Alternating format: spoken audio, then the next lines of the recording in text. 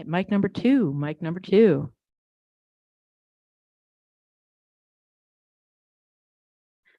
Mic number three, mic number three.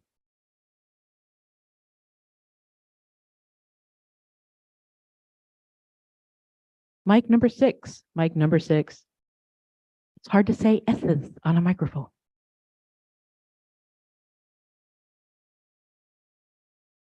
Mic number seven, mic number seven.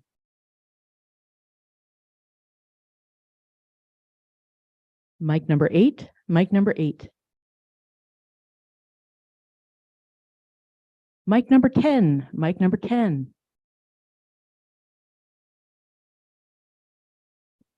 And mic number 12, last one on the dais.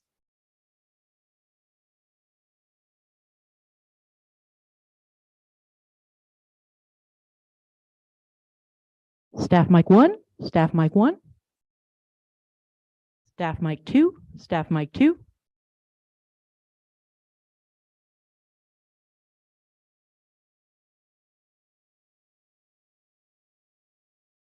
Podium mic, podium mic.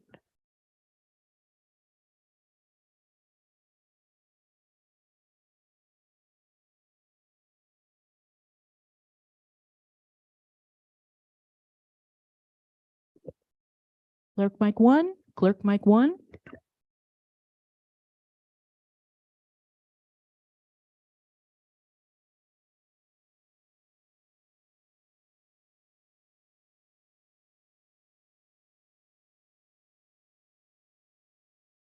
Mic, wireless mic.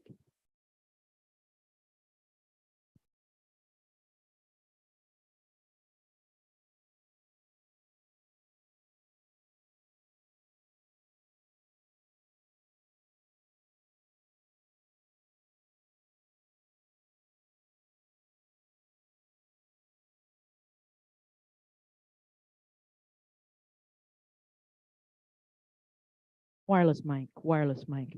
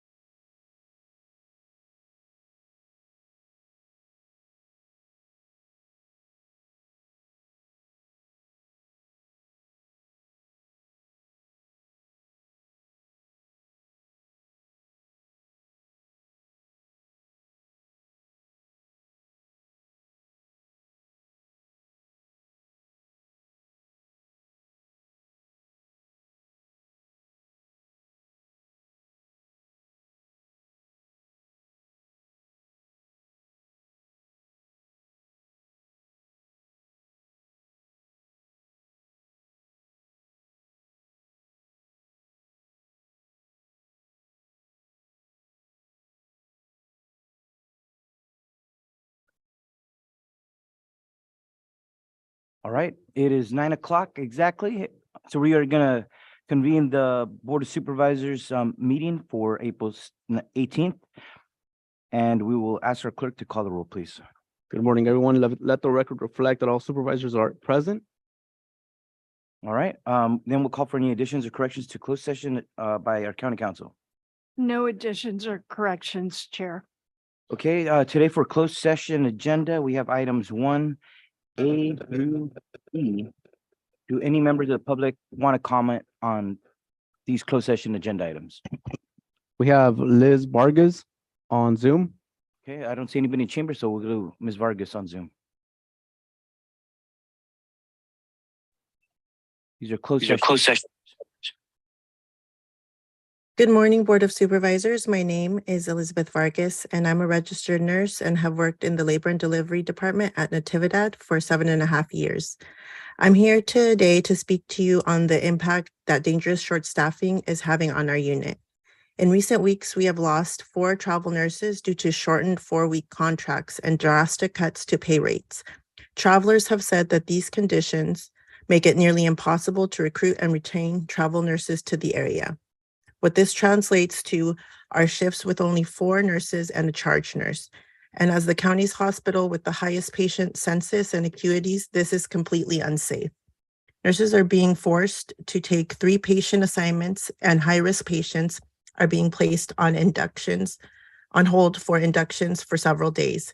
Some nights we are without obstetric technicians to assist surgeons in the operating room. As a newly but reluctantly trained charge nurse, this type of staffing causes me stress and anxiety because having been only trained 2 shifts, I am expected to be responsible for all the patients on my unit. Over the weekend, we had to transfer a high-risk preterm patient to a higher level of care facility out of the area because we couldn't accommodate the level 2 neonatal intensive care unit at our hospital was close to new admissions. So we are calling on you, the Board of Supervisors, to help Natividad administrators see the staffing crisis for what it is and incentivize the recruitment and retention of labor and delivery nurses to Natividad. Our community and patients need your help today. Thank you for your time. Thank you very much. Thank you very much, Liz. Is that going? There you go. The mic is off. That's why. All right. Thank you very much. Usually our time for general comments for items not on the agenda is at 10:30. But I didn't want to interrupt you since I know you have a busy schedule, and thank you for sharing your concerns with us. These are for only items on the closed session agenda. Anyone else? Yes, Chair. We have Jessica Thomas on Zoom. I'm going to ask Jessica if it's on the closed session agenda items. Otherwise, I have to ask them to come at 10:30. Hi, yes, thank you for having me. And I will allow it. I guess all units are on the closed session agenda, so we can't allow comments on these particular subject matter. Go ahead. okay. Hi, my name is Jessica Thomas, and I'm also a registered nurse at Natividad in the Labor and Delivery Unit. You might remember me from several months ago. I was there in person asking for you to address the corrosive working conditions and the unsafe staffing that is constantly occurring at Natividad. Well, I'm here yet again to ask you to help us and to direct senior administration to develop solutions, real solutions to keep our unit safely staffed. I can say with 100% certainty that the nurses that I work alongside are the most dedicated and highly skilled nurses around. Even with the inadequate staffing and the constant limited resources, I can still make that statement with 100% certainty. However, the current state of our department and hospital impedes our ability to provide the care that our patients and your constituents deserve. This morning, when I left my 12-hour night shift, there were not enough nurses or space to be able to accommodate the high number of patients scheduled for appointments today. That means that the medically necessary inductions and procedures are placed on hold or canceled. How much longer can we subject our patients to this type of care? And how much longer can we subject us, the caregivers, to the stress and the moral and internal conflicts of trying to give your patients what they need and deserve, but not having the necessary resources? So I'm asking you all to urge our leadership and administration to make staffing our unit a priority. The safety of our high-risk patients and their babies literally depends on this. Enable Natividad to hire for our high-risk unit and give us, nurses, your caregivers, the support that we need so that we can stay at the bedside caring for our community. Thank you. Thank you very much, Jessica. Anyone else? We don't see any other comments. Thank you, nurses, for raising these important concerns with the full Board of Supervisors today. See no other comments on items on the closed session agenda, then we will close public comment. And we will recess for closed session and we'll reconvene at 10:30.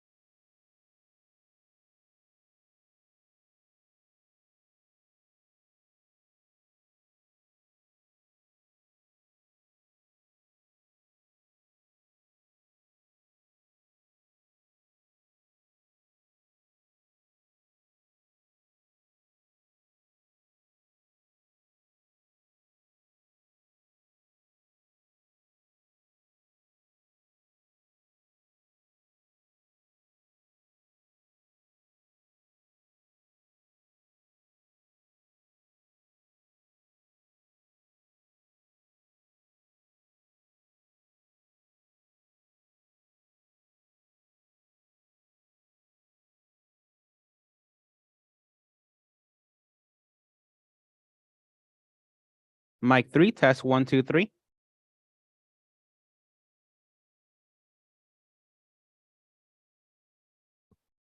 Mic 6, test 1, 2, 3.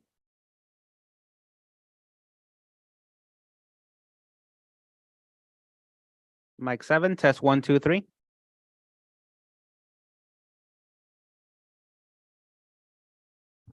Mic 8, test 1, 2, 3. Mic 10, test 1, 2, 3.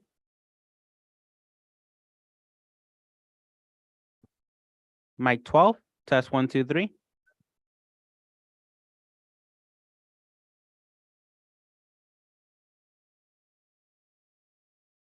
Staff 1, test 1, 2, 3.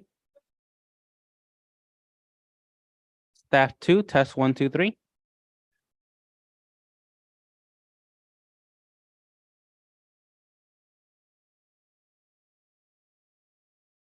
Podium, test 1, 2, 3.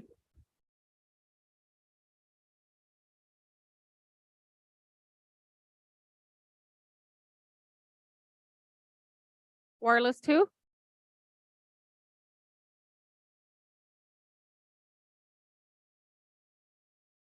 Wireless 1, test 1, 2, 3.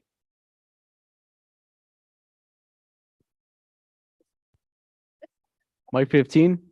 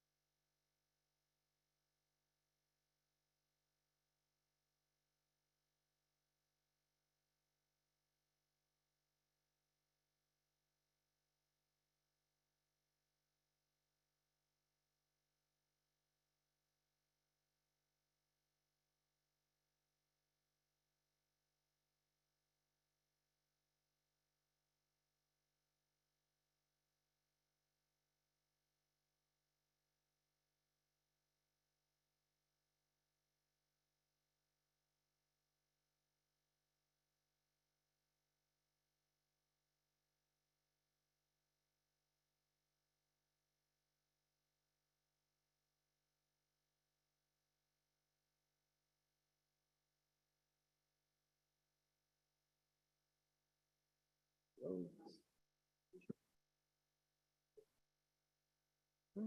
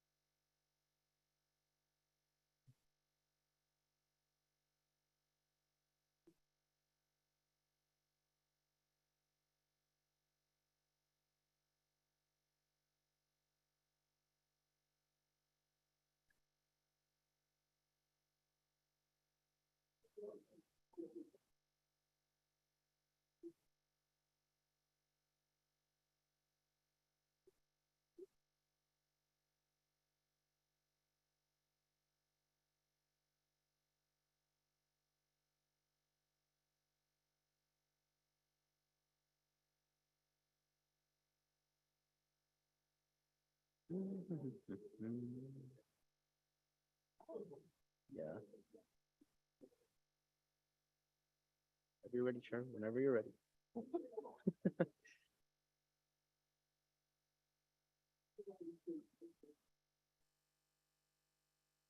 Good morning, everyone.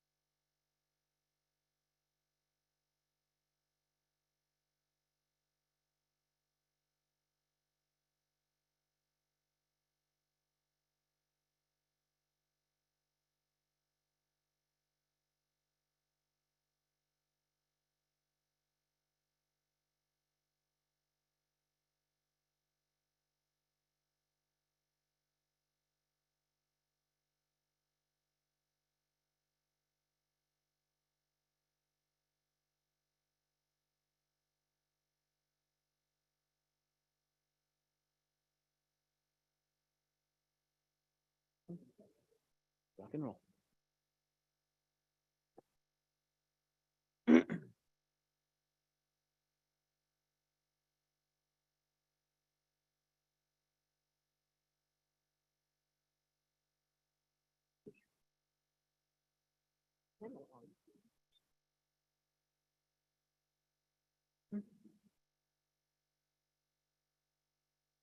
All right. We're gonna get started as we're a little behind here at 10:40. We're gonna reconvene the Monterey County Board of Supervisors meeting. Madam Clerk, if you could call the roll, or Mr. Clerk, call the roll. Good morning, everyone. Let the record reflect that all supervisors are present and in person. Thank you very much. We'll go to our announcement by our Spanish interpreter, Maria Avila. Buenos días, mi nombre es María, estoy aquí para los servicios de intérprete en español. Thank you very much. And today for the Pledge of Allegiance, I want to ask if Supervisor Lopez could lead us today.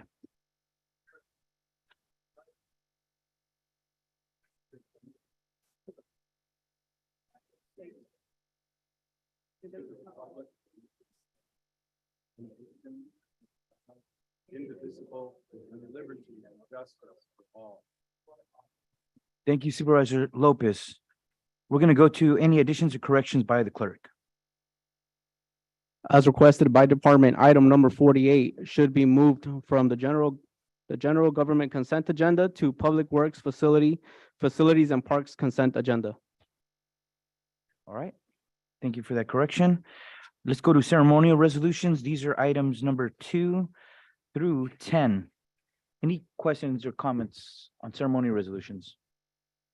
See none? Any comments or questions by the public? Nobody in chambers? Anybody online? Move approval. Moved by Lopez, Second. second by Askew. All those in favor, please say aye. Aye. Aye. Those against, motion carries 5-0. We have a few presentations today. We're going to start with Supervisor Adams on number 3. A resolution proclaiming April 15th through the 22nd as International Dark Sky Week in Monterey County. Thank you very much, Supervisor. I'll come down into the chambers, but before I do, I just wanted to make a couple of brief comments from up here. And that is that the International Dark Sky Association is the globally recognized authority on light pollution and has created International Dark Sky Week to raise awareness of light pollution and provide free education, resources, and solutions to the public to encourage the protection and enjoyment of dark skies and responsible outdoor lighting. And I have with us today John Heil, who will be making some comments, and I'll come down and present the resolution.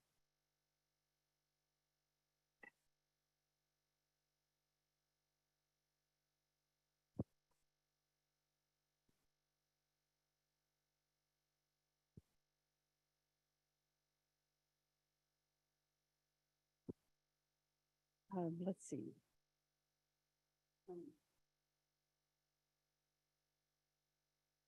Okay, terrific. I think I'm turned on here. And so this is a wonderful opportunity for us as a community to be conscious of what it is that we have in our world. Monterey County is blessed with many excellent areas of dark sky at night where residents and visitors can enjoy viewing stars, planets, and the Milky Way. Maintaining dark skies has been shown to be beneficial to humans and animals, and ample evidence has shown that light at night impacts many metabolic parameters. Lessons from animals and human studies show the importance of the night stars, excuse me, of darkness at night. Okay, that works. That works. Towards morning. Thank you very much. Maybe I shouldn't even read my whereases and just go directly to having you speak. I'll just go out to the proclamation here. Now, therefore, be it resolved that the Board of Supervisors of the County of Monterey, on behalf of the county and all of our residents thereof, declare April 15th to the 22nd as International Dark Sky Week in Monterey County, and asks each resident and government agency to join not only in observing and pondering upon this important week, but also in raising awareness and support for protecting our precious dark sky resources. There you go. What do I do? Hold this and You shake can your hold hand? this, and there we go.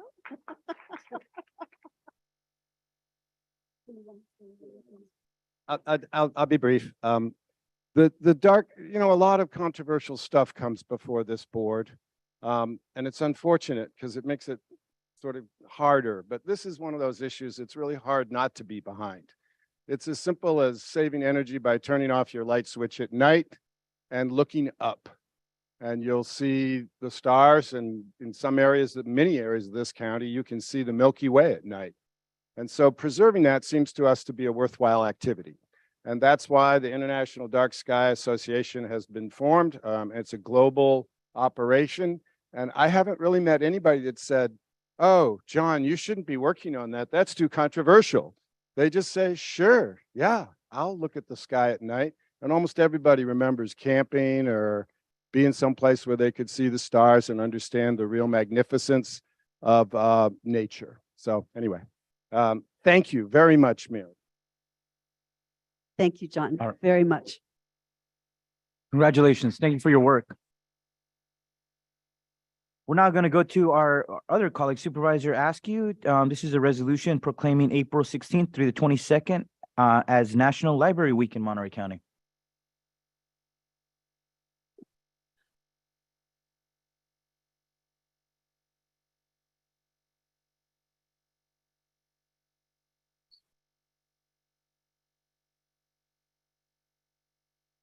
All right.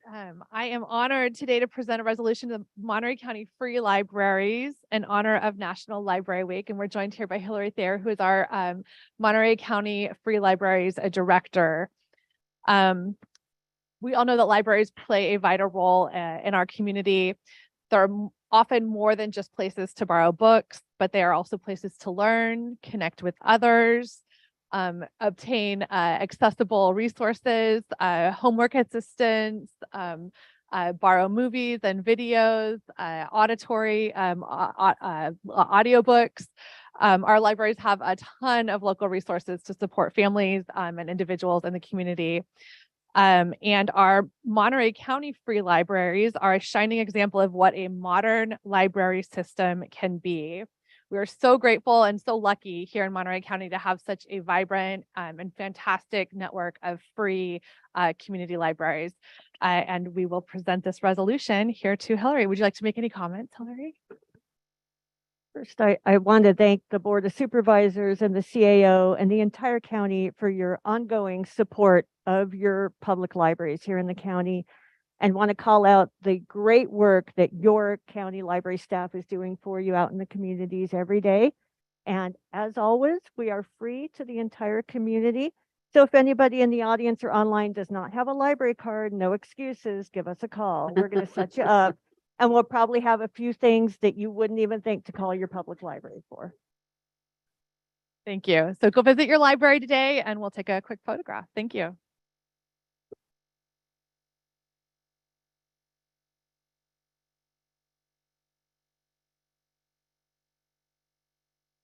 Thank you very much to our libraries. We really appreciate it. The next two resolutions, these are items 5 and 6, are going to be presented by Supervisor Church. The first is proclaiming April, the month of April, and every April thereafter as Arts, Culture, and Creativity Month in Monterey County. And the second is going to be honoring Mahi Shah as the first ever recipient of the Monterey County's Youth Poet Laureate by the Arts Council of Monterey County.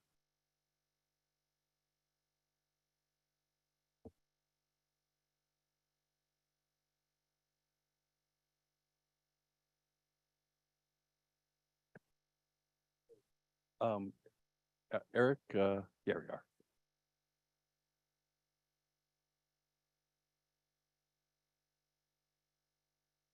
Eric, and you're Rosemary. Rosemary's back.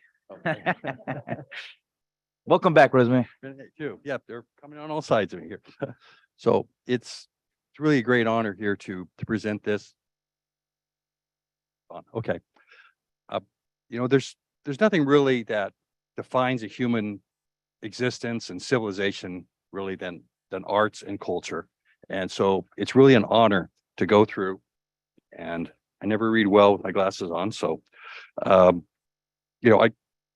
want to emphasize this is really, arts mean a lot more than just appreciation, because, it has, as the resolution states, societal impacts on health and housing and immigration and veterans, transportation, education. It's really, really something that something we, enhances the lives of our youth, and to go through and designate this as Arts, Culture, and Creativity Month in Monterey County, as I say, is really an honor. And I will, read the resolution down here, that now therefore be it resolved that the Monterey County Board of Supervisors, on behalf of the county and all residents thereof, hereby, April 2023 and every April thereafter, as Arts, Culture, and Creativity Month in Monterey County, as a significant time to recognize and celebrate the arts, culture, and creativity of all peoples in Monterey County in coordination with California's designation per Senate Concurrent Resolution number 33. So I don't know if all three of you want to say something on behalf of this, and I will pass this to your, okay. Okay, Rosemary, have it there. When you want to speak. Thank you so much. Good morning, everyone. My name is Eric Moore, and I'm here with Rosemary Soto and Ray Jackson from the Arts Council. Arts and Cultural Creativity Month is a great time to celebrate the arts and advocate for greater art access for Monterey County residents, in particular for Monterey County youth. I'm sure we can all understand the value of the arts and culture as creative solutions to pressing societal issues. Especially since the beginning of the pandemic, we've seen substantial increases in depression, stress, and anxiety in our students, leading the Arts Council to provide more arts healing programs to those most vulnerable in our community. All of our students deserve an enriching visual and performing arts education, and the Arts Council for Monterey County looks forward to continuing to work with the County of Monterey to make art accessible to all residents. Thank you so much.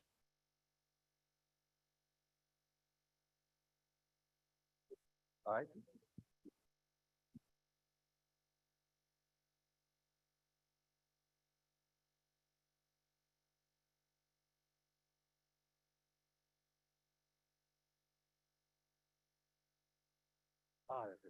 Okay. So what is there to celebrate a month about arts and culture without a poet? And this is also a great honor.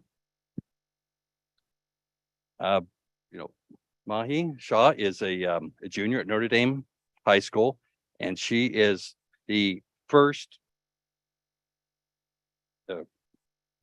Right, I'm make sure I get it right. Going to be the first recipient of Monterey County Poet Laureate by the Arts Council. And you did write an award-winning poetry at the Monterey County Poetry Out Loud competition in 2022 in just your sophomore year. And that is it's a great accomplishment, and it is it's a really great honor to give you this as our inaugural recipient. Off to you. Yep. Do you have a few words you'd like to say? Oh, sure. Go right ahead. Okay, thank you. Good morning. My name is Renee Jackson, and I'm the Arts Education Coordinator at the Arts Council for Monterey County. The Monterey County Youth Poet Laureate is a program of the Arts Council for Monterey County in partnership with the Urban Word, the producer of National Youth Poet Laureate Program and Movement. This program celebrates youth voices that are committed to artistic excellence, civic engagement, and social impact. Applicants submitted 5 original poems, a resume, and a statement of civic and social justice. We would like to thank the Monterey County Board of Supervisors for recognizing this position of Youth Poet Laureate with a resolution made in honor of this role. Our inaugural year of the Monterey County Youth Poet Laureate, we received an overwhelming response of 28 applicants from students across the county. Student applicants represent the communities of Carmel, Carmel Valley, Castroville, Gonzales, King City, Marina, Monterey, Pacific Grove, Pebble Beach, Salinas, Seaside, and Soledad. The Youth Poet Laureate will serve a 1-year term and appear at several events. I would like to introduce to you our inaugural Monterey County Youth Poet Laureate, Mahi Shah. And Mahi would like to share her poem, Yarn, with you today.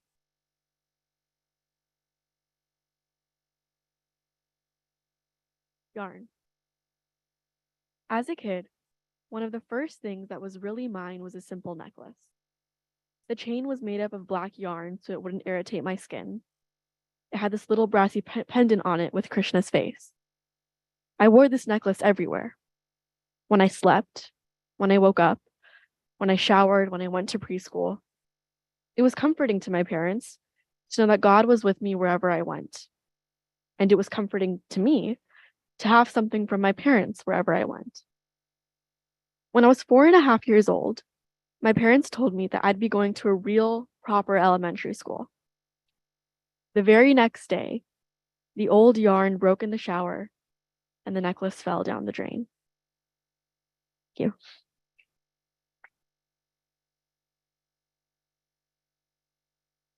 Very good. Oh, yes.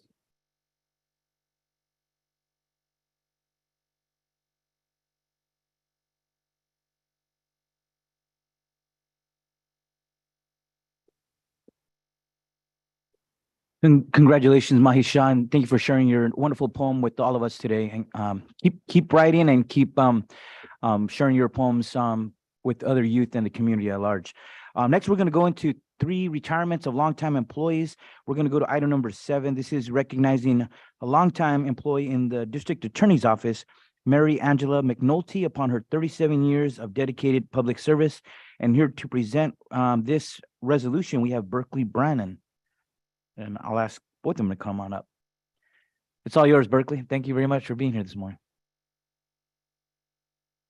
Thank you, Chair Alejo. Really appreciate it. I'm here on behalf of District Attorney Jean Paccioni. She's out of state right now, but this is my high privilege to recognize Deputy District Attorney Angela McNulty for 37 years as a prosecutor. And, that's a long time. A lot of changes have happened in 37 years, not all of them bad for prosecutors. One of the things that I have to point out is when Angela started in Tulare County that long ago, there were only 2 women in the office. And so for point of reference, our office is currently majority female in terms of the prosecutors. So Angela's been a part of that change. Angela, you don't do something for 37 years without, at least liking it. But Angela had a gift, and it's something to cherish, and that is that she loved her job. She really did love it, and it's what got her through. One of the reasons that she loved it is, her job is to do the right thing as a prosecutor, and what that means is, if the defendant's innocent, her job is to dismiss the case. If she doesn't have proof beyond a reasonable doubt, her job is to dismiss the case. If she's got proof beyond a reasonable doubt, her job is to take that case to trial. And she sure wasn't afraid to do that. She's tried everything from murders to any other kind of case you could possibly mention. So she's really done it all. And, the thing that I think her pole star in all this is the truth. She was guided by it. She tried to discern it the best of her ability. She was able to do that, and it's what motivated her. It's what made her able to do this for so many years. So the last thing I want to say is, for Angela, the clock just didn't mean anything. It didn't matter how much time she had to put in. She's one of the hardest working DAs that we've ever had. Weekends, nights, it didn't matter. Her job was the mission, and she carried out that mission and did it with every fiber in her being. So we really appreciate what she's done, and I'm going to set this down. I get to present her or give her back.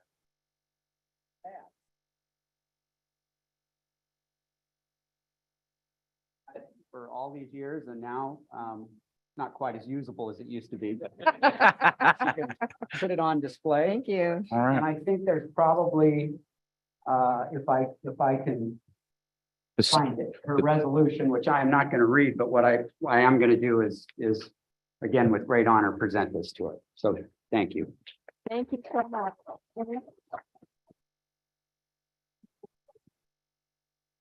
Thank you. Yeah. Thank you. I think I can put this in my purse. Windshield. That too. Yeah, I could. Yeah. So I just want to thank everyone who's here. I particularly want to thank, I don't know if this makes a difference. I particularly want to thank everyone from the DA's office who's come here today. It's very great, and the public defender's office. It's very gracious, and I really appreciate all the warm wishes that you exude at just being here. And it makes retirement really precious. And I think I want to do it again. So, but what we do at the DA's office, I think that everyone tries to do in their private lives, and we all strive to do the best, to do the fairest thing, to value the truth. And I want to thank all of you for that in your private lives. And I know the DA's office will still continue to work incredibly hard to do the best thing for the citizens of the county. And again, I want to thank everyone. I want to thank the Board of Supervisors also for their efforts in drafting this resolution. And take care, and thank you so much.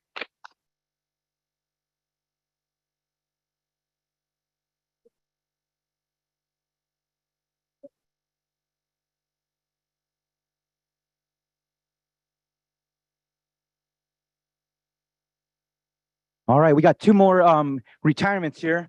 I want to thank all our staff for coming out to support their colleagues. Thank you, DA Miss Angela McNulty, for your many years of dedicated public service for the people of Monterey County. This is another beautiful day because these are special moments when somebody has given so much in service to the people of Monterey County, providing services that are so critical to having a vibrant and a sustainable community, whether it's in the DA's office, to many other services. Today, we are very honored to honor two more distinguished public servants who are retiring after many decades of public service. So for this next one, I want to call up Kim Petty and Roderick Franks will be joining me to also share some few words. One of our distinguished public servants in the Department of Social Services. This resolution that we're presenting honors Kim Petty, Administrative Operations Manager, for her dedicated service of 28 years to the County of Monterey upon her retirement. She announced her retirement as the administration's operations manager at the Department of Social Services effective March 31st, 2023. I'm hoping you're enjoying every day since then. She served the people of Monterey County for 28 years, having been hired on October 2nd, 1995. First as the community benefits branch in the community benefits branch as an eligibility worker 1. She was promoted to an eligibility worker 2, then promoted to eligibility supervisor. And then from there, she has been promoted to many other positions: administrative services officer, administrative services manager, and then promoted to the administrative operations manager, all in the administration services branch at the Department of Social Services. So she truly moved up the ranks, from the bottom to the very top. But she was also project lead on some other very important projects. She established the community benefits branch call center and the remodel of the 713 LaGuardia facility, and was also the project lead on the refurbishment of the Life Foundation building facility, which we know that took a lot of work. So therefore be resolved that the Board of Supervisors, on behalf of all our residents, hereby congratulates Kim Petty upon her retirement and wishes her success, good health, and happiness in all her future endeavors. So here to add on to these accolades, we have Roderick Franks to say some words as well. Thank you so much, Chair Alejo. I'll just make this really brief because we don't have enough time today to share with you all the many accomplishments that Kim has given our county in the last 28 years. They are many. And personally, I wish I had a little bit more time to learn everything that Kim knows about social services, facilities, and logistics, just being here a year now, because Kim knows everything about everything. But having said that, I'm thinking of that saying, you don't care what you know until you know you care. And that's the thing that I've been most impressed about Kim, and just getting to know you this past year, is how much you really do care, not just about the work or our facilities, but you care about our customers that they serve.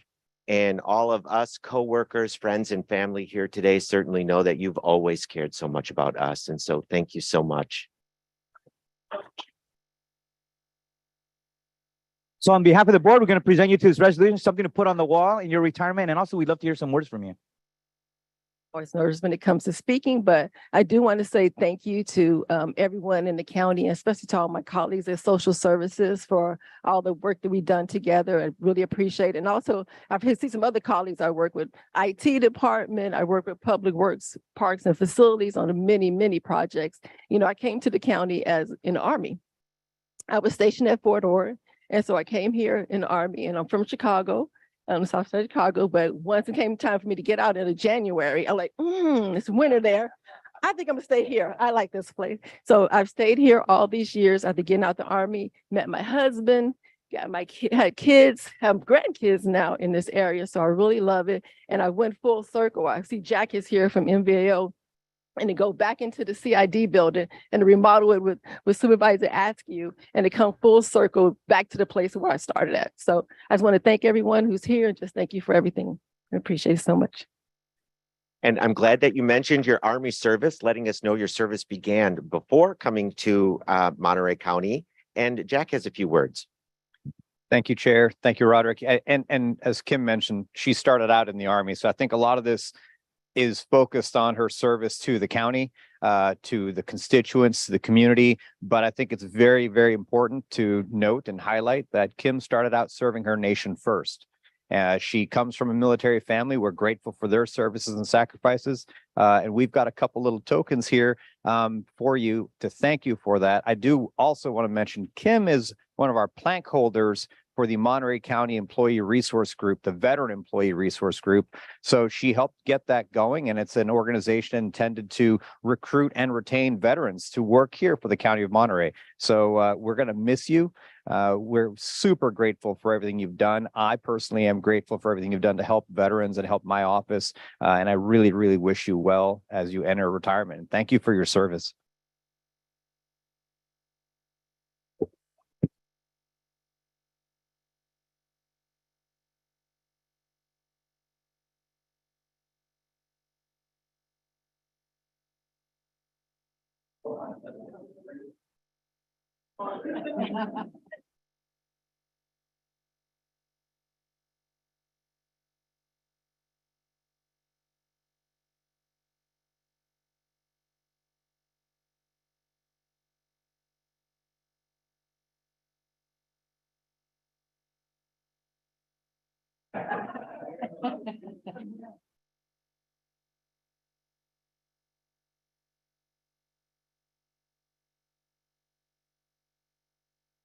All right, we got one more of these, and again, thanking another dedicated public servant upon his retirement. We have Daryl A. Tyler, and we want to call him up along with Eric Chatham and Parish Patel, who will also join me in saying some words. So this resolution is commending Daryl A. Tyler upon his retirement after 33 years of dedicated public service to the Information Technology Department of the County of Monterey. But his story didn't start there. It started in water. You know, Daryl Tyler began his career in the County of Monterey on March 5th, 1990 as an engineer aide 3 at the Monterey County Flood and Control and Water Conservation District. It had a different name at that time. But then he's moved through many different positions as a hydrology technician for the later Monterey County Water Resource Agency in 1992, the water resource technician in 1999. And then he jumped into IT as a program analyst with the Information Technology Department on September 23rd, 2000. And he's moved up to several positions as a GIS analyst too. And then in 2004, he was also later, actually, he became an analyst 3 in September 17th, 2016, successfully implemented the county's GIS enterprise infrastructure and establishing a cooperative enterprise-to-enterprise collaboration with the city of Salinas, as well as setting up secure and ready parcel data sharing process with the county's towns, cities, and local agencies. So therefore, be it resolved that the County of Monterey Board of Supervisors, on behalf of all our residents, hereby expresses our great appreciation and gratitude to Daryl Tyler for his dedication during his long and commendable career. And here to join me, we'll pass it to Eric Chatham. Thank you, Chair, members of the board, staff, and public. I'm Eric Chatham. I'm the Chief Information Officer for the County of Monterey. And Daryl's been working in the ITD department since well before I joined here. And there's a couple of different things that he's been doing over time, which is really led the entire GIS system and its growth from just being what used to be called maps to where it's actually informational and used by almost every department within the county. He led the location intelligence and spatial systems in the county since 1990. Throughout the 90s, he presented numerous GIS related papers at conferences along the Western Seaboard. In the early part of 2000s, as technical advisor to the department head subcommittee for GIS, he introduced the benefits of an enterprise-wide geodatabase and worked with the county assessor to organize all the departments using GIS into one cooperative body. In 2016, he lobbied for the integration of department GIS licenses into an enterprise agreement with Esri, which is the manufacturer of our GIS application, and led the team to successful implementation of the county's ArcGIS Enterprise and GIS portal in 2017. He wrapped up his 33 years of service at the county with the establishment of the legal, administrative, and technical processes for the county assessor, sharing of parcel data with the cities and other agencies of the county. Although we know Daryl as Mr. GIS and mapping, and he's also supported the OES organization and spent many hours, days and nights during our various fires and floods throughout the years. He is actually more loved for his love of barbecue. And he held our annual employee giving campaign, fundraising events, and holiday potlucks for ITD. And we all enjoyed every ounce of that. So we thank Daryl for that. Just as he uses personal resources to create the prototype corridor mapping system for the county, Daryl uses personal leave hours to cook and serve the couple hundred of county staff and their families who made their trek to partake of the perfectly seasoned prime rib and smoked turkeys at ITD. I tried to challenge him one year with create some smoked turkeys that would compare to his, and I think I got close, but not quite over the top. But we thank Daryl for his generosity and congratulate him on his retirement. We wish you the best in all your next journey. I will miss our hallway conversations on the various outdoor activities that Daryl and I share in common, and wish you the very best. Good morning, member of the board and Chair. Hello, my name is Parish Patel, Deputy CIO, working for the Information Technology Department. Just want to express my gratitude for everything that Daryl has done for our department. Beyond my years at the county, he has been with the county for so many years, and his contribution is like invaluable to our department. And because of him, we have come a long way. As Eric mentioned, some of the things in the GIS area. When I started 7 years ago, we had bits and pieces of presence in GIS area, but Daryl has brought us to the latest and greatest technology, I would say, enterprise GIS, open data, and now we are leveraging that for all of our county business needs. So thank you, Daryl, for all of that. And I want to wish you best of luck and congratulations on your retirement. So, Daryl, on behalf of the Board of Supervisors, we want to present you this resolution for your wall as well. And it seems like you're well loved within the office and for all your activity outside of the office. And congratulations, sir. And we'd love to hear some words from you as well. Oh, thank you. Thank you, everybody. This has been a really rewarding career. I got to do a lot of things that I never ever thought I'd get to do in my life. And I'm about to choke up, so I'm going to shut up and say thank you. Thank you to all you guys. Congratulations, sir.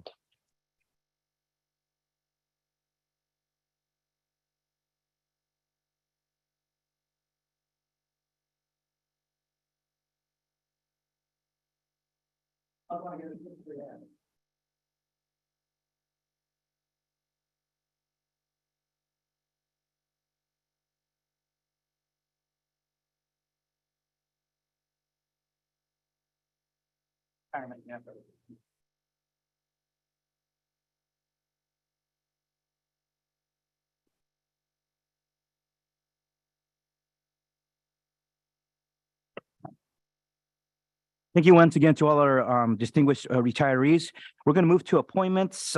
These are items 11 through 16. Any comments or questions on any of these appointments by our colleagues? Seeing none, any comments by the public in chambers or online? No one? Okay, thank you very much. Do you move approval? Moved by Lopez. Second. Second by Adams. All those in favor, please say aye. Aye. Aye. All those against, motion carries 5-0. Thank you very much. We are moving to our consent calendar now. These are items 30 through 69. Anyone want to pull or have any of these items or questions? We're going to go to 47 first by church. Anyone else? Okay, I got just a question on 41. Let's go to Supervisor Church first on 47. Sure. I just, in noticing in 47 for this is to utilize some of Amazon's capabilities for some language translation on non-emergency matters. And there's English and Spanish, but since we're looking at utilizing an AI capability into this, I'm wondering if anybody from that department here can speak on whether or not this could be expanded to other languages. For example, in my district, the third largest ethnic group is really Filipinos, and it's actually the foreign born are several thousand. So, it would seem like if we could, it's just as being a technology coming in that maybe, and we're trying to save costs, we're trying to make things convenient for people, that maybe there are some lesser spoken but still fairly widely spoken languages that we could utilize this resource for, if at all possible. Is anybody here from the emergency communications to be able to answer that question?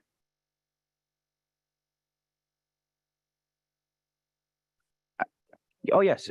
Eric Chatham's going to step in to try to. Good afternoon, board, or morning, actually, still.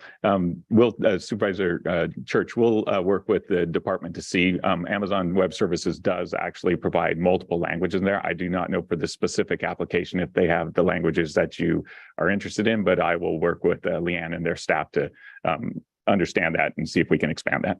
Okay. Yeah, that's all I'm asking for. Thank you. Okay. I have just a question for 41. This is maybe Roderick Frank's already pretty on the spot, but I don't see Lori Medina here. This was just on the contract of, where? Red suit. Oh, sorry. I'm blind. I'm blind. I have really bad eyesight. So either Lori or Roderick, this is the contract just about furniture over 5 years from 2023 to 2028, a $2 million contract. How is this funded, and will this be divided over the 5 years? Because I believe in the staff report, it said that in future years, the department would have to request an augmentation from the budget to cover the cost. So I just want to see how this is going to be financed, since it's $2 million for furniture. So over the 5-year period, we'll be working with this vendor to supply us with ergonomic furniture required through processes when that's necessary for employees, also for re-outfitting various workstations and such as we go through the 5 years. We're estimating that $2 million would be the appropriate amount for that. That is funded by a variety of federal, state, and then realignment funds that cover those costs. So then in next year and the following years, we would have to do an augmentation to cover this significant cost. Or will it be absorbed through the social services budget? So one of the things that we're anticipating is a decline in the growth of our realignment funds. And so those monies may not be available as we go forward into the future. And we would then require an augmentation to continue to cover our furniture costs beyond this contract term. Okay. All right. Thank you very much. Thank you. Appreciate it. Any other comments on any of the consent agenda items? I'll go to the public. Any comments in chambers or online? We have Becky Cromer on Zoom. Okay, we'll go to Ms. Cromer.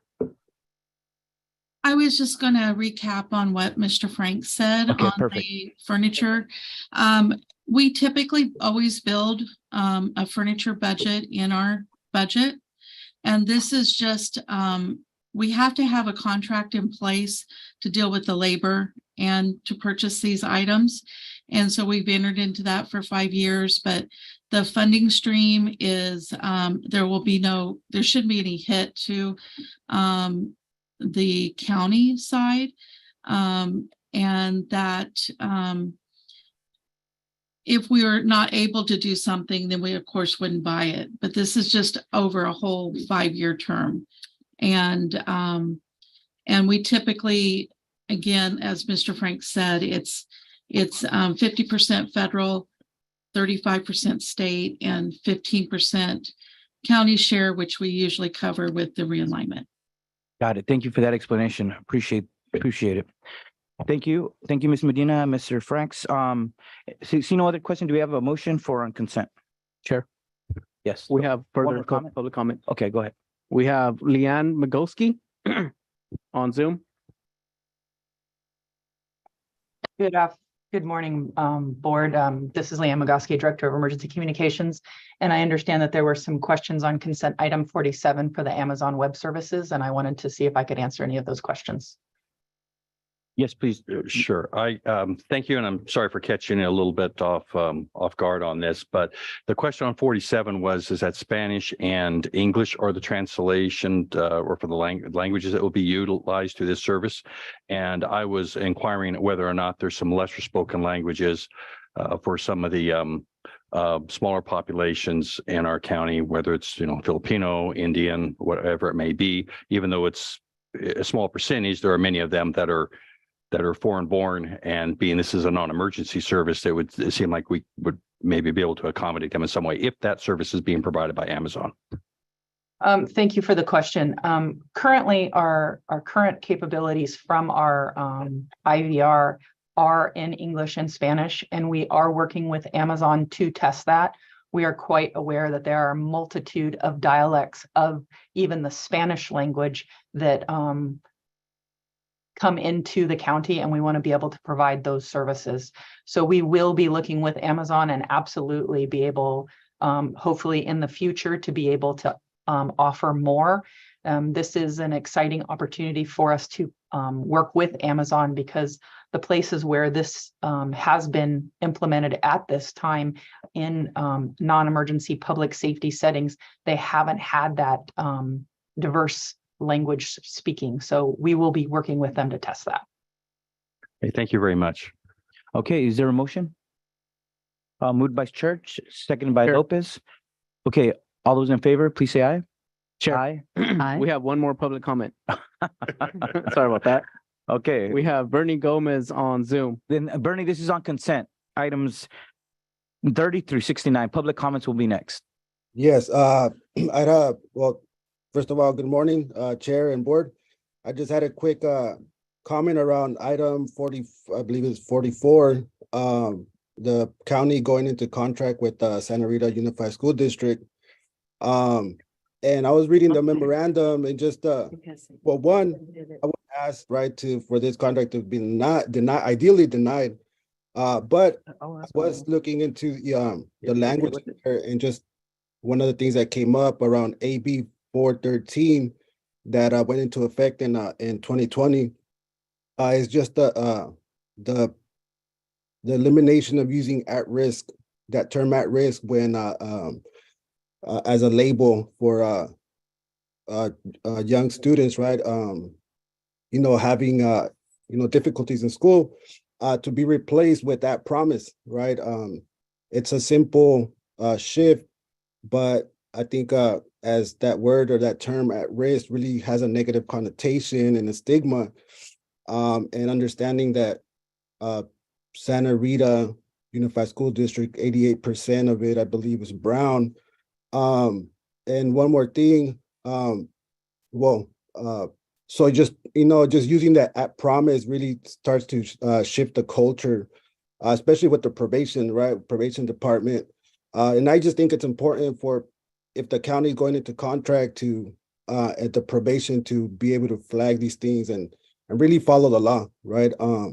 And lastly, it's I just believe that also there should be a report at the end of the contract, or a report at the end of the year or something, around the successes that this contract is probation is having in the school, because it sounds like they're just good, but I would like the county to know what's actually going on and what their Department of Probation is doing in these schools. Thank you. Thank you very much. Anyone else? No, This time we're done. So the last one, item number 44, was on the contract, an MOU between the County Monterey Probation Department and the Santa Rita Union School District for collaborative campus-based services. Thank you, Bernie, for your comments on that. See no other comments. There was a motion and a second. All those in favor, please say aye. Aye. Aye. Those against, the motion carries 5-0. Thank you very much. Now we're going to general public comments. These are for the time for comments for items not on today's agenda, and we will give 2 minutes each. And we'll start with those in chambers who would like to speak on any items not on today's agenda. If you could please step forward, and we'll put a timer on. That was 3 minutes. No, 2 minutes. Okay. Well, let me take a deep breath and I'll tell you when, okay? Yeah, if you speak closely, I'll set them Okay, up sorry clear. about that. Okay. Good morning, Chair and Board. My name is Angela Frias, and I'm here today because I would like to bring some issues to the forefront here. I am personally going through, my son is dealing with a mental health breakdown, and the services that are in place could have provided him the necessary resources to prevent him from having a complete breakdown. And the wraparound time took a really long time. And now my son doesn't even recognize me. He doesn't know what day it is. He doesn't know how old he is. And I'm very concerned because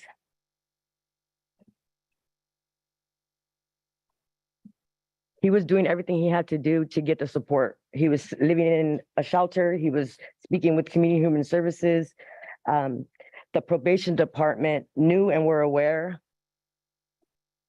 And here I am. I believe that there needs to be a psychiatric inpatient hospital here in the Monterey County. I would like for us to piggyback what San Jose is doing. I would like for us to allocate the funds that we got for the homelessness and the mental health and start building a facility so we can help our community and our people that need the help. We can do it. We know that it's happening. We see it. I just seen a man walking down the street, one shoe on, half of his shirt off, and he was talking to himself. That, we should not normalize that, okay? But people are doing that, and that's not okay. We need to help our community. We need to help our people. And I'm asking you guys to please look into this and please help me come up with some solid solutions for this, because it's not just my son. There's a lot of people suffering from this. And I kept hearing, oh, I don't know what you're talking about. I've never heard of this. This is unheard of. This is unheard of. This was the word I kept hearing, unheard of. And it was a lie. I kept getting told lies. And when I was asking for help, that's not okay either. The system is tired. They're overworked. Thank you. Yes. Thank you. Thank you very much, Ms. Frias. Anyone else in chambers? If not, we'll go to those, go to Wes White. Hello, Wes White, Salinas, Monterey County Homeless Union. Coming in today because last week there was a special leadership council meeting where half a dozen people spoke regarding the sweep that happened April 11, the Tuesday in Salinas, Chinatown, where no one's allowed to come back. And I mean, you want to talk about post-traumatic stress, current stress, is the sweeps. You know, I mean, people don't have anything anymore. So when you take away their home and this is how we do business, this is KKK, dude. That's the only thing I can think of. We're generating wealth inequality on the wholesale, and people are dying from that. How is the leadership council, the continuum of care, which the county and the city participates in and spends all this money for, is facilitated by, yet somehow the meeting is publicly private. How does that happen? Because those 6 people's voices need to be heard specifically from their mouths. And somehow between the county and the Coalition of Homeless Service Providers, they don't want to share the video. Is that a public meeting? The leadership council? How is this even a struggle? We talk about transparency and accountability, yet you don't even want to share the video. You tell me it's private property. How does that happen? This is where the funnel of transparency and accountability goes to die. We're talking about a black hole of crime. You want to talk about people need to go to jail instead of folks on the street. People who are powerless and poor, can't help themselves, and this is how we treat them. We pay ourselves millions of dollars to get rid of them on a daily basis, and we pay the assistant chief of police to yell at them all the time. How is this possible? How is this not accountability? How is somebody not going to jail for this instead of the poor people that we're attacking? You want to talk about Seneca Village, wiping out people in Chinatown. Just go your wayward way. Where to? Everything's illegal. Thank you, Wes. Stop the sweeps, killing people. Thanks for your comments. Anyone else? Nobody online? All right, we will close public comments. We will recess the Board of Supervisors to go into the smaller agendas. We're going to go to the Baranda County Sanitation District. Mr. Clerk, if you call the roll, please. Yes. Good morning, everyone. Let the record reflect that all directors are present and in person. Okay, any additions or corrections to this agenda? None. All right, any general public comments on items not on today's Baranda County Sanitation District? See nobody in chambers, nobody online. We'll go to consent. There's only one item, item number 1. Do we have a motion and a second? Move consent. Second. Moved by Lopez, seconded by Church.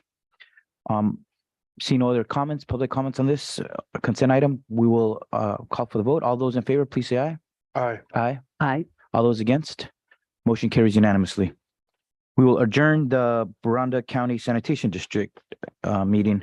We will now call to order the Board of Supervisors of the Monterey County Water District Resource Agency, I should say. Mr. Clerk, if you call the roll, please. Good morning, everyone. Let the record reflect that all supervisors are present and in person. How about any additions or corrections to this agenda? None. Perfect. We'll go to general public comments for items not on today's Board of Supervisors of the Monterey County Water Resource Agency meeting agenda.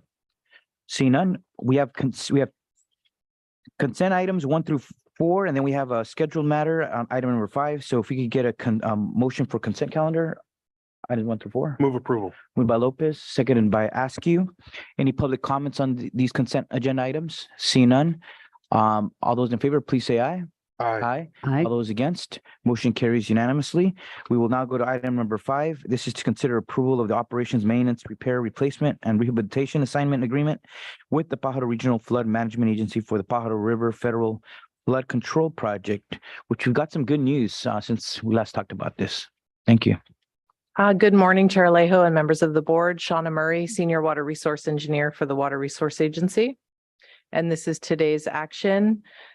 There has been a history of, kind of this final piece of the puzzle for PERFMA to really take over the maintenance of the Pajaro levee. So the Joint Powers Authority was approved by all 5 member agencies and executed in July 2021. And that's what formed the Pajaro Regional Flood Management Agency. The cost sharing agreement, which supplied annual funding, will supply annual funding to PERFMA, was approved by this board in September of 2022.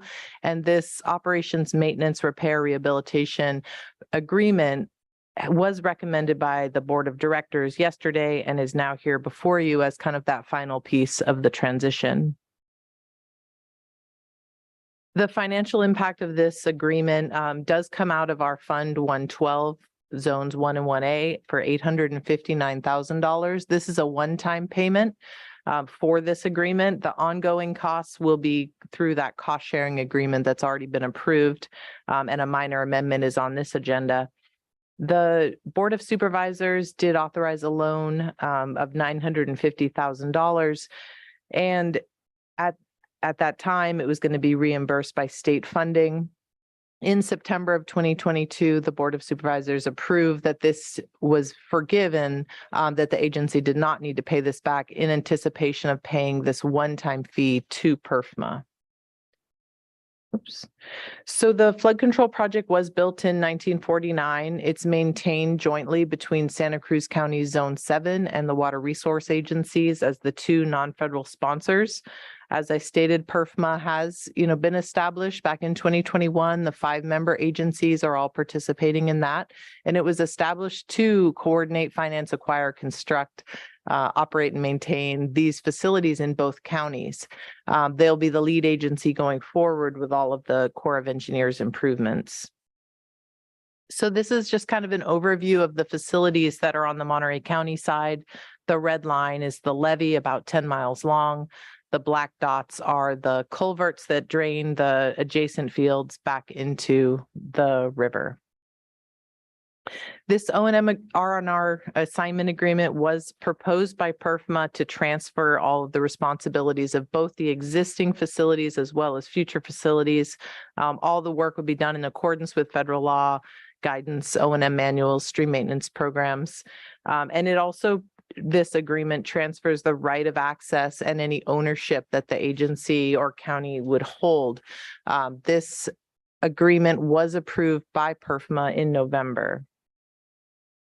So the levee properties, they were established through eminent domain back in the late 1930s, early 1940s, and they were given to the county at that time. At some point, they were transferred to the Water Resource Agency. So there are easements, right-of-ways, parcels, a kind of a complicated history on that. And so we have engaged with real property specialists with the county to help us sort through all of the different properties. This is just a little picture of how complex it really is. And so this is something that's in process that will happen after the agreement is approved. There's also a levee repair area. The upper section of the levee has shown that it's lower on the Monterey County side than the Santa Cruz County side. It is not part of the new federal project, but it does need to comply with the 1949 O&M manual. So in lieu of undertaking the repairs, the agency negotiated with PERFMA a fee of $859,000 to be paid for that obligation instead of doing those repairs, and it would be transferred as this agreement is executed. And the image here shows that area. It's the kind of turquoise upstream end of the levee that's shown here in this diagram. So in summary, the PERFMA's already set up a successful assessment district. They're already collecting revenues. The cost sharing agreement has been approved. And so that will be that ongoing costs. And so the transfer of responsibilities, we're targeting a date of June 1st. Some land transfers may take up to 6 months, and we will need to bring the Corps along as far as transferring that non-federal sponsorship. But this is really that first piece of making the final transition. And then PERFMA will be contracting with outside entities and hiring staff to perform all of the obligations in this agreement. That's the end of my report. I'm available for questions. Thank you very much for the progress and getting this to this next step. It was an important step in the transfer to PERFMA. Do you have any update just on recent developments from the Army Corps of Engineer, just on this project overall, right? Because in light of everything that happened in Pajaro, all the residents there are wanting this project to move faster. This is part of that moving faster. Steps that need to get done. But when Senator Padilla visited last Tuesday, I believe it was, the Army Corps of Engineer made an announcement that they were going to try to expedite the permitting so that some of I think the next phase of the project could actually do some groundbreaking next summer. Could you give the public an update on what transpired there? So the Corps of Engineers is heavily involved, heavily engaged, both on the existing levee situation as well as the future one. And so they are engaged as far as doing some maintenance, immediate maintenance this year, as well as expediting the federal project. It is in the design phase, and so they're working very hard to move that forward. They don't want to cause any delays as far as reassessing some of these areas that were not included in that federal project. So they will start with those first phases and then reassess as they go and hope to speed up that progress. Great. One of the news articles said Tommy Williams, Deputy Program Manager of the Army Corps of Engineers, said the goal now is to get the emergency levee repairs completed by the time the rain returns this fall and to begin construction on the larger levee replacement by summer 2024. So that's a really promising news. And I know Senator Padilla, Congress members Zoe Lofgren and Panetta will really sent the letter and they did the follow-up to really get the Army Corps to respond. So at least for the residents and all our county residents for that matter, could see that there is some changes happening to the timeline and that the Army Corps is being responsive to do something much quicker in a little over a year that would have probably taken 3 years to get done. So certainly a victory there. And now just to see it happen. We'll go to Supervisor Church. Yeah, just to follow up on the one particular part where the levy is a little bit lower on our side. Is there any word on when that is going to be addressed? Will that be addressed this year, or will that be perhaps starting up next year, as Supervisor Alejo referred to? So that request is currently in the queue with the Army Corps of Engineers. And so we're working very closely with PERFMA to get all of the requests in under the Public Law 8499 program. We're still a member of that program, and so they can assist us in rehabilitation. And so we've put in 2 requests and we'll be putting in a third, and that is to try and take care of not only the 3 areas that were severely damaged in March, the areas that were also damaged in January, and then looking at this area that's lower, as well as some of the more minor damages that happened in March. So we've been putting a lot of information out to the Corps and meeting on site to kind of look at this and prioritize where the biggest risks are. And so that's what we'll be working on and trying to prioritize as much work that can be done before winter. Okay, thank you very much. Anyone else? Okay, any comments from the public on this item? See nobody in chambers, nobody online. I just want to also thank the staff for putting that agreement on the $859,000 to take care of that lower part of the levee to hopefully get it up. It seems like that was one issue that we knew needed to be taken care of, and it's addressed in this agreement as well. So thank you for that. We'll take a motion by Supervisor Church. Okay, moved by Church. I'll second that motion.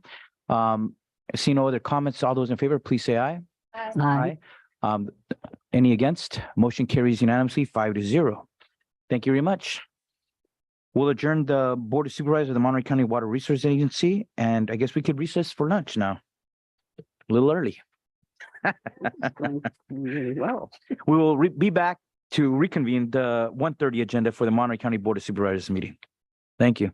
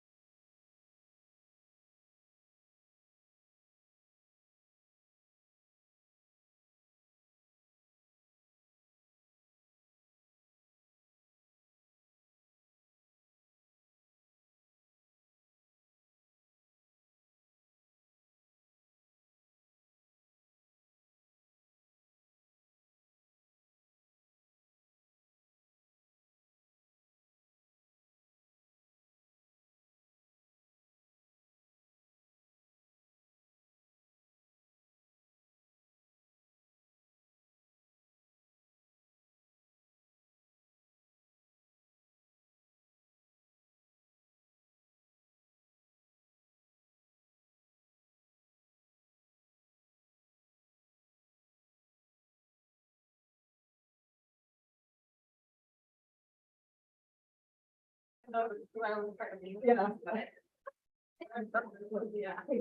then all of a sudden I heard screaming. And then I looked out my window and he said he saw like a cloud running across the street and this building, I guess, is open to. I guess the shooting victim ran into his building. So he ran downstairs. He used to be an addict in the Navy. But he said by the time he got downstairs, the police were there, so they had it all under control, but he said he was just lying there bleeding out. He thinks he was okay because they took him and he was responsive, but I'm like, oh my gosh, and then me, and my daughter was able to look up down the day, because he said he couldn't find it.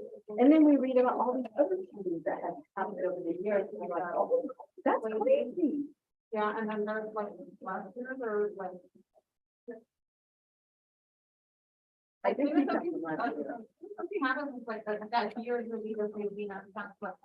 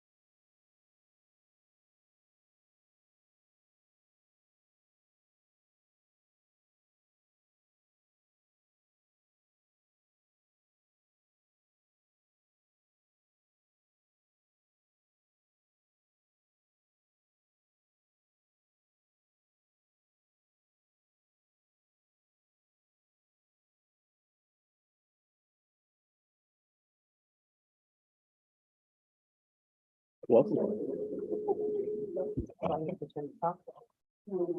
I'll turn. Ready to roll? All right, good afternoon, everyone. It's 1:30. We're going to call the Board of Supervisors meeting to order, and we're asked for the roll call by our clerk. Good afternoon, everybody. Let the record reflect that all supervisors are present and in person. Thank you very much. Once again, we'll ask for the announcement of Spanish interpreter services by Maria Avila. Buenas tardes, mi nombre es María y estoy aquí para los servicios de intérprete en español. Muchas gracias. We're going to go to item number 19. This is a public hearing to consider accepting the 2022 annual report pursuant to the Monterey condition of approval and mitigation monitoring and reporting program. So we have a presentation by Supervising Planner Mary Israel and team. Nancy.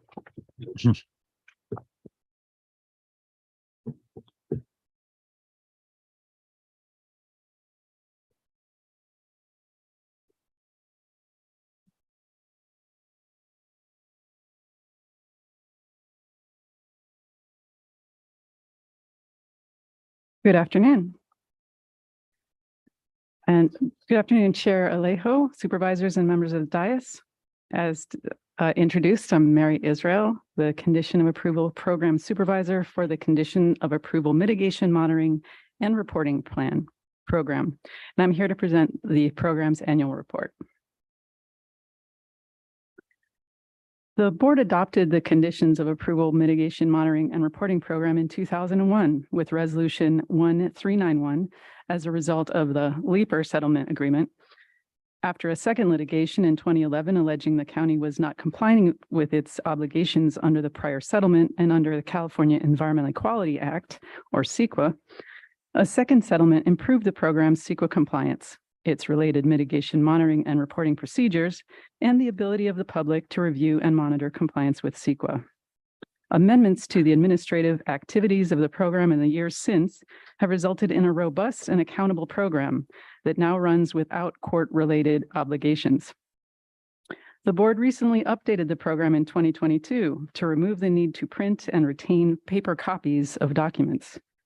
All documentation is publicly accessible in ACELA as what we call condition compliance forms. So the program applies to projects with conditions of approval and mitigation measures. Projects approved without mitigation measures are exempted from the program's compliance, and staff monitors condition compliance on those projects in the same manner. Can you hear me okay? Okay. Yes. Thank you. So the California Environmental Quality Act gives us the framework to reduce the significant environmental impacts of land use projects when it is feasible to do so.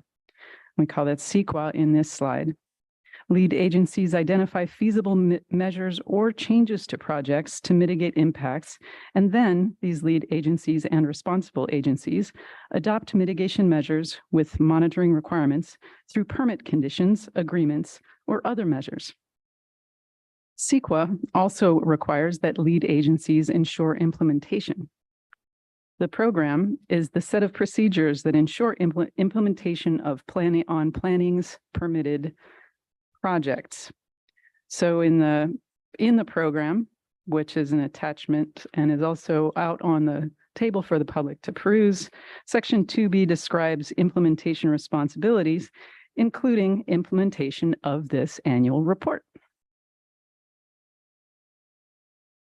So here is a simple breakdown of what is included. The annual report presents the status in January of this year for all projects approved with mitigation measures in 2022 and older projects that are selected by the CAPS, as I said, Condition of Approval Program Supervisor, during 2022 for inclusion in this annual report.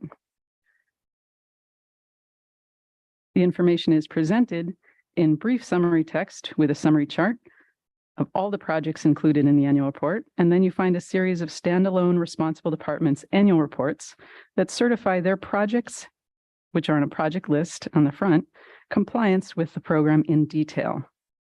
And by program definition, responsible departments are those teams or agencies that prepare, monitor, or report on compliance with mitigation measures.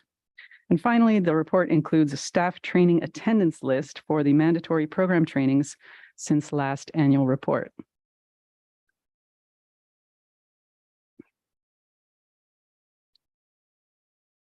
Here's a brief summary of the projects that were subject to this 2022 annual report. For land use projects approved in 2022 with mitigation measures, the county prepared an addendum to a certified EIR, which is an environmental impact report. Adopted 7 single project mitigated negative declarations and relied on a programmatic initial study for 11 mitigated negative declarations, and those were all cannabis projects in the Salinas area. No modifications to the approved conditions of approval mitigation measures were requested, which are listed on the slide as COAMM. And there were no compliance issues described in the certifications from responsible departments for these projects. 5 older land use projects are included this year, following program criteria on how to select older projects. 2 were selected because they are either subdivisions working on meeting the requirements, the required actions to finish condition compliance. In this case, Rancho Cañada Village worked toward the final map, and September Ranch worked toward a major grading permit. Another criteria for subdivisions with ongoing conditions is if they have a monitoring condition selected by the CAPS in consultation with County Council. In this case, Robert Breyer is County Council to the program. This is represented in the 2022 annual report by Pasadena Ranch and Cañada Woods North. They have water usage reports which are compliant with their respective conditions.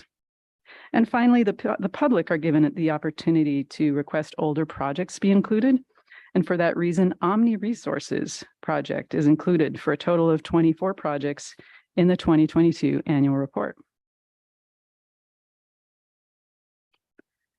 Condition compliance requires many steps, including pre and post-hearing dialogue with permit holders, coordination of condition compliance documentation, and specific tasks that are done in Acela. Staff requires training to do these things effectively. And so in 2022, the CAPS trained new planners on July 22nd, and then with help from County Council and others, all responsible department staff were trained in a 2-hour Zoom meeting on November 17th. With many new staff in environmental services, fire districts, and several new planners, the CAPS gave ongoing one-on-one support. And also I'd like to introduce Kayla Nelson, who's joined the condition compliance team and is offering support in one-on-one trainings. So there is a typo in the annual report. As I note, it's just one errata change to page 2. The annual report summary on page 2, the section's first sentence says 6 single project MNDs, which needs to be corrected to 7. But with that minor change to the draft report, it is staff's recommendation that the board adopt a resolution to accept the 2022 annual report on the status of mitigation monitoring. Thank you. This closes staff's presentation. Thank you very much. Any questions from the board? See any? Any questions from the public on this presentation? Don't see anybody in the chambers, nobody online. Want to bring this back for motion? Move adoption of the resolution. Okay, so moved by Lopez, second by Askew. All those in favor, please say aye. Aye. Aye. Aye. All those against, motion carries 5-0. Thank you very much. That concludes item number 19. We're going to item 20, consider denial of an appeal. Public hearing on the consideration of a denial of an appeal by the Open Monterey project from the February 9th, 2023 decision of the zoning administrator approving minor and trivial amendment to a previously approved combined development permit. And on this one, we have leading the presentation, HCD Associate Planner, Fiona Jensen.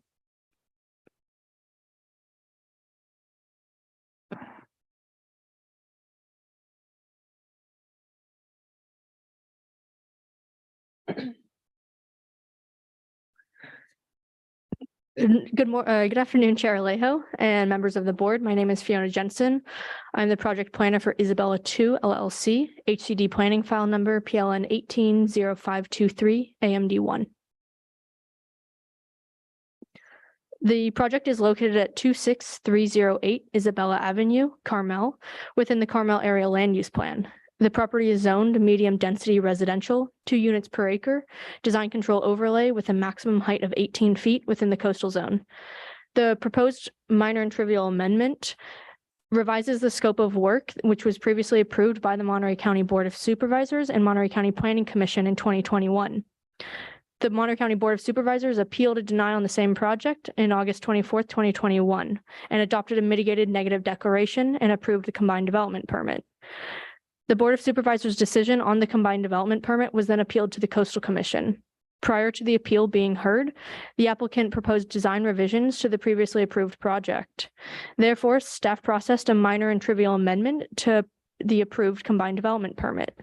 The amendment was considered by the Monterey County Zoning Administrator on February 9th, 2023, at which the project was approved and found consistent with the prior environmental document. On February 21st, 2023, the Monterey Open Project filed an appeal of the Zoning Administrator's decision. The proposed amendment would allow the construction of a 1,837 square foot, 2-story single-family dwelling and associated site improvements, including 484 square feet of decks, removal of 4 coastal live oaks, and 114 cubic yards of grading. The project also involves development within a known area of archaeological resources, modification to the parking standards, and a variance to increase the allowed floor area ratio from 45% to 51%. In comparison to the previously approved project, the proposed amendment reduces the floor area ratio by 48 square feet, thereby reducing the required variance and grading quantities. The proposed amendment increases the decking by 150 square feet and eliminates the previously approved 6-foot chimney and internal staircase. Additionally, rather than tree relocation, the applicant proposes tree removal of 4 coastal live oaks. All other project components are the same. The Open Monterey project contends that the county does not have the authority to withdraw the final local action notice on a project which has been appealed to the Coastal Commission. The negative declaration has not been adopted and the requested variance to increase the allowable floor area ratio will result in unanalyzed impacts which would set precedent in Carmel Point. The appellant has also submitted a public objection letter this afternoon, reiterating the contentions made in the appeal, including that a variance should not be supported. Staff responds as follows.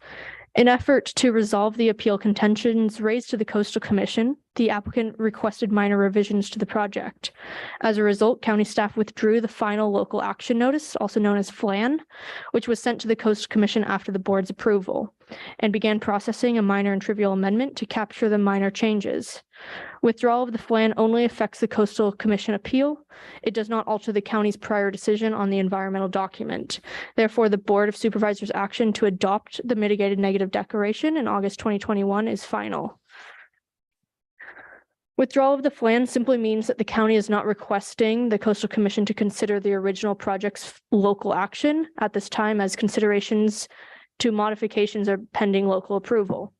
If the board approves the amendment, a new FLAN will be sent to the Coastal Commission reflecting the project in totality, including the revised changes. All variances are based on the merits of its own case. As detailed in the draft resolution, the granting of this variance, the requested variance will not grant a special privilege and will not set precedent. Special circumstances, including being the smallest lot in Isabella, apply to the subject property. The adopted mitigated negative declaration found that the original project, which included 3 variances, would not result in a significant impact. Therefore, the proposed amendment would not result in any additional impacts beyond analyzed in the environmental document. The adoption of the mitigated negative declaration include 4 mitigation measures. Mitigations 2, 3, and 4 have been carried forward to this project. Mitigation measure 1 has been removed as is not applicable, and the Valley View address listed in mitigation 2 is no longer applicable, as monitoring on that property will not be required, as tree location is no longer required. None of the conditions described in section 15.162 of the CEQA guidelines calling for preparation of a subsequent mitigated negative declaration have occurred. Therefore, staff recommends the Board of Supervisors deny the appeal of the Open Monterey project, consider the previously adopted mitigated negative declaration, and find that subsequent environmental document is not required, and approve a minor and trivial amendment to a previously approved combined development permit. This concludes staff's presentation. Staff is available for questions. All right, thank you very much. I was asking just to see if the appellants were here wanting to speak on this item. Don't see anyone, so I want to just put that for the record. We'll give an opportunity. Okay, we'll bring this back then to the board for questions. Chair? Yes. We have somebody on Zoom. Okay, perfect. Awesome.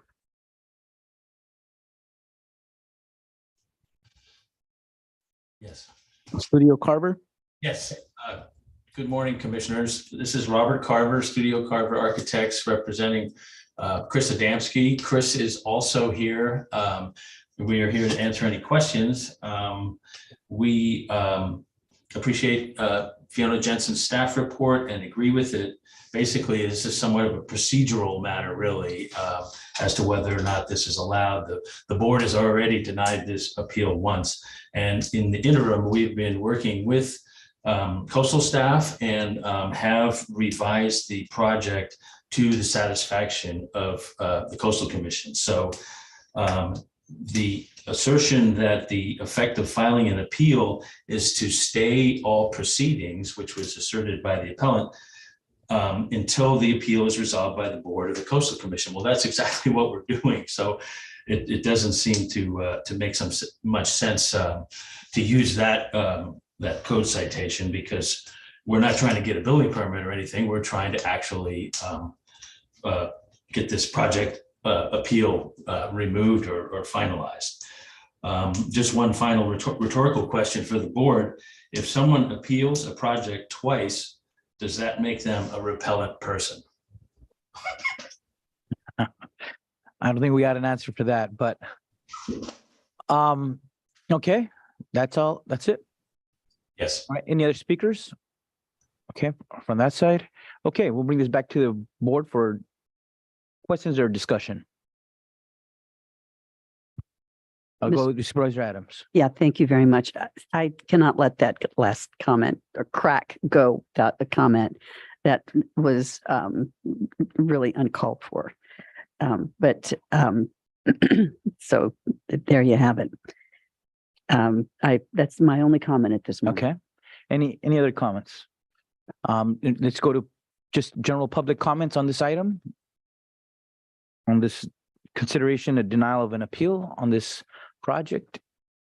Don't see any. Want to bring it back for a motion? Move staff recommendation. Moved by Lopez. Is there a second? I'll second. Okay. All those in favor, say aye. Aye. All those against? Was that unanimous? Any abstentions? Okay, so motion carries 5-0.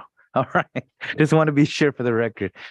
All right, thank you. Thank you for joining us. Yeah, sorry, through the chair, if I may. Oh, yes. I may not have heard that comment correctly, but I have to speak again that, we don't get to control what other people say, but our words do have meaning here. And I think it's important that we treat each other with respect. So thank you.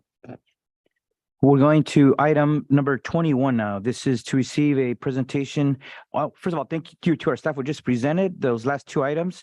We're going to go to item 21, receive a presentation from the Economic Development Manager regarding the Joby Aviation retention efforts, a hot topic these days. And so we're going to go to Richard Vaughn, the Economic Development Director. We got Josh Metz, CEO of DART, Larry Samuels, Special Advisor to Chancellor from UC Santa Cruz, Tara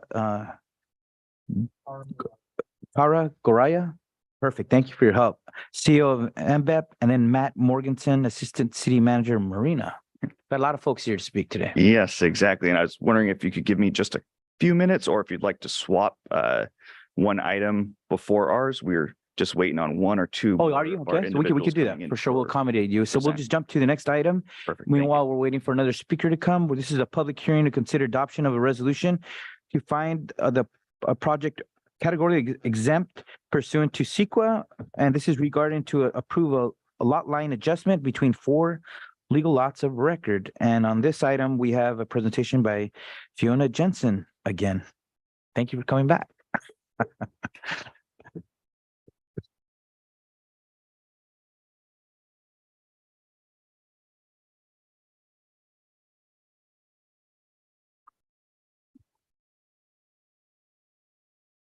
Good afternoon, again, members of the board. My name is Fiona Jensen, presenting the Rava Trust Project, HCD planning file number PLN 210153.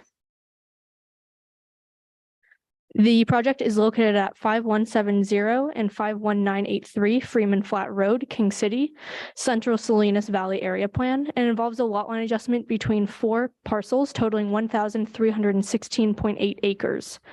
These parcels are split zoned farmland 40 acres per unit and permanent grazing 40 acres per unit.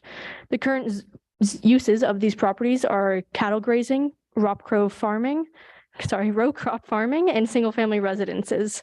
Currently, portions of parcel 3 and the southern portion of parcel 4 are under Williamson Act Preserve Contract, APG 93011. The areas highlighted in red illustrate these. Oops, so sorry.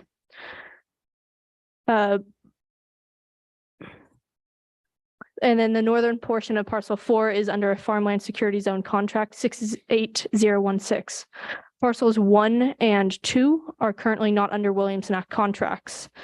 The lot line adjustment does not include any changes to the existing land or agricultural uses or development of any structures. The existing agricultural uses and single-family dwellings are to remain and are consistent with the applicable agriculture zoning districts. The purpose of the lot line adjustment is to better conform to surrounding topography and the Williamson Act contract boundaries. The adjusted boundaries will better achieve current overall agriculture operations and improve efficiency. The proposed lot line adjustment meets the requirements of Government Code Sections 51257 and 66412, including enforcement of contract terms, no net decrease in acreage under Williamson Act contracts, retention of at least 90% of land under Williamson Act contracts, supporting the existing agricultural uses and not affecting productivity, not affecting adjacent agricultural lands, and not creating any additional developable parcels. On January 26, 2023, the Monterey County Agricultural Advisory Committee unanimously recommended support of the proposed lot line adjustment.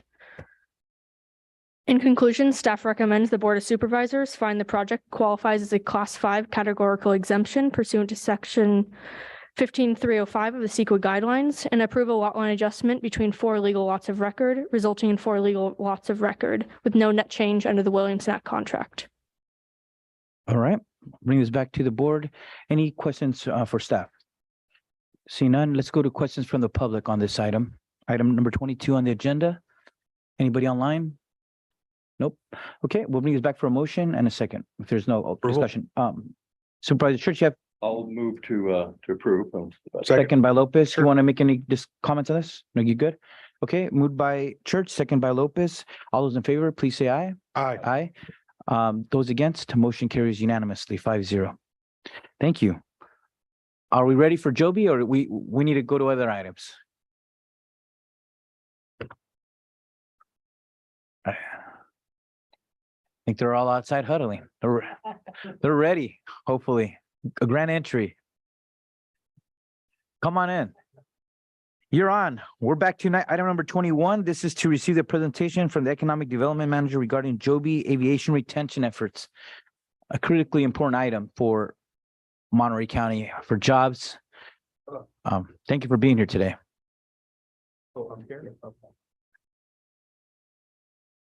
Yeah. All right. Thank you very much. Thank you, Chair Alejo, Board of Supervisors. As mentioned, Richard Vaughn, Economic Development Manager for Monterey County. And just wanted to let you all know this presentation on Joby Aviation and the response to the RFP was requested by our Economic Development Committee, which 2 of the Board of Supervisors, Chair Alejo and Supervisor Adams, both sit on. And today we have our esteemed colleagues with us. We have Matt Mogensen, Assistant City Manager from City of Marina, Matt Nelson, Airport Manager for City of Marina. We also have Tara Garaya, President and CEO of Monterey Bay Economic Partnership, Josh Metz, CEO and co-founder of Monterey Bay DART, Larry Samuels, Special Assistant to the Chancellor, University of California, Santa Cruz. And hopefully online, we have 2 representatives from the Governor's Office of Economic and Business Development, Dana Stroud and Poonam Patel, for any questions. And we can go ahead and kick it off over to Larry. And if you allow me to share my screen, I can share the presentation.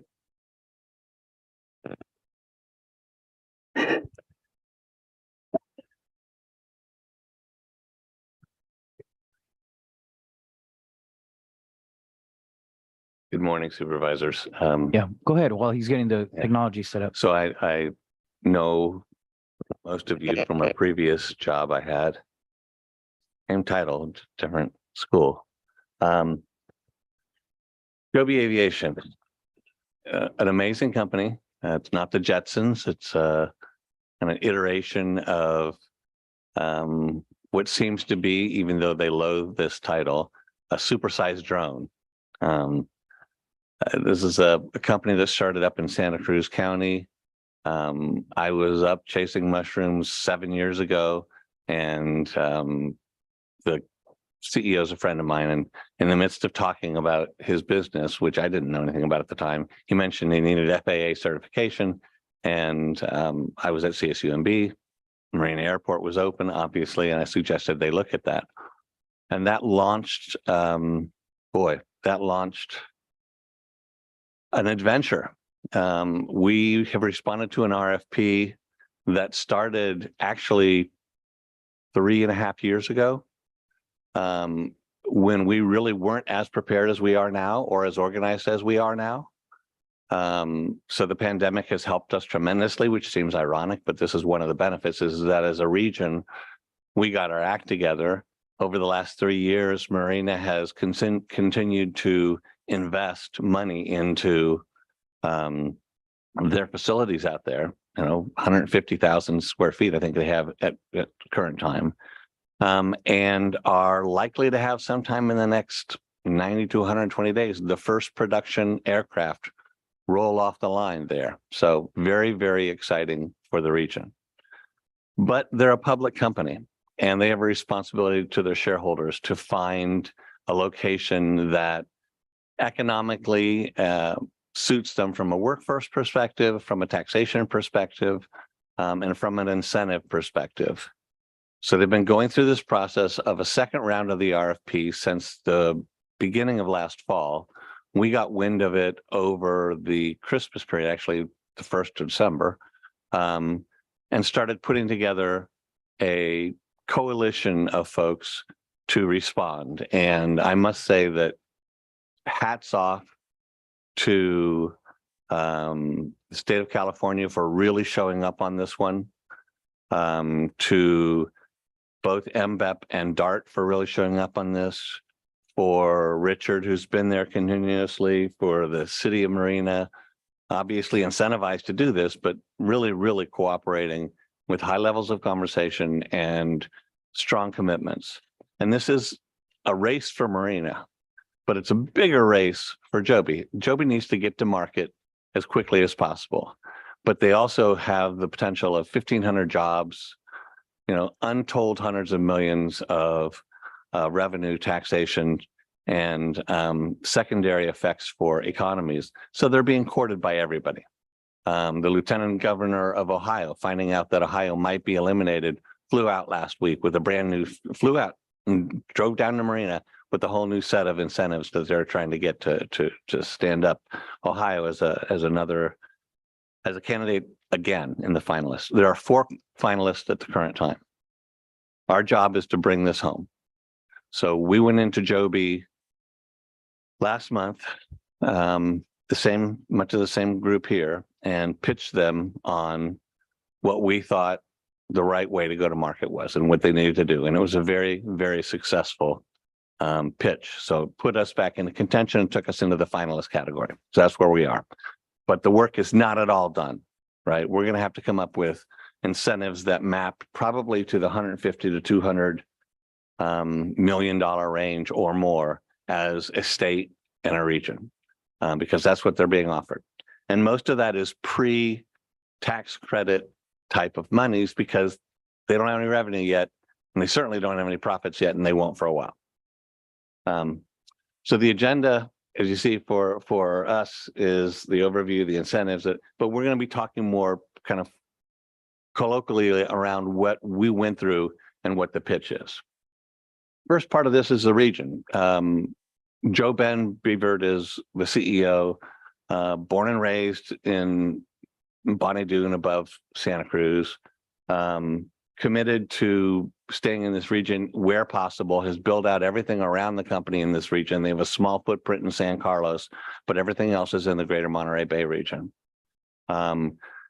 We have sold them on the level of talent in the region, but ironically, they've come back to us and said, we also want to be engaged in creation of a whole new workforce, and we'll cover that a little bit, but they are in the skilling of workers within a specific domain, primarily because what they want is so specialized that it's not something that they can go out and just pick up on the fly.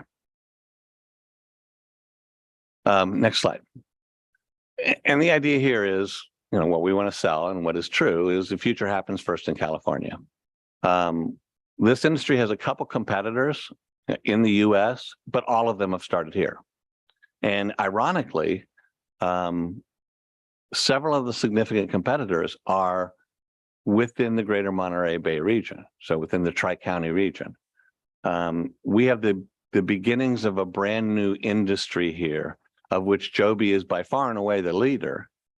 But you could see an analog. I think of the very early days. I was thinking of the original home computer groups that were formed in the Valley a long time ago, in which we were swapping components with each other, and it was all tape drives, and it was nothing compared to what we saw today. It was orchards and people who were really interested in something. That's what drives us. I was in a meeting today where one of the real movers and shakers in this, a gentleman named Chris Bly, was talking about several of the new ventures that have just organically formed within the region.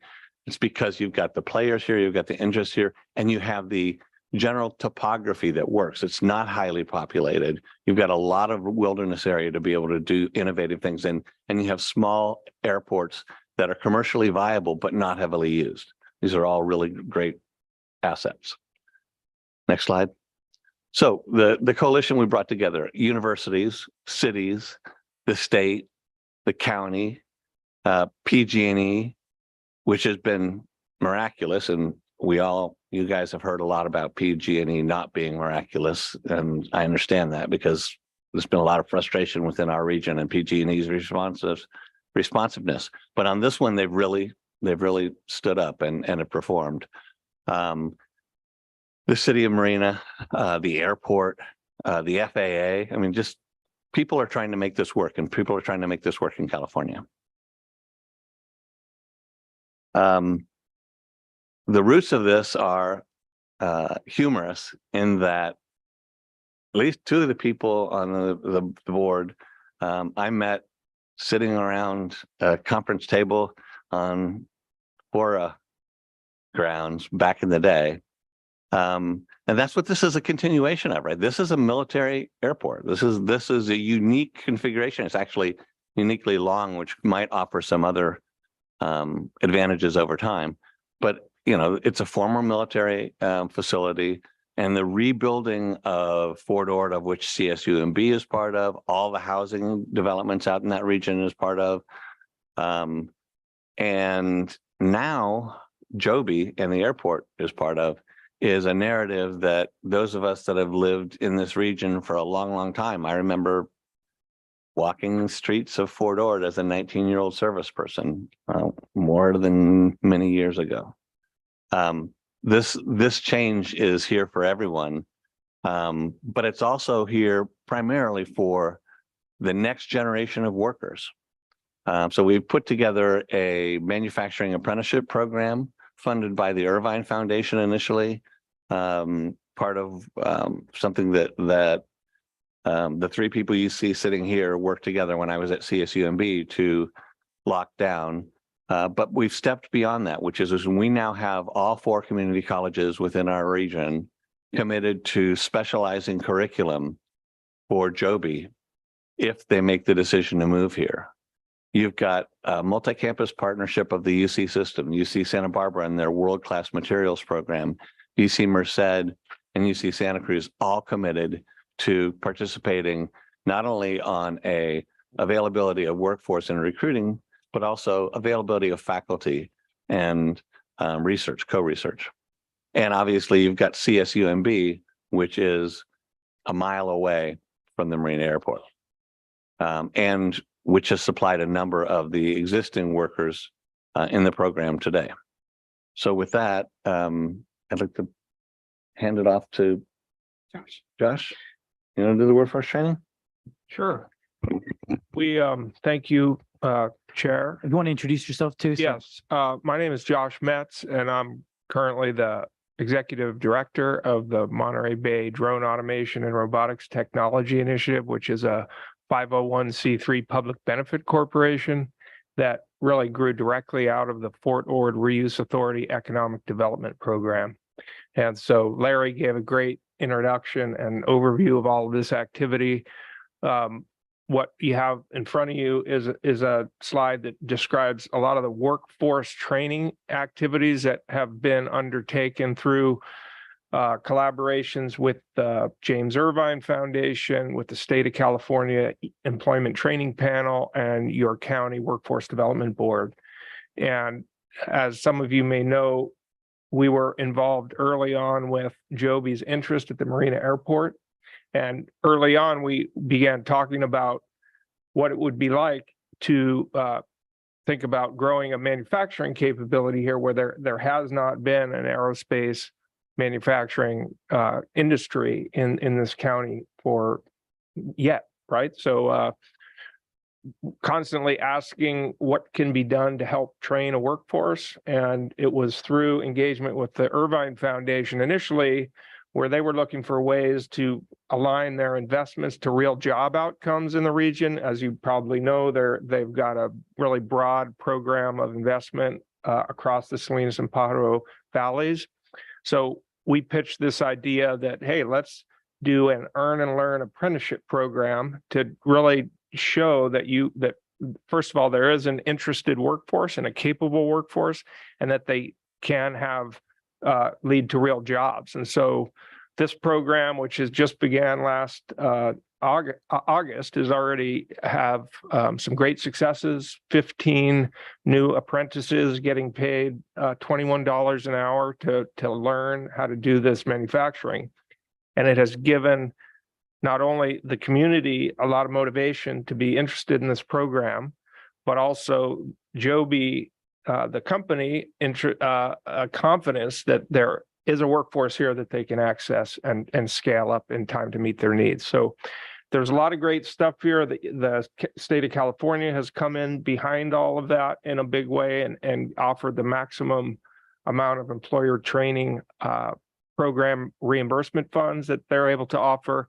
And you can see that the Workforce Development Board, which has been a party to all of this all along, has also been able to put some money forward to this program.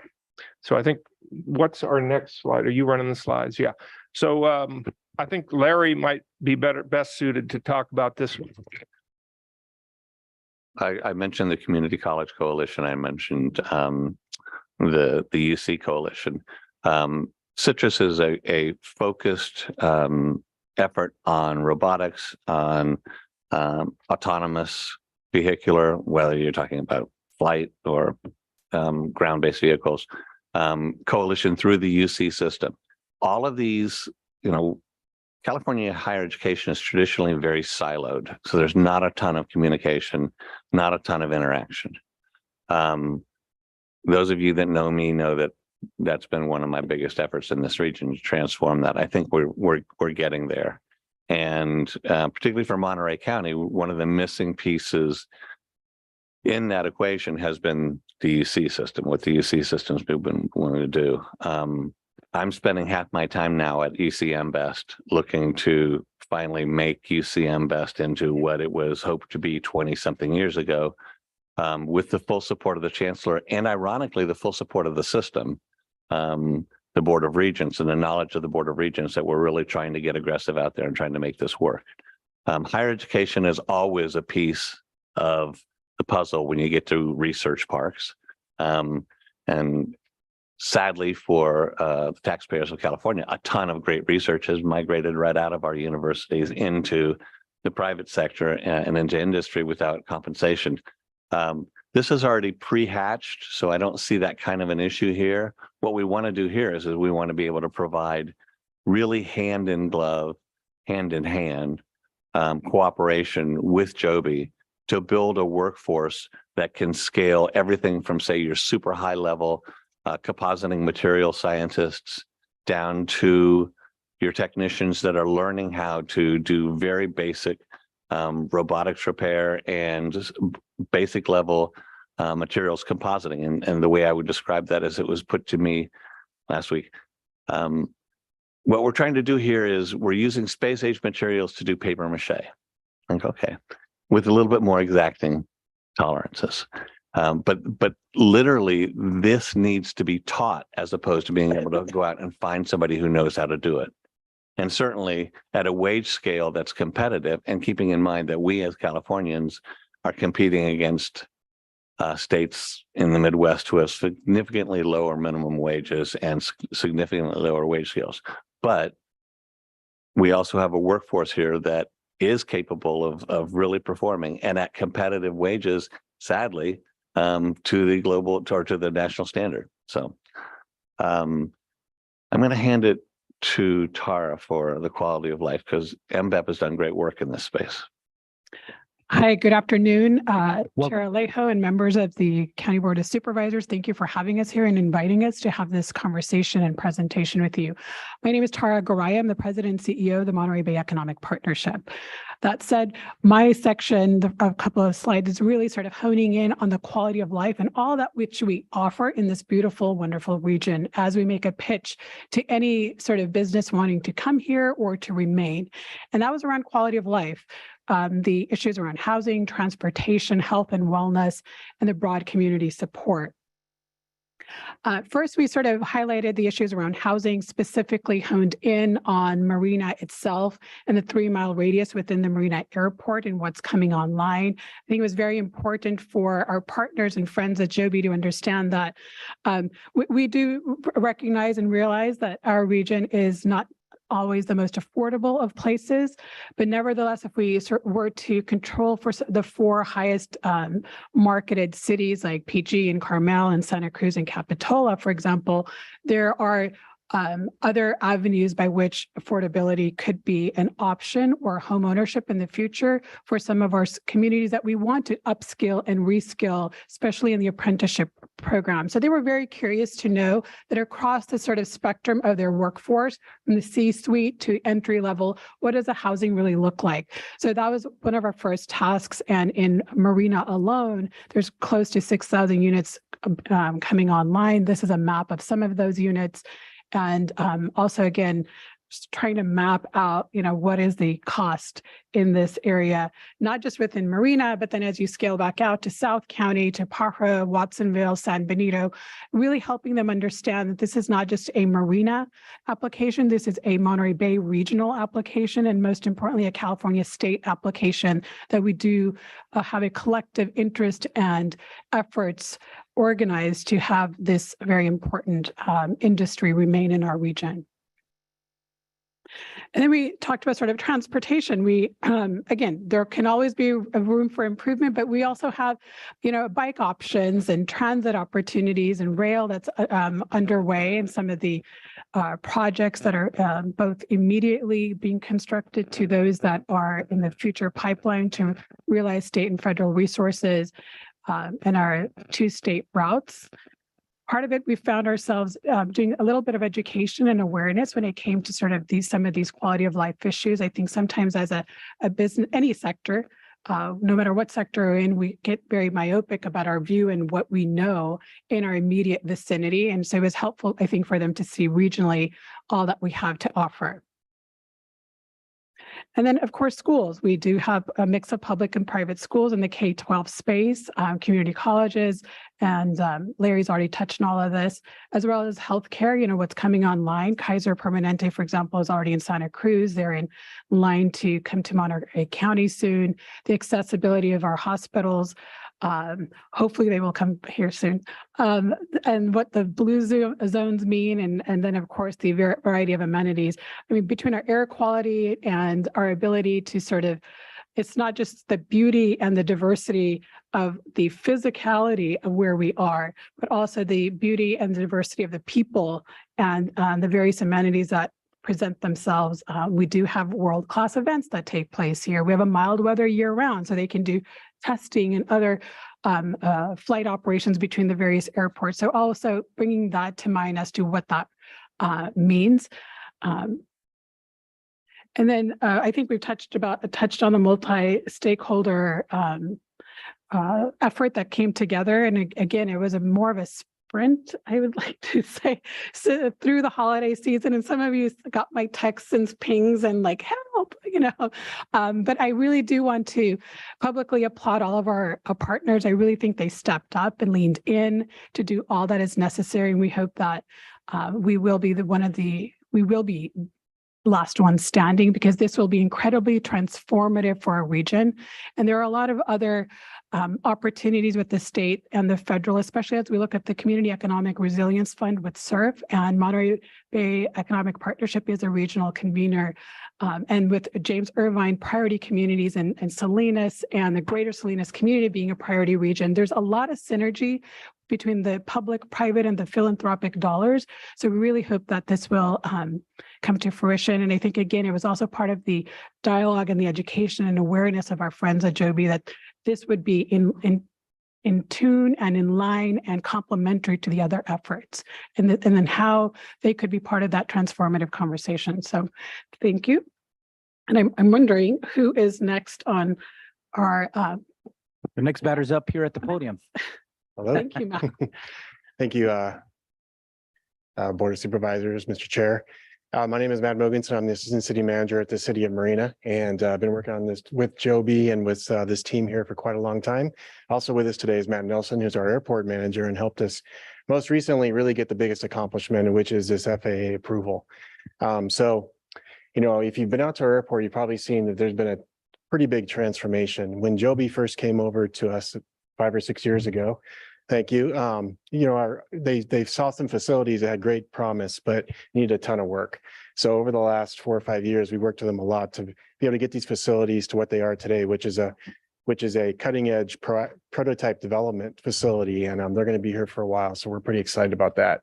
But in concert with that, which has taken a tremendous amount of time and effort, has also pushed us to get better at building permits and all that stuff. We've worked well with Joby and getting more streamlined. We've also been working on this long-term, huge investment of the 600,000 square foot facility. So that's been quite a undertaking to get done, but we're really happy that it's finally done, and the FAA has signed off on it, which is not something you want to work with every day. So we are very excited about that. And I'd like to ask Matt if he wants to talk about some of the things that we continue to do to support Joby every single day. Thank you, Matt.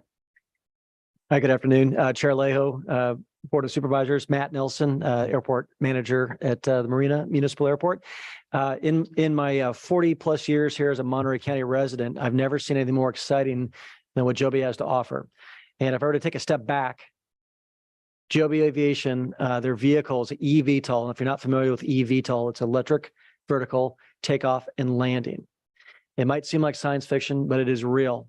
Outside my office, proximate to my office, you'll see them operating the aircraft Monday, Wednesdays, and Fridays ×3 each day. So you're looking at about 9 to 10 missions a week. It is here. It's real. It's really not anything of the Jetsons.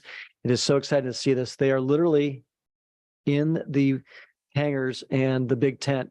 They're literally taking titanium dust and making products out of it. And they're hand making these airplanes out there. It is one of the most exciting things I've seen in my aviation career. And that's coming from the Mojave Air and Spaceport, where we saw rocket motor testing and launches with Virgin Galactic in orbit.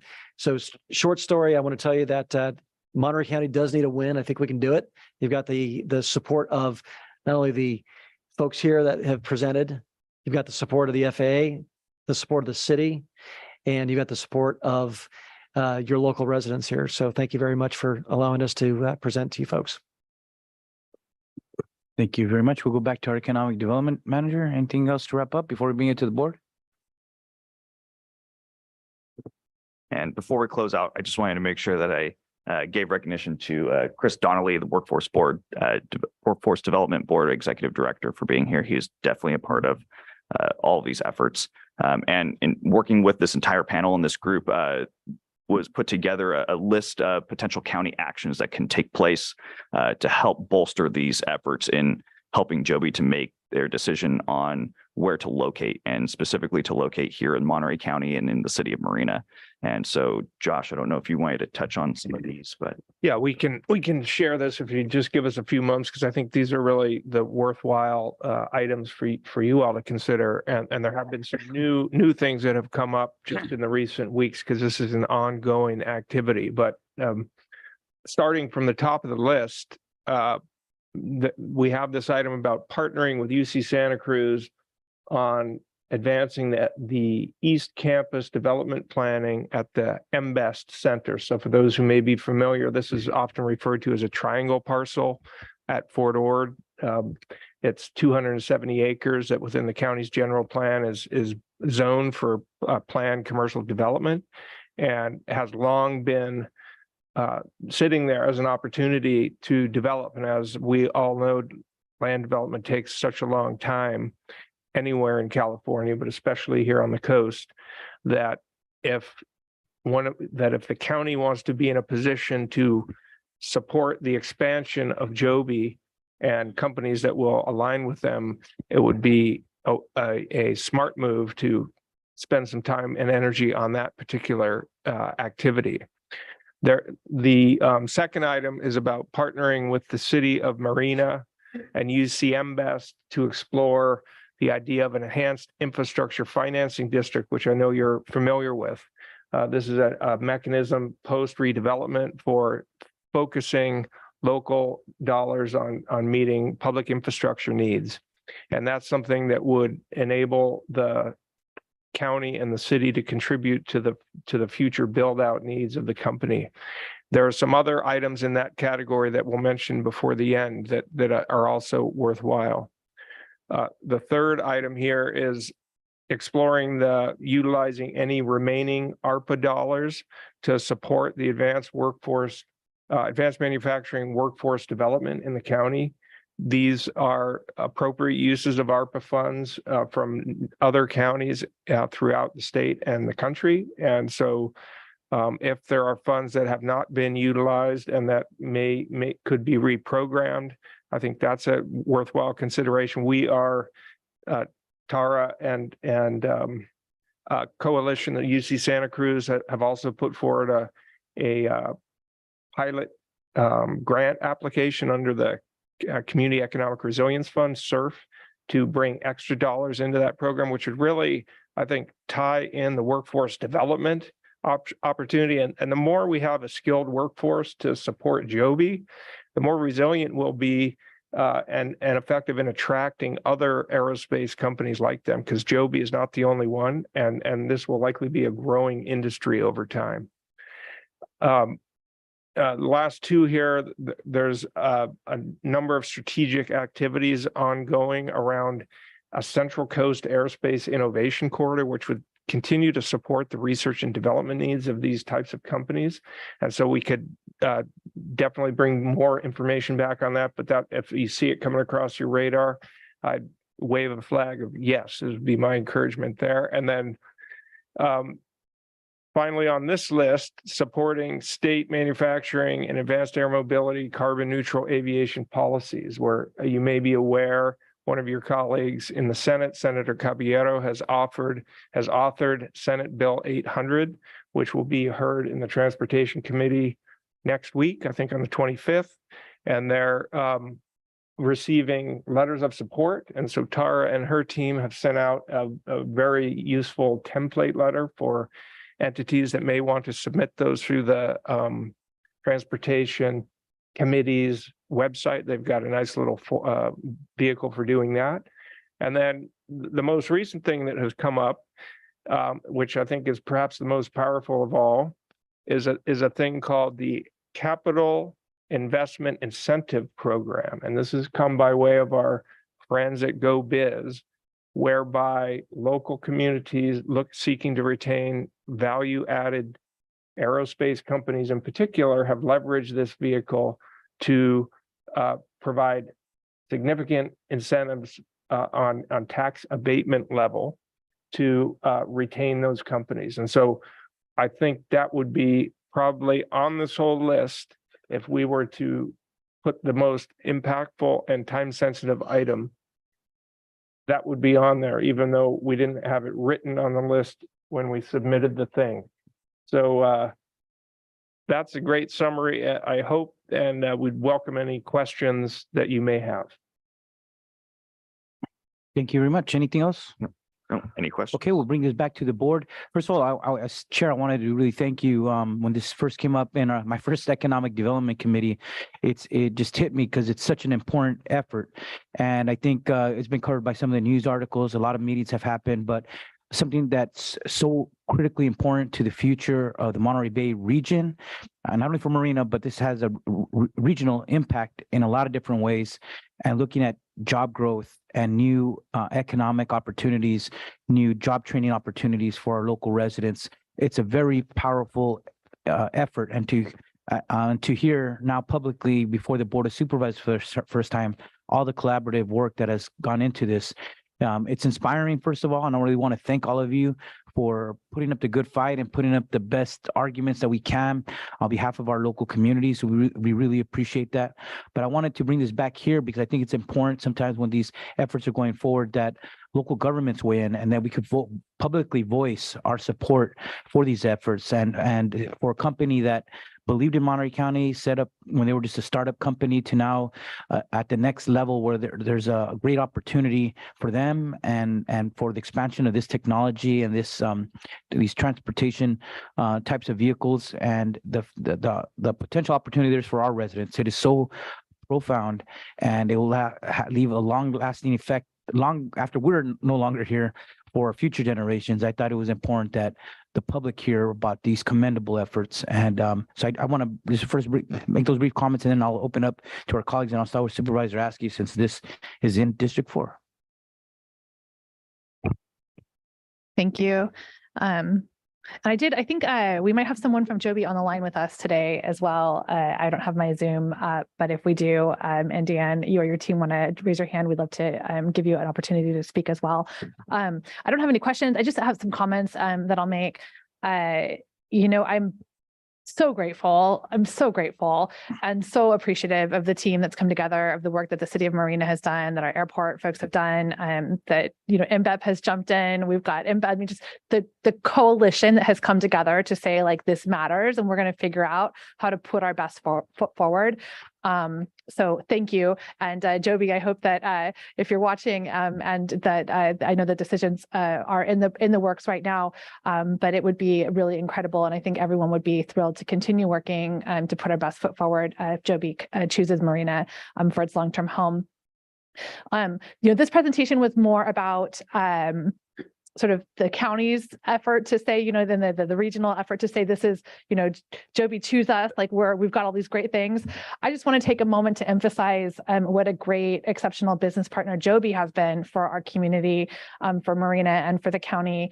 Not only are they leading in the field of the eVTOL flight, but they are exactly the kind of economic development that we need here in Monterey County. The hundreds of jobs that are being created, these are jobs that pay they're full-time, year-round, phenomenal benefits, including stock options.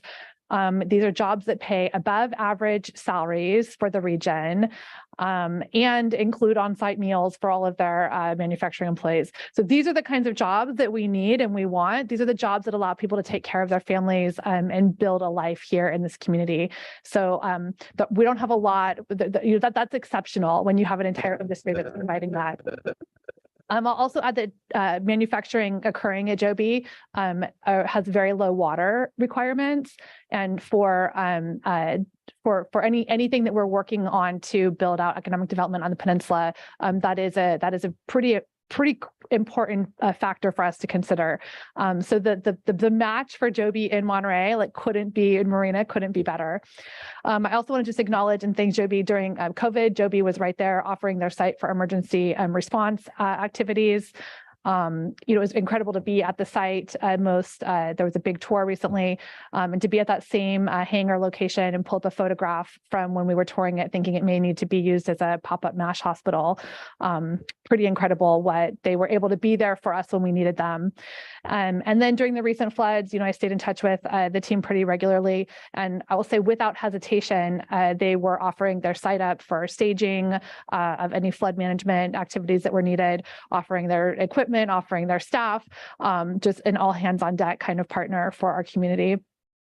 So I just, as we talk about what the county can do and what more the county can do, I think it's important, and I want to emphasize, it's not just, Wendy, the district supervisor, saying we support Joby. It's not just the city of Marina saying we support Joby. It's not just our education partners. Like, there really truly is an entire system of support that's in place and ready to figure out how we can, not just for today, figure out how to move forward, but like into the future. And I do, when we talk about workforce development, that is something I'm excited about. I look at this dais here, and I think most of us sitting up here, we're homegrown.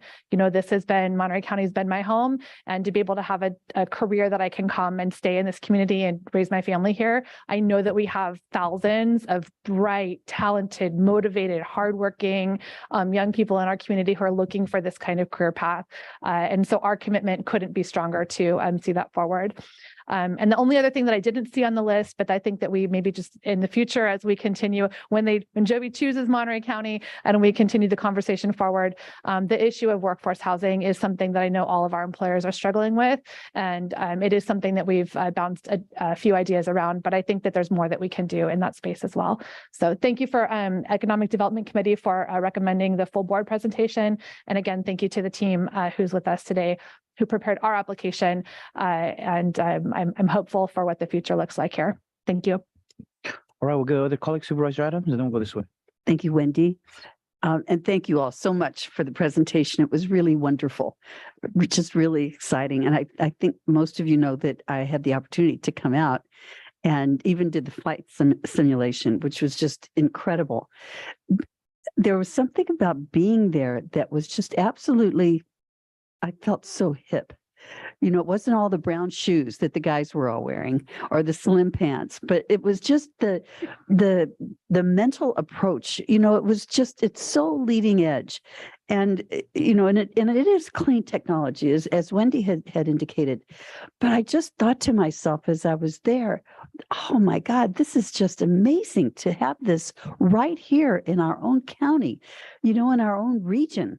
So I the only question that I have is I don't know who the other competitors are, but my hope is, and I probably am not going to get that information, but my hope is that if there's anything that we can do, anything from our perspective as a county, as a governing body of a county, please let us know. Because I don't think there's a person up here that isn't interested in really letting Joby know how much they mean to us. Even the name is, cool, but I'm not going to go on too much and show my obvious, just enamoration with the thought of something like this. My dad loved to fly, and I had the opportunity to do so with him when I was just a kid. And there's something about it that's, I just is wonderful. And to have the technology coupled or developing in such an incredible way that, as Wendy had said, just what it does for the people who are just growing up here, all of the jobs and the ability to be part of something that is the future. That's really what it's all about. So thank you again. And Richard, I so appreciate your leadership in pulling all of this together for us. It's really wonderful. Thank you. Thank you all so much for being here with us today. Thank you very much. We'll go to Supervisor Lopez or Church. Who wants to go first? I'll be rather brief, but I think what I see as exciting about this is diversifying from our traditional industries of hospitality and agriculture. And this is it's high tech, it's innovative, it's in it's a good location where there's space for that. It's centrally located, although our friends in South County might have a different idea of what's centrally located around, but it's, it's the kind of step we need to take. So I wish you, good luck in your future endeavors. Supervisor Lopez. Yeah, I just want to say thank you to everybody who's leaned in, put a shoulder into this effort. I was lucky enough to be on some of those emergency Christmas texts. Can you show up?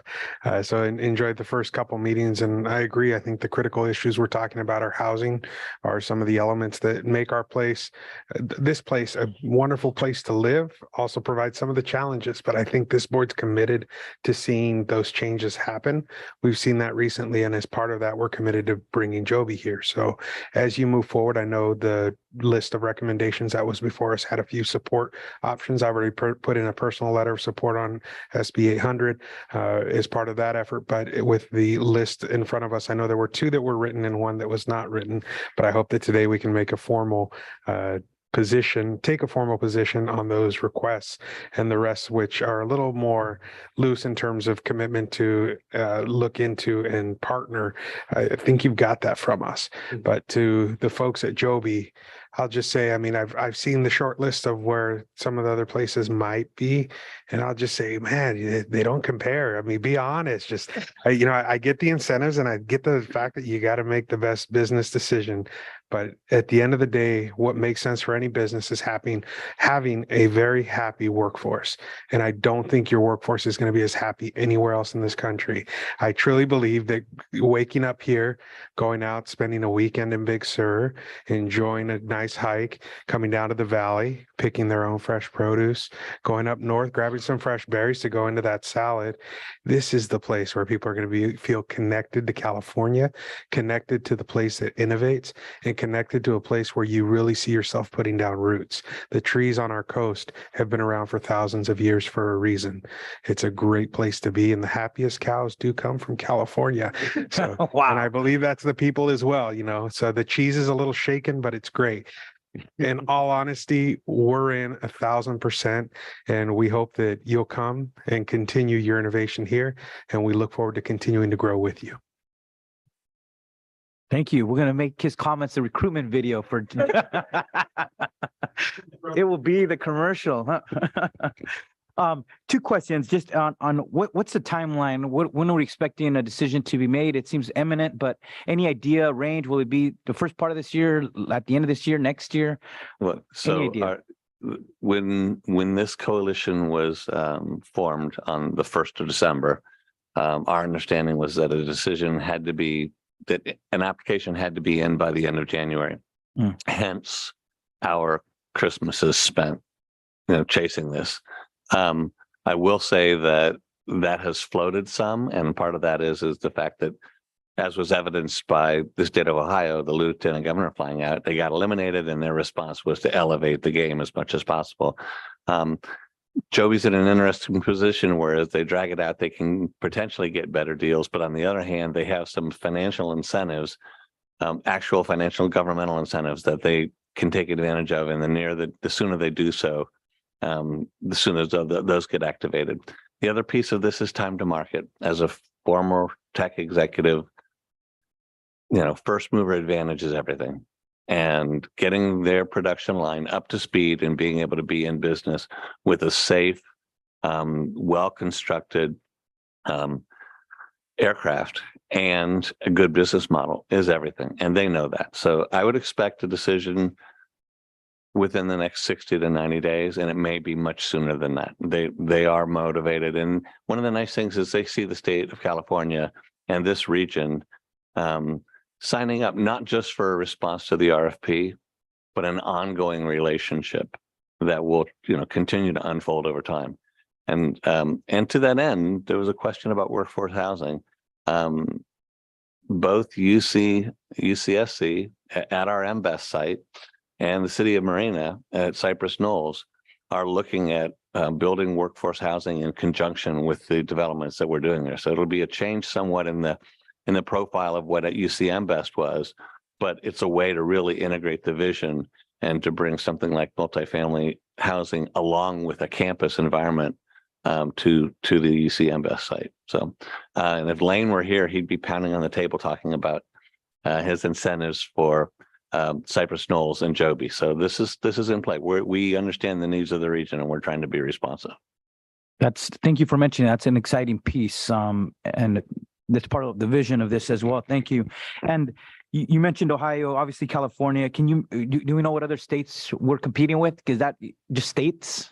Ohio was eliminated, but they're back in. Yeah, some of us know. Okay. Got it. It'll come out in due time. But thank you. First of all, again, I want to really thank you. I think you heard unanimous support from all of us.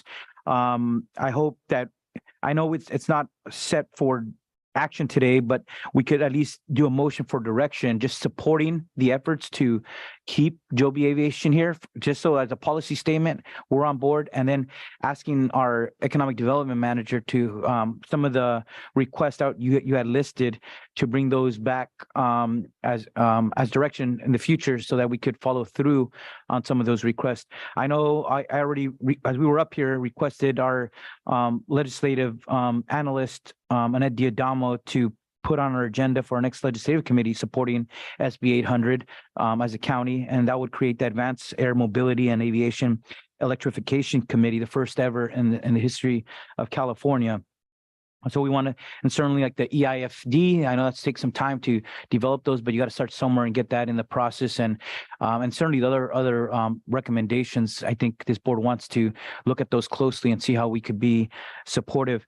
But to really think about it, 1,500 jobs, that's very significant. And the power that brings to our workforce, to our local communities, to jobs, property taxes, you name it. It's probably the most significant opportunity we've had in terms of jobs in recent decades, probably the last 2 decades, and certainly all the work that was done to provide training opportunities for our local workforce. I mean, that's very exciting.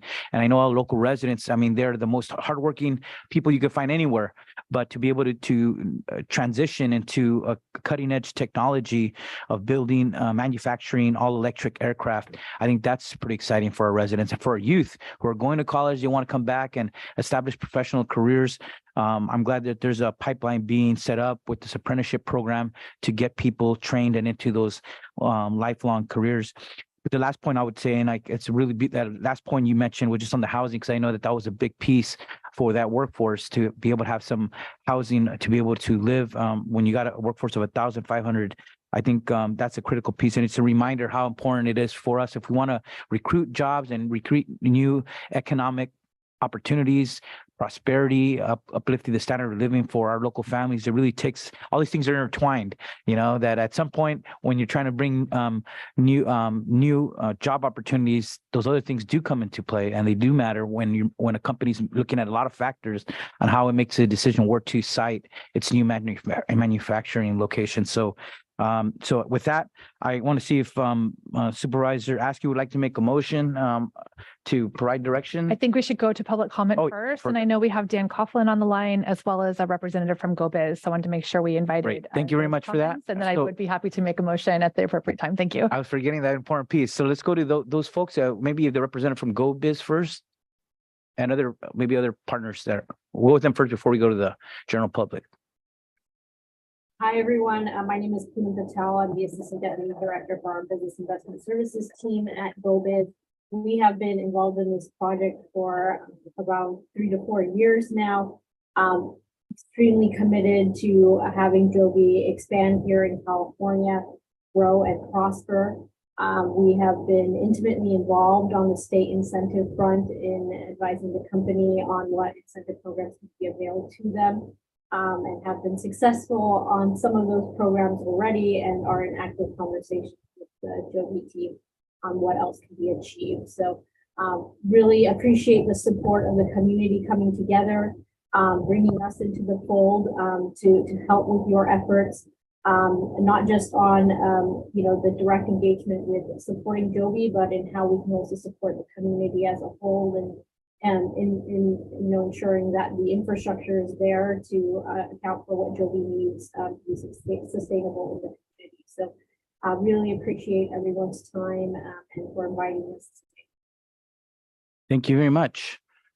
Is there anyone else that have been part of the coalition that wants to speak? Okay, then we can just go to general public comment. Let's go to those who are in the audience. Do any members of the public want to speak? We'll go to you first, and then we'll go to those who are waiting on Zoom. Good afternoon, Mr. Chair, and supervisors. Craig Spencer with Housing and Community Development. I normally don't speak on these items, but I saw on the list the opportunity to coordinate with UCM Best on what's called the Triangle property. We've actually been eyeing that property, not having been involved in any of these discussions for its opportunity. So I'm going to leave some cards here. I'd be happy to coordinate with them. I've learned that Fiona Jensen, who you've just heard from on previous items, who's one of our very best planners, actually has a twin sister who works for Joby. So we have that connection, and just thought I'd come up and introduce myself. And she has a perfect last name as well. All right, anyone else? Yeah, come on up. My name is Eli Holiday. I'm an organizer with COPA, Communities Organized for Relational Power and Action.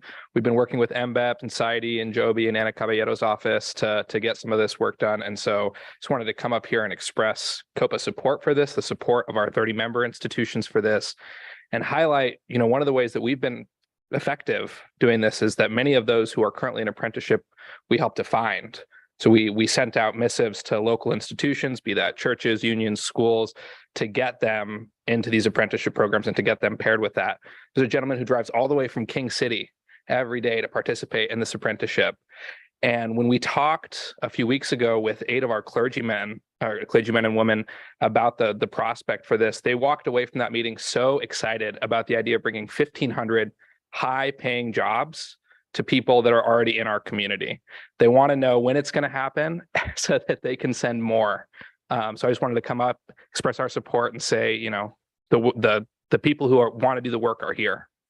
Beautiful. Thank you, COPA, for supporting these important efforts. Anyone else in the audience? See none, then we'll go to those on Zoom.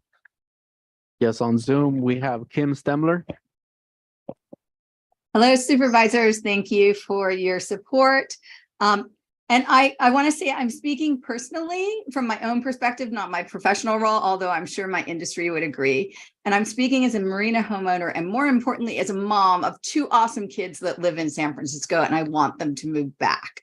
So I'm going to quickly share a story that exemplifies one of the reasons it's essential to have Joby here.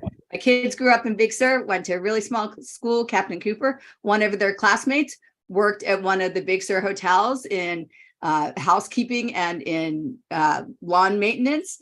I recently saw this kid. He's in his 30s and he's an engineer at Joby. So I'm jealous of his parents because he's here and mine are not. And I'm just so thrilled that this kid had the opportunity to get a great job in Monterey County in an industry that's thriving and growing, and it's just going to attract more business to Monterey County. So Joby, thank you so much. I work in wine. I'm happy to do a happy hour, a wine educational for your employees. Happy to take you out on a tour, whatever you would like.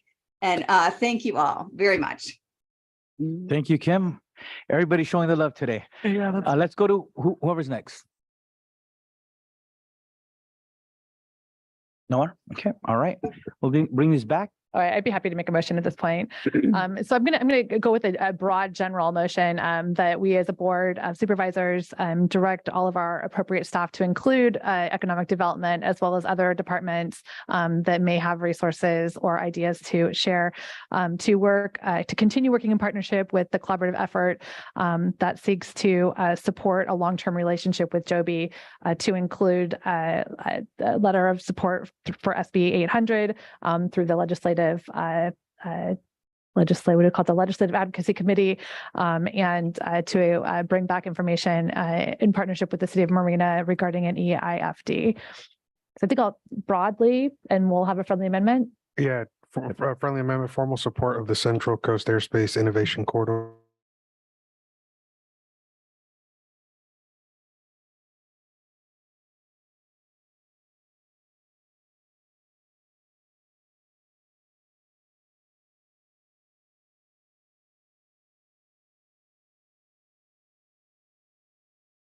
program. Program. Okay, got it. So it's a general support, directing our departments, led by Richard Vaughn to work in broad general support of the collaborative effort to forge and establish and maintain a long-term relationship with Joby, to include support through SB 800, the EIFD, the CIIP, and the other one that I didn't write down, what was it called, Chris? Central Coast Airspace Innovation. The Airspace. Central Innovation. Coast Airspace Innovation Corridor Development. Fabulous. All right. I think I said that clearly. And we've got a second. So thank you. And thank you again for the presentation and for all of the work that you're doing. And to Joby, thank you for partnering with Marina and Monterey County. And we do look forward to a long-term relationship. So yeah, thank you. It's moved by Askey, second by Adams. Joby and all the partners, we really, that was conveyed today. We really hope Joby makes their manufacturing site, Monterey County, the home of their new manufacturing site. We hope we get good news. I know it'd be something so exciting for our local communities, for our youth and our future generations here in our county. So with that, there's been a motion and a second. All those in favor, you could please say aye. Aye. Aye. Those against, the motion carries unanimously 5-0. Thank you very much, everyone. Great work. Thank you. We give them a round of applause, right? All the work. Yeah. Thank you. Thank you, Supervisor Adams. That's the spirit. Okay, moving on to other board matters. We're going to go first to our county administrative officer on CAO comments. Just a couple reminders related to the ongoing emergency a reentry process for Pajaro. We still have a disaster recovery center that's open at Pajaro Park. The address is 24 San Juan Road in Pajaro, and it's open 9 to 7 days a week. We also are still looking for volunteers, so folks could visit the website and sign up to volunteer, clean up and muck out homes. They're also receiving donations, and the same website, that information is available. In addition, the debris removal is scheduled to end at about April 24th. So again, looking to have all the debris removed from the site. If there's a need to continue, then we just need to work with our team to extend. There is a hygiene hub still available at 250 Salinas Road in Pajaro, and that includes the washers, the showers, and the bathrooms at that site. We do have county staff still assigned as disaster service workers that are supporting the multiple locations, and also our shelter that's still operating at the fairgrounds, but we're looking at ways to move to longer term housing. And then the last thing is just a reminder for folks that do see road issues, anything, potholes, any issues with the roads, to please report it using the UConnect application. You could download it on your phone, and it is the County of Monterey UConnect, and you can report any road issues there. Thank you.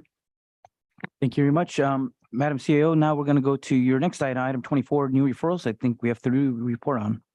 Yes, there are a total of a couple new referrals. Yes, there are 3. The first one I reported last meeting, and I kind of jumped the gun on that. It was a reallocation of Monterey County Funeral and Burial Assistance Program funds from Supervisor Church. Then we have another referral related to the COVID funeral and burial assistance from Supervisor Alejo to try to extend the assistance. And then we have a third one related to Salinas Regional Soccer Complex grant opportunities, and that is also from Supervisor Alejo. Right. Any questions or comments on these? Towards Church? I'd just like to elaborate on the referral I put forth here at this point, and that is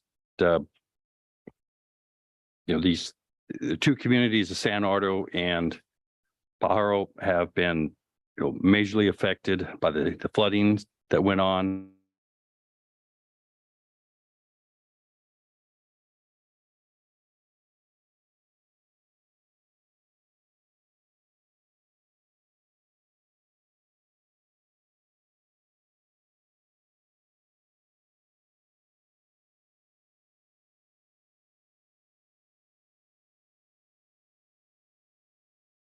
Lost jobs, lacking, money for some basic needs, for food and clothing, and we look at these needs, and we look at the funeral and burial program that was started up a year ago, which was a good program, but it really hasn't been utilized.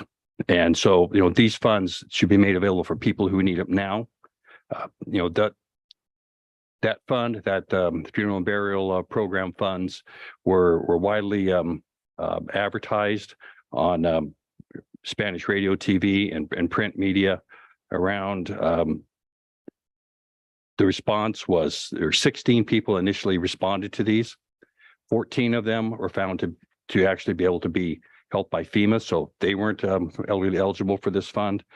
One appears to have been a likely forged application, and the other one that was left, the person never returned the application. So in the year plus that I believe this fund's been in existence, it has had 0 disbursements, and it would seem to be just ripe here to help people that really need that help now. So, I really look at this, we have a choice to continue with a program that is increasingly less likely to be utilized, or we can go and use these funds to help people that need it right now. And, I envision this as to be going to all low-income people in these communities, where these 2 communities that faced evacuation where the flooding occurred, to go to people who aren't being assisted by FEMA or aren't eligible for FEMA, either way. And that the assistance be more of a general assistance, not just for rent, because many of these people can't habitate their homes now, so they're not paying rent, but they're still out living somewhere with friends or in a motel, and they have other bills that need to be taken care of. But I will open it up here, or let other folks on the board or in the public have a comment this time. Anyone else want to speak on these? Yes, Supervisor Askew? Yeah, thank you. I recognize that these are in some ways competing referrals, utilizing funding that had been previously allocated. I also recognize that we have, the situation with COVID and ARPA funding has continued to change, and we've made other adjustments as conditions, are different, or as additional funding needs arise in areas that we didn't initially anticipate. So I guess the question that I would just have as these come back, maybe do we have them brought back as a joint, brought back together with information? And I would also want to make sure that we have clarity around the allowable expenses for ARPA funds as it relates to either using these funds to fund. We have an item later on our agenda around the Rent subsidy program. The rent subsidy program. So I wonder also, and the rent subsidy program, which may be expanded because conditions have changed based on the staff report. So I think all of these things kind of fit together in many ways. And, to the degree that we can understand what are allowable ARPA expenses and what the options are for unspent ARPA funds for the burial program, and where the needs are greatest and how it fits in with other pieces of programs that we have, so that we can keep our efforts aligned, would be my request.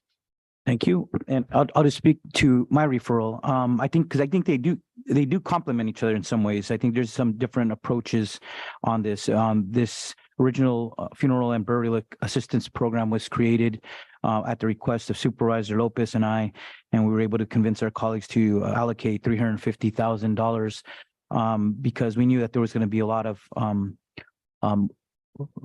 families that were undocumented that wouldn't qualify for the FEMA program. And this program was created. And yes, it was advertised at the beginning, but not much happened after that. And that's why in my referral, I'm asking for staff, our emergency management staff or social services staff, to report on all the outreach efforts that have been done, not just at the beginning, but whether we did a good enough job throughout the entire year that the program was. And this really should have came back for a report and for consideration for an extension, not just cut off the program in January and not hearing anything from staff at all. But we, up until now, in Monterey County, we've had over 829 COVID deaths, several that have continued. We have had tragic losses even this year, not as many as at the height of the pandemic, but we still have that need there. The COVID continues, and it continues to impact the lives of our loved ones, our residents, and certainly those who are undocumented and whose families might not qualify for the FEMA program. So my approach is saying, let's consider leaving some money in there, and certainly the bulk of what is left over, redirecting it with particular communities, or this program that we're going to consider next on the agenda. That originally the next agenda item was intended for undocumented farm workers after the January storms, but a lot has changed since then. So I think the staff recommendations and the hybrid and the modifications to it to expand to even more residents is a reflection that the needs have changed in such a short time.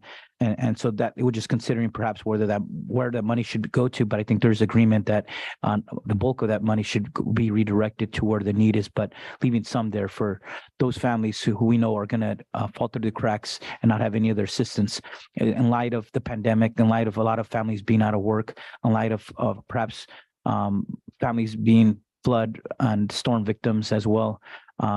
We need to have some safety net for them as well. So that we'll have the discussion when these items hopefully do come back. I agree they should probably come back together, but I wanted to point that there's that area of agreement where that the funds should be redirected. The bulk of the funds should be redirected.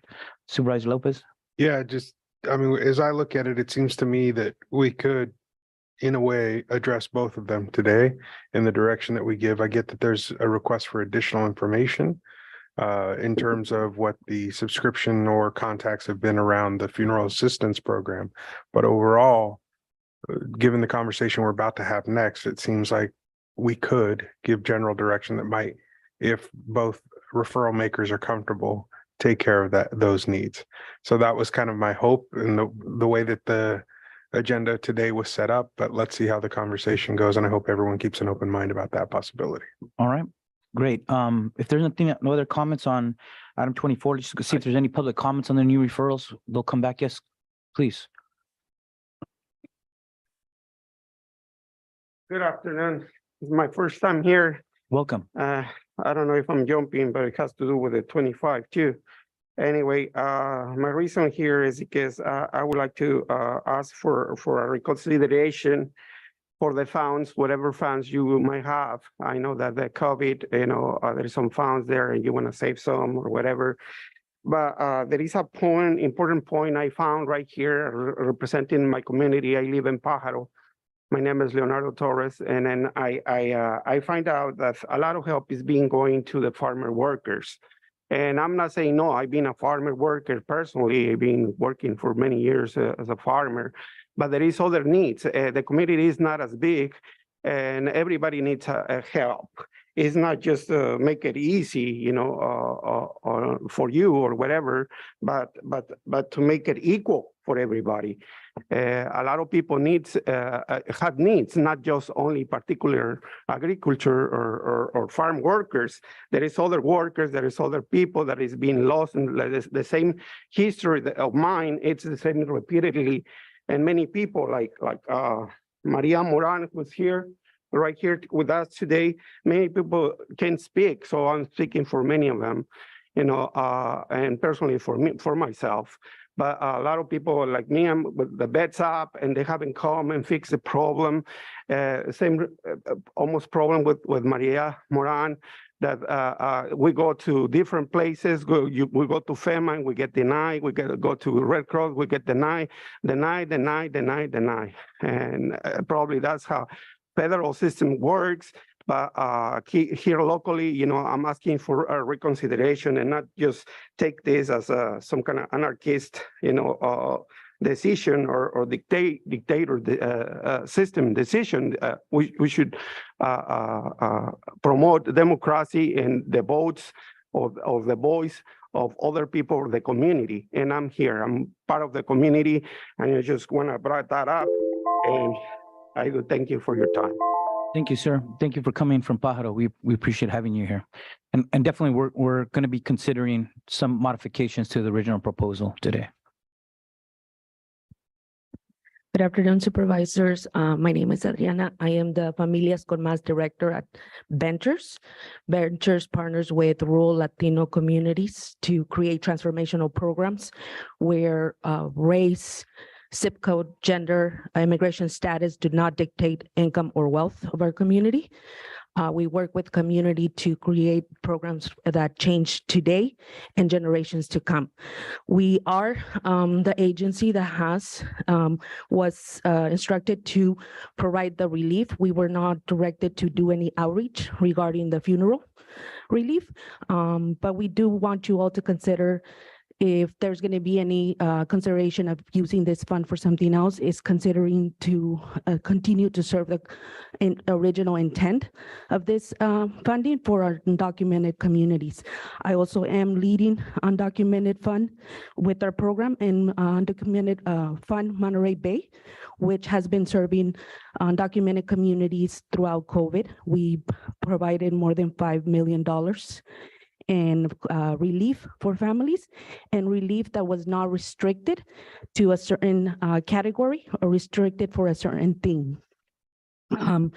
Programs, we believe that providing stipends instead of forms of assistance allows families to make their own decisions about how stipends are used and emphasize the dignity and self-determination of our recipients.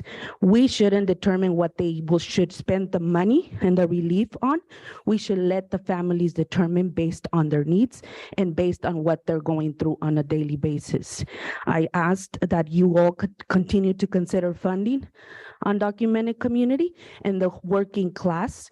Monterey Bay region has the highest county concentrated of undocumented population in California. Most work in agriculture, services, and hospitality, significant economic drivers in the region. We cannot have meaningful regional recovery and resilience without our undocumented families.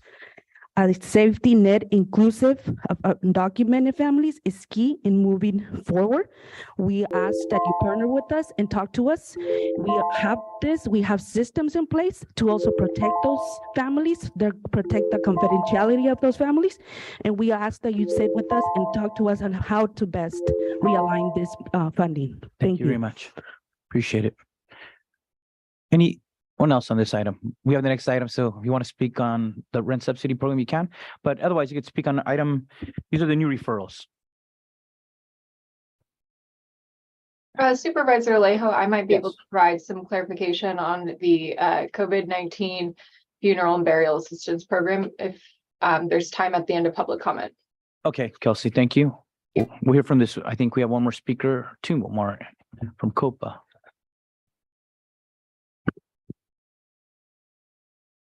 Good afternoon. Thank you, all of board members for your service. That's one and foremost I want to say. Introduce myself, which is, my name is Rafael Ramirez Felix. I own a house in Pajaro in 89 Railroad. Actually, my mom had it, she passed it on to me. Now my disabled brother lives there. I'm a retired teacher administrator for the Pajaro Valley Unified School District.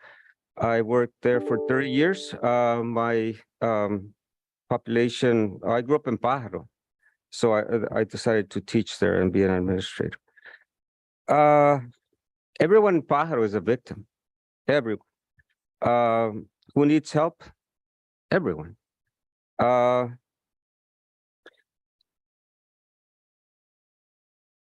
So my brother, who is disabled, went to ask for assistance at the fairgrounds. They told him no because he's not a farm worker. We grew up as farm workers. He's not working right now because he's disabled. I was a farm worker and I decided not to follow my parents' way of life, and I went to the university. So, but like I said, my mom left me the house. Now I'm in charge to see that everything gets repaired. I went to FEMA. They asked me a bunch of questions. The first one he asked me is, "You're not the owner of the property." I said, "Let me prove it to you." I gave him the proof.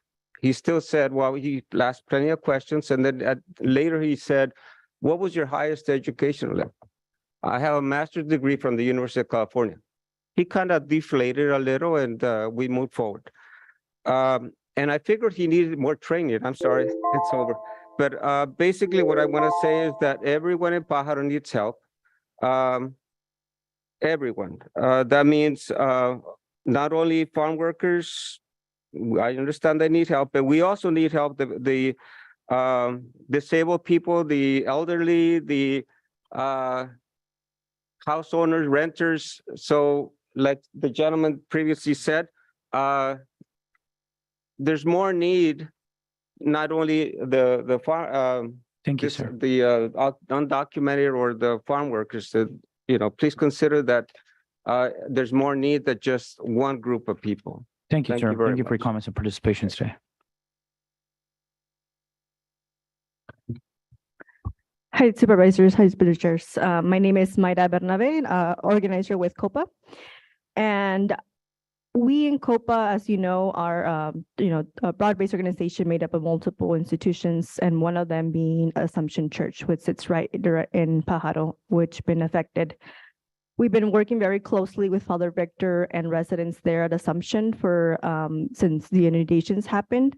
Just last Monday, we held a community meeting where 170 residents came out, and we held house meetings, small group conversations, where we were able to hear firsthand their experiences, their needs, and also what has been some of the continuous unmet needs.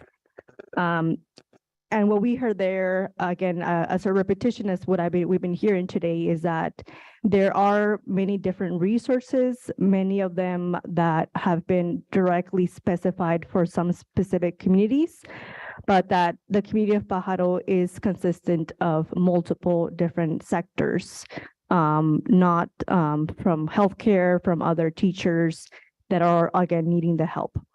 And so we appreciate both Lejo and Church for putting this forward, and we do agree that the funds should be distributed, but also, again, to take into consideration all of the community members who are needing the help for multiple assistance other than rent. Thank you. Thank you, Mayra. Mayra, does your family live on Riverside? Yes. Yeah, that's right on the other side of the river there. So you know it very well, a block away. I thought that was you. Anyone else? We got some folks online, so we'll go to them. Yes, on Zoom, we have Brian McCarthy. Thank you. Can you hear me? Yes, we can. Hi, Chair Lejo, members of the board. Brian McCarthy, resident of Marina. Been following along with you this afternoon. Lots of exciting things happening, and probably a couple of different places I could have made this comment, but I'm going to make it regarding the soccer grant, new item there. You spoke about dark sky funding. I'm sorry, dark sky resolution earlier today, and so I would just really urge you, as you look at seeking funding for. I'm sorry. Can you hear me okay? Yes, we can. Sorry, there seems to be some feedback on my end. I apologize. As you look for this funding for the soccer stadium, I would hope that staff might consider ensuring that the soccer stadium is dark sky certified. That certification costs between $3,000 and $6,000 through the International Dark Sky Association. What I've learned is there's a lot of misconceptions and maybe even differences of opinion on what dark sky style lighting actually means, but this certification program actually helps ensure that you're meeting the intent of the Dark Sky Association. There's a lot of great research that's happening at both the astronomy facility in Marina, out at Chews Ridge, and lighting from these kind of facilities really impacts those facilities. So I appreciate your time, and I hope you will consider that. Thank you. Thank you very much. Next person. No one else? Okay. We will now close that item.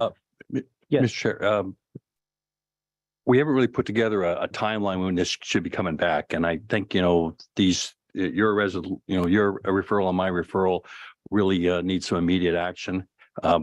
If we could maybe get, if Usually staff could, we try give to us some bring this idea back when as to soon as stay, but I possible. think Yeah. Kelsey Scanlon had something she wanted to say. Oh, too. that's right. Exactly. Yes, Wait, let's go to CAO De La Rosa first. So we are prepping to bring it back on the 25th. So we'll have Next- that review for you on the 25th. Next week, unless we make a decision to make some adjustments today. Kelsey, go ahead, please. yeah, from the Monterey County Department of Emergency Management, we were tasked by the Board of Supervisors to stand up the COVID-19 Funeral and Burial Assistance Program in May of 2021. And since then we have, and I can write this in a report as well, but since then we have actively engaged with local media to inform the public of this program and their eligibility.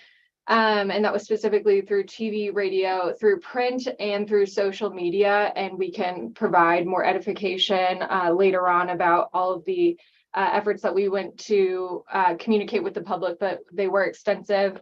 Of the approximately 250 eligible decedents, we have received only 17 requests for information from the public. And of the 17, only 2 of the applicants were qualifying, and 1 had the potential for fraudulence, and 1 never returned our phone calls and follow-up. So there has been a minimal amount of interest in the program to date. And so that is what I have for you by way of public interest of our funeral and burial assistance program. Thank you. And I look forward to a fuller presentation as that's part of the referral request for next week when it comes back. But I'll monitor because when I look at the social media for the county, some happened at the beginning, and then afterwards it was almost nothing. And same with what was just mentioned at the beginning. There was at the kickoff there was publicity, and then it kind of like died off as the year went on. But look forward to hearing more. Anything else?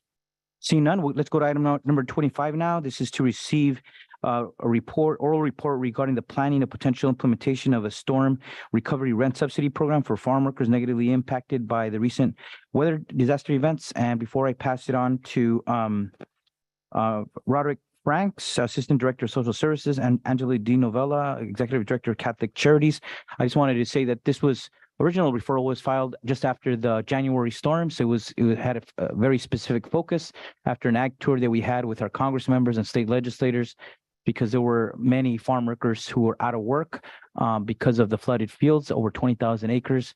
But then we had the March storms hit, and so the needs have changed. And so that's where this original referral is coming back in a modified form here. Yes, I'll go to CAO De La Rosa before we kick it off to staff. So just to provide a quick comment, I have met with both Angela and Roderick and Lori as well related to this referral. One of the things was to have the opportunity to pivot to address some of the concerns that have been brought up by the community. And through Supervisor Alejo, we were able to take a broader look and then try to encompass as many of the folks that were impacted as possible to be eligible. We looked at it in terms of different buckets. We had some individuals who lost their ability to work, and then we had individuals who lost their entire home, and some lost both. Some people lost their cars. Other people were homeless when this initially started. And we continue to shelter quite a bit of people at the fairgrounds, but also we have many people that are staying in their vehicles, staying in hotels, or staying with family and needing different types of resources beyond just the rental assistance that was mentioned. So in trying to have that flexibility to address not just agricultural workers, but also hospitality workers and small businesses and other employment that may not be encompassed within those. We wanted to have that level of flexibility available. As was mentioned earlier by the gentleman who spoke, we do understand that there has to be a significant level of flexibility that does not just encompass the rental piece. So with that, we did work together, and what is provided in this presentation is kind of the culmination of that work. So thank you. Thank you very much. Chair Leo, Supervisors, County Administrator, thank you so much. And I'd like to thank you very much for your guidance on this issue as we've moved forward. As you know, this has been an ever-changing landscape, literally, since these disasters began. And initially, the referral was focused on those impacted as indicated in the initial January disasters. So much has happened since then.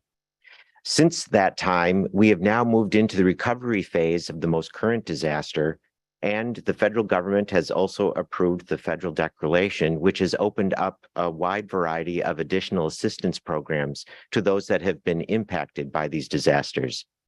Here's just a partial list of what is available. The individual assistance through FEMA, which does include some rental and housing assistance. The USDA is now offering a COVID benefit for those farm workers impacted back to 2019. Disaster CalFresh is now available for all of those who may not be eligible under the regular CalFresh eligibility determinations, which would include those who are undocumented, to assist them with food support.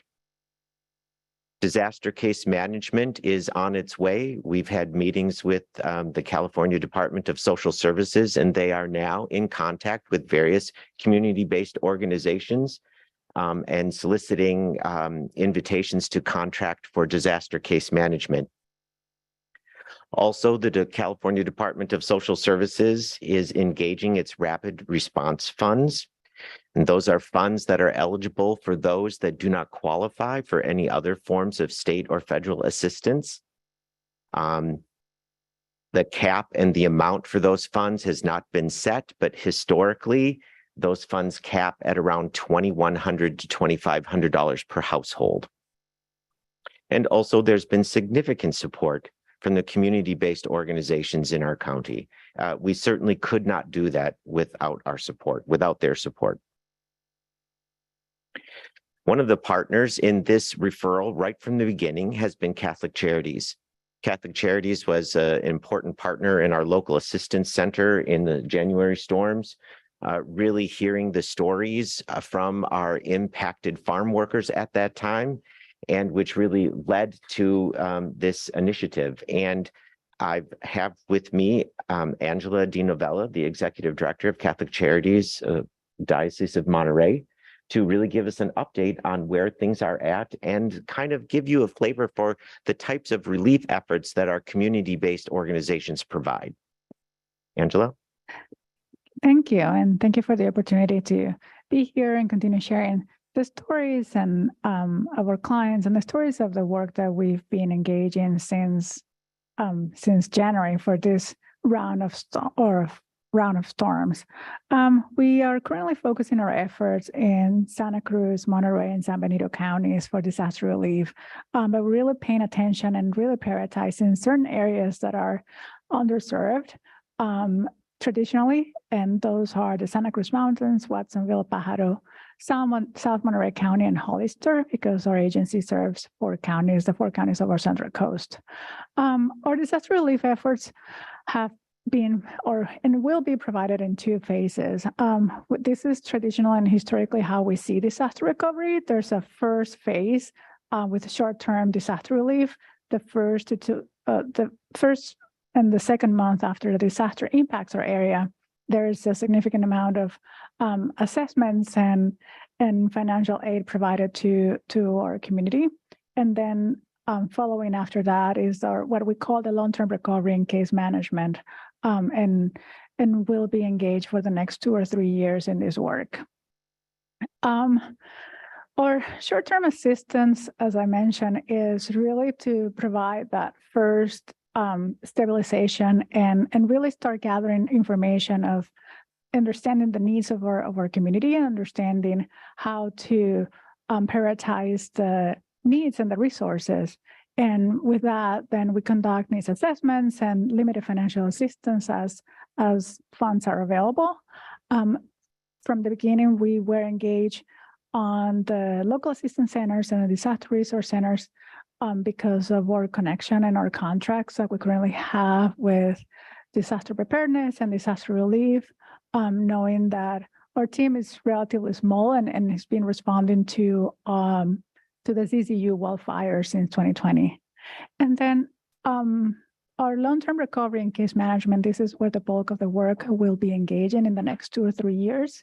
And it's really focused on making sure that the people that were impacted by the storms that had home damages are able to return to safe and to a safe housing, basically. And with that, there's a team of disaster case managers that assess their needs and help navigate in different resources, including FEMA and any other resources that can be available to them, either locally or statewide or local. And we are honored to really partner with all the local nonprofits that are working in this community as well, same as parishes and the county and the statewide. And just so to provide context, yes, a lot of things have changed since the January. And because we now have an emergency contract from the Department of Social Services, who is the one that supports our case management team, we're able to provide that support to channel this proposal through that team instead of creating a new team, or to support the previous team that wasn't supported by any other type of support. So just to give it into context, I just wanted to provide the full picture of our work and what has changed since last time we met here. So that gets us to the new project that we so appreciate the guidance from the supervisors and from the county administrator's office on really developing this new plan. We are really looking to continue our partnership with Catholic Charities to provide $180,000 in rental assistance support for Catholic Charities to work through themselves and their disaster case management team and their community partners to provide that direct assistance to those impacted. We're focusing on persons, farm workers, hospitality workers, those that work in small businesses, any others that are in need and do not qualify for any other forms of assistance, either through the state or federal government. One of the concerns that was brought up in our last conversation on this referral was the amount of the administrative expenses. And as Director Nino Vella has just indicated, because of the new relationship between Catholic Charities and California Department of Social Services, we're actually able to layer this program into that effort as well and significantly reduce the administrative costs to actually get the aid out to people. We're also looking to develop a similar relationship with the United Way of Monterey County. We currently are engaged with the United Way to provide rental assistance through a number of federal and state programs. During the pandemic, we also engaged with the United Way with a specialized fund that was approved by the Board of Supervisors to provide rental assistance to those that were unable to qualify for the other forms of program. Those persons were mostly undocumented. So we already have this relationship, the infrastructure already exists, and they're able to move forward. What's also good about both of these options is it allows us to activate them almost immediately. We have already completed the contract with Catholic Charities, and pending the approval of the resolution today, we'll be able to move forward with execution of that contract. We've also completed the contract amendment with United Way and are ready to move forward with the execution of that contract amendment, thereby getting the funds to both agencies very, very quickly. We're really looking to provide a benefit through both programs of $800 to $1,200 per month, capping the household amount at $2,400. So really this fits into the short-term assistance that Director Nino Vella was talking about as we move then into the long-term recovery assistance later on. So really what we have today is a request to approve the resolution, which would provide us the authorization to execute both the contract with Catholic Charities as well as the contract amendment with the United Way. One thing I would like to point out is we are suggesting that county contingency funds be used in the amount of $378,000 to fund both of these programs. That would leave about $125,000 $4,000 and change left in the county contingency fund. All right. Thank you very much for all your hard work and our partners. Now a hybrid with United Way and Catholic Charities. Certainly when this first came, there wasn't a lot of other resources on the ground yet. And so we have some more, but I'm glad that this work went into this. I appreciate it. The question that came up in our last time we talked about this was, and I followed through at the end of our last meeting on this topic, which was whether a community foundation of Monterey County could contribute. And I know I reached out to Dan Baldwin directly, and he had expressed interest in perhaps enhancing the program and providing some additional funds. He said he couldn't give a number, but he told me to tell everyone today that he wants, the community foundation wants to be a partner and could perhaps contribute some additional funds that are coming to the foundation. If you could report on that. Yes, thank you, Chair Alejo. I also had a very nice conversation with Mr. Baldwin from the Community Foundation. I explained the proposed program to him. He was very excited. He said that fits in very well with their mission and how they operate.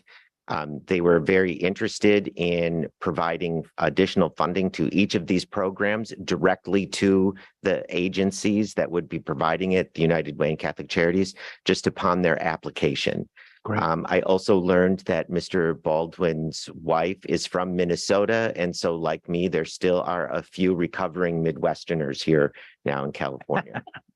All kidding aside, they were very excited about the opportunity to partner both with United Way and with Catholic Charities in enhancing the fund amount for the assistance to be provided to impacted persons. Thank you. And I just want to express my gratitude to Dan Baldwin, who's always been a champion through all these major pandemics and natural disasters. I mean, they've really been very good in coming through to our communities. And I want to express my support for this program to move forward today. Certainly needed, and I'm glad that you answered my main question, which is how soon could the program be up and running to deliver that assistance to people who need it. And as you said, it could happen very soon. So I'm glad that is possible. Obviously, the question will be whether we could enhance this in the future with other potential unused funds from the funeral and burial assistance program. That would be a question either we decide today or perhaps bring back next week. But certainly looking forward to enhancing perhaps this program and be able to help more residents. And I'm glad that we modified it because I hear the public, a lot has changed then, and certainly we need to modify it to where we know the needs are today in light of everything that has happened just in the last 5 weeks or so. So with that, we'll go to other Supervisor Church. I want to appreciate the efforts to control the administrative costs that, raise that. And I think you did, a very good job onto that. So it's, very appreciated. I see we're extending this on a larger than just the farm workers. I think it was a little conflicting sometimes reading it. Sometimes I was seeing farm workers and others, but I understood the intent on it there.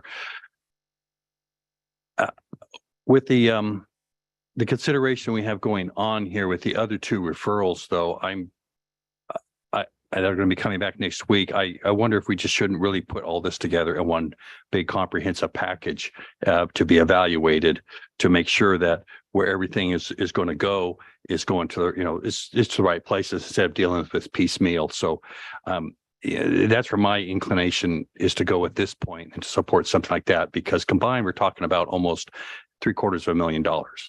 And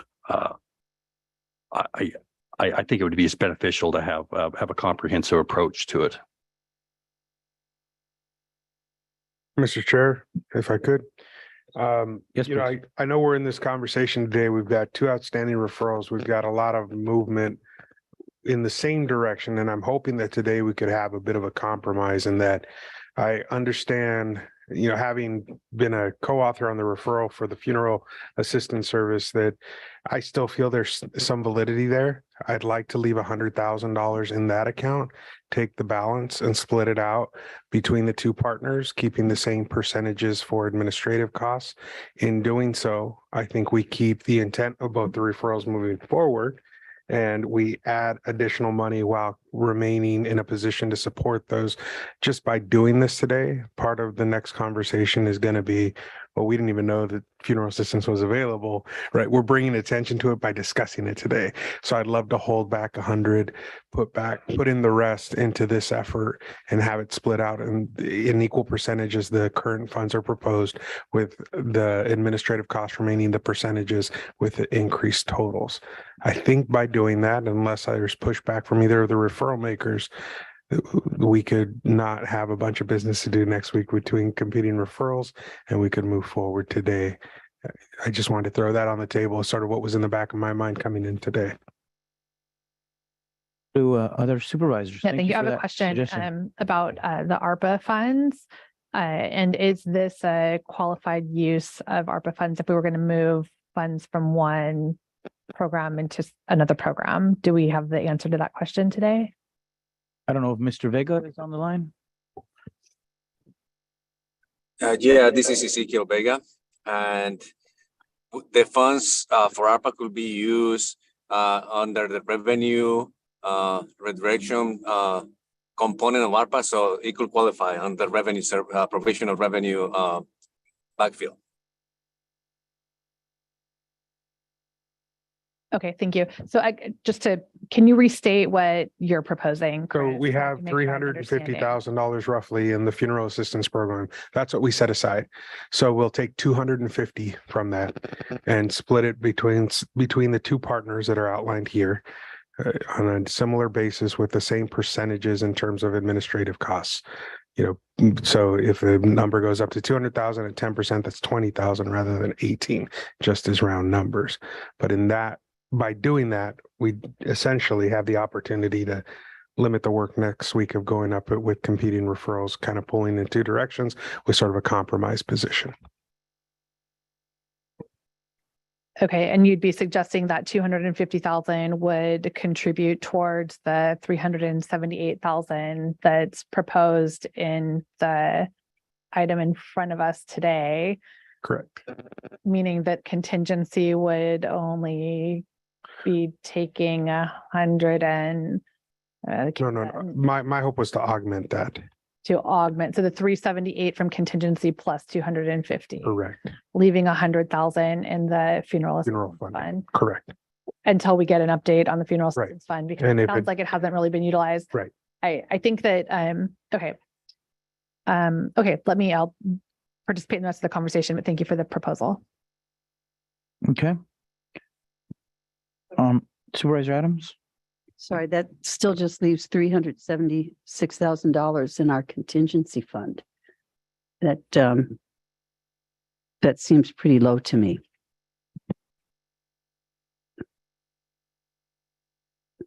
Yeah, I guess I'm just a little uncomfortable with it because we haven't, I feel like we haven't had demonstrated the need or the call for it, for the funeral and burial program. And it just seems like leaving $100,000 for something that may or may not be needed is just, at this point, when we're looking at such cutting back so severely and getting down to as I said, to the contingency fund just so low, it just makes me feel a little bit uncomfortable. And I feel like we also have 3 or 4 or 5 different things that are, coming toward us at this point. And I appreciate you wanting to get something done today, but I would appreciate a much more clear delineation of what it is that we're spending money on, so that we aren't just throwing money at programs without, kind of really seeing things a little bit more clearly. So I guess what I'm saying is I'm not 100% comfortable with leaving $100,000 in the program and taking our contingency down so low. But that's me. All right. Anyone else? Let's go to the public on this item. Just to follow up. Yeah. When would be the update on the funeral fund? Would that be next week too? Okay. Yeah, I just I got to express, I think leaving 100,000 in is really too much. It hasn't been utilized. And in addition, the reason I say we need a comprehensive approach, because what we have before us right now is about rental subsidies. What I've done at my referral is for, general assistance on low income. And what I think I've heard here from the public today was wanting to go in that direction too. So I think we have to get that part settled as well, which really hasn't been addressed, because I can't support something that just goes for rental. Subsidies. There are a lot of people who are in greater need for that, besides just the rental subsidies. All right, let's go to the public then. Any comments from the public on this item? Item 25 in the agenda. There's nobody in chambers, nobody online. You want to try to make a motion here? I'm just conscious of the fact that it's set up as a 4/5, right? Right. And I'm not hearing 4. And so again, So maybe we just vote on the original program and then deal come with back the next rest week and next deal with it week, all yeah. again. Right. Yeah, I'm happy to make a motion for the recommendations put forward by staff. Okay, we'll just deal with the original item number 25, and we'll bring back the referral items till next week for more information and more deliberation then. So motion on the original staff, I'll second that motion.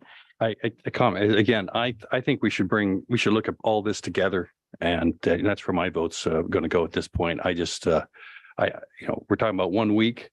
Let's do it right. Let's look at what needs to be done. So I can't support as that way it stands. I would like to see all this come back next week.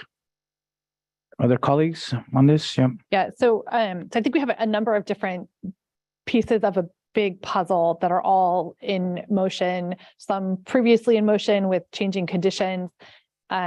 We have people who have needs and who are looking for clear direction about where to get their needs met.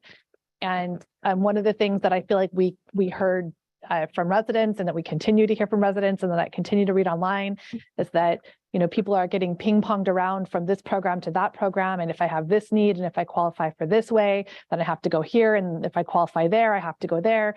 I think it's important that we're clear as a board about our commitment to provide for critical needs that our residents have, and that we do it in a way that is dignified and respectful and clear. I don't think we're prepared to give that type of direction today with what's in front of us, given what else is on the table. So I think I would prefer that we have a conversation about all of these things together. And I also want to be clear with my colleagues that what I hear is strong support from this board to support our residents. So in no way is an action not to support this today any indication that there isn't strong support to meet the needs of our residents who've experienced damage during these storms. So I don't want that to be misconstrued at all to my colleagues or to the public, but I do think that we need to have a broader conversation. Otherwise, we're not only making it more complicated for our residents, we're making it harder for them to get access to the resources that they need. So I'm going to not be able to support the motion that's on the table right now. Okay, anyone else? All right, I would just say that's unfortunate. We have to postpone this a week because we don't have the 4 votes for the public to understand that even though this was first brought up on March 24th, actually exactly 4 weeks ago, here we are pushing off and ping-ponging the public from being able to access resources for another week. The resources were needed yesterday, not today, yesterday. And people are hurting and having no other resources and nowhere else to really go to help pay their rent or meet other needs. When they get rent subsidy, that helps their other resources to be able to use for food and other needs in their community.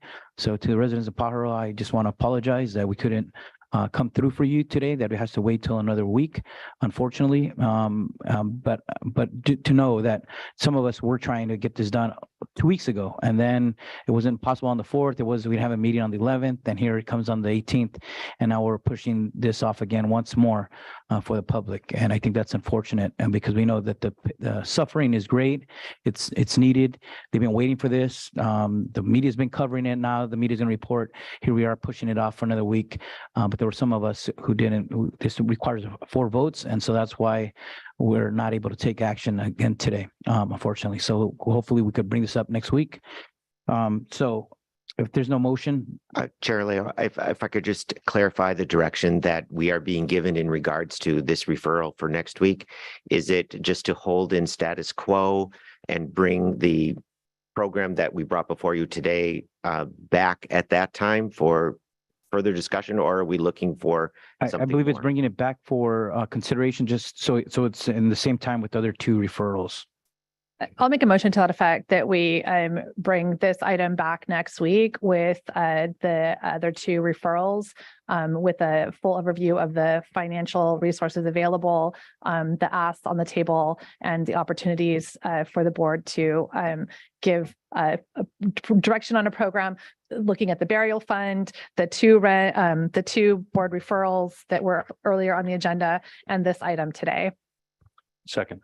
Item that we can look at in a whole. For clarification. Motion and a second, now speaking. Substitute Yes, motion. okay. There's been a motion and a second on a motion. Now there's a substitute motion. I think that was a substitute motion. I think that was my question because I had made the first motion and you had Oh, seconded. that's right. So I'm it's a- just, That's correct. So it would be a substitute motion, yes. On withdraw, in which case it can be the motion, and we can all support it, but. Well, for the record, I support the original motion. So this is a substitute motion. We were ready to vote on moving forward today, but there's been a substitute motion to bring this back next week.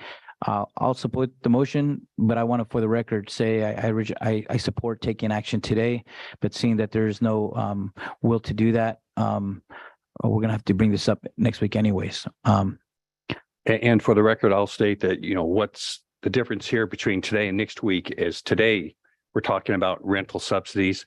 Next week on the table is general assistance, and that is the big difference. Thank you. And the fact that they won't get help for another week. Okay. Let's, all those in favor of the motion, please say aye. Aye. Those against? Abstentions? A motion carries 5-0. All right, we'll bring this up next week. Stay tuned, public. Let's go to item number Thank you. 26. This is to receive a follow-up response by the Economic Development Manager to board referral to determine the possibility of the County of Monterey joining various chambers of commerce throughout the county.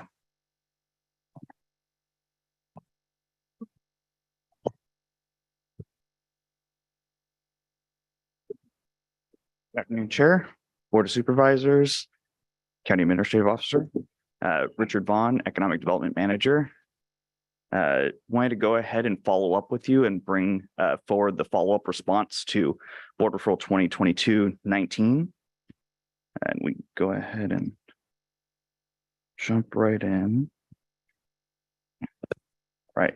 So quick background and summary of referral 2022-19. It was submitted by Supervisor Lopez back on September 20th, 2022. Preliminary response was submitted January 24th this year. And today is the follow-up response on that. Project description, just a refresher for everyone. The County of Monterey is currently, nor the County Administrative Office, is a member of any Chamber of Commerce. Economic Development specifically feels that Chambers of Commerce are a significant supportive organization to the business community and their respective communities. And it would be a benefit for economic development to become a member of these Chambers of Commerce. Currently do not have funding in economic development to become a member of not only a single chamber, but multiple chambers across the county. And economic development in the last, the preliminary referral received and implemented input from the board to bring back a more comprehensive analysis and anticipated effort for completion of this referral. And before you'll see the project description. So working across the various with the various chambers of commerce, county departments, the board offices, this was drafted and put together for you all today. So the Chamber of Commerce membership program would include 10 members from the County of Monterey, selected by the County Administrative Officer or the designee. The Chamber of Commerce membership program would be expanded to include any Chamber of Commerce in the county interested in being a part of this program. Any Chamber of Commerce interested would need to provide their proof of nonprofit status and business membership list.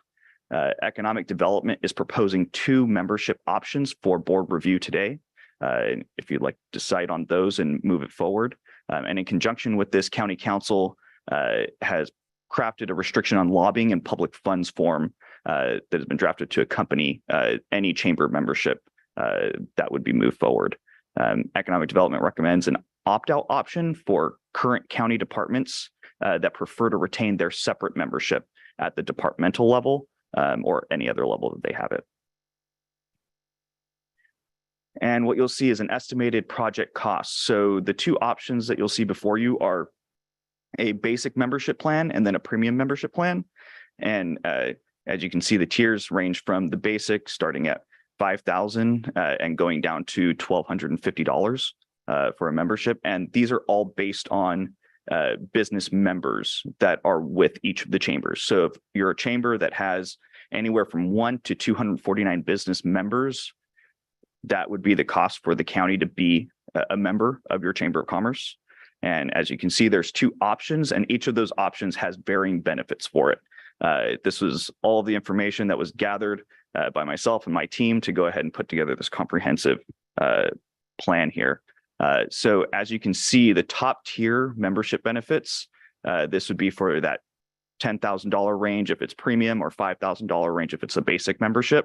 That would be, the county would be listed as a sponsor for 3 events or 5 events. You would get the county would get 5 tickets to 1 designated event at the basic level, or 10 tickets per event for any events that the county would, these 10 individual members would be interested in. And then as you go down, there's various other benefits that are included within this package at the mid-tier and then also at the base tier. Currently, staffing would involve the economic development manager as the lead member for an estimated staff time of 10 to 20 hours. And I know this was something that was brought up last time, and looking at expanding the scope, I still believe that this would be right around 10 to 20 hours, depending on the amount of events and various chamber programs that would be taking place throughout the year and over each month.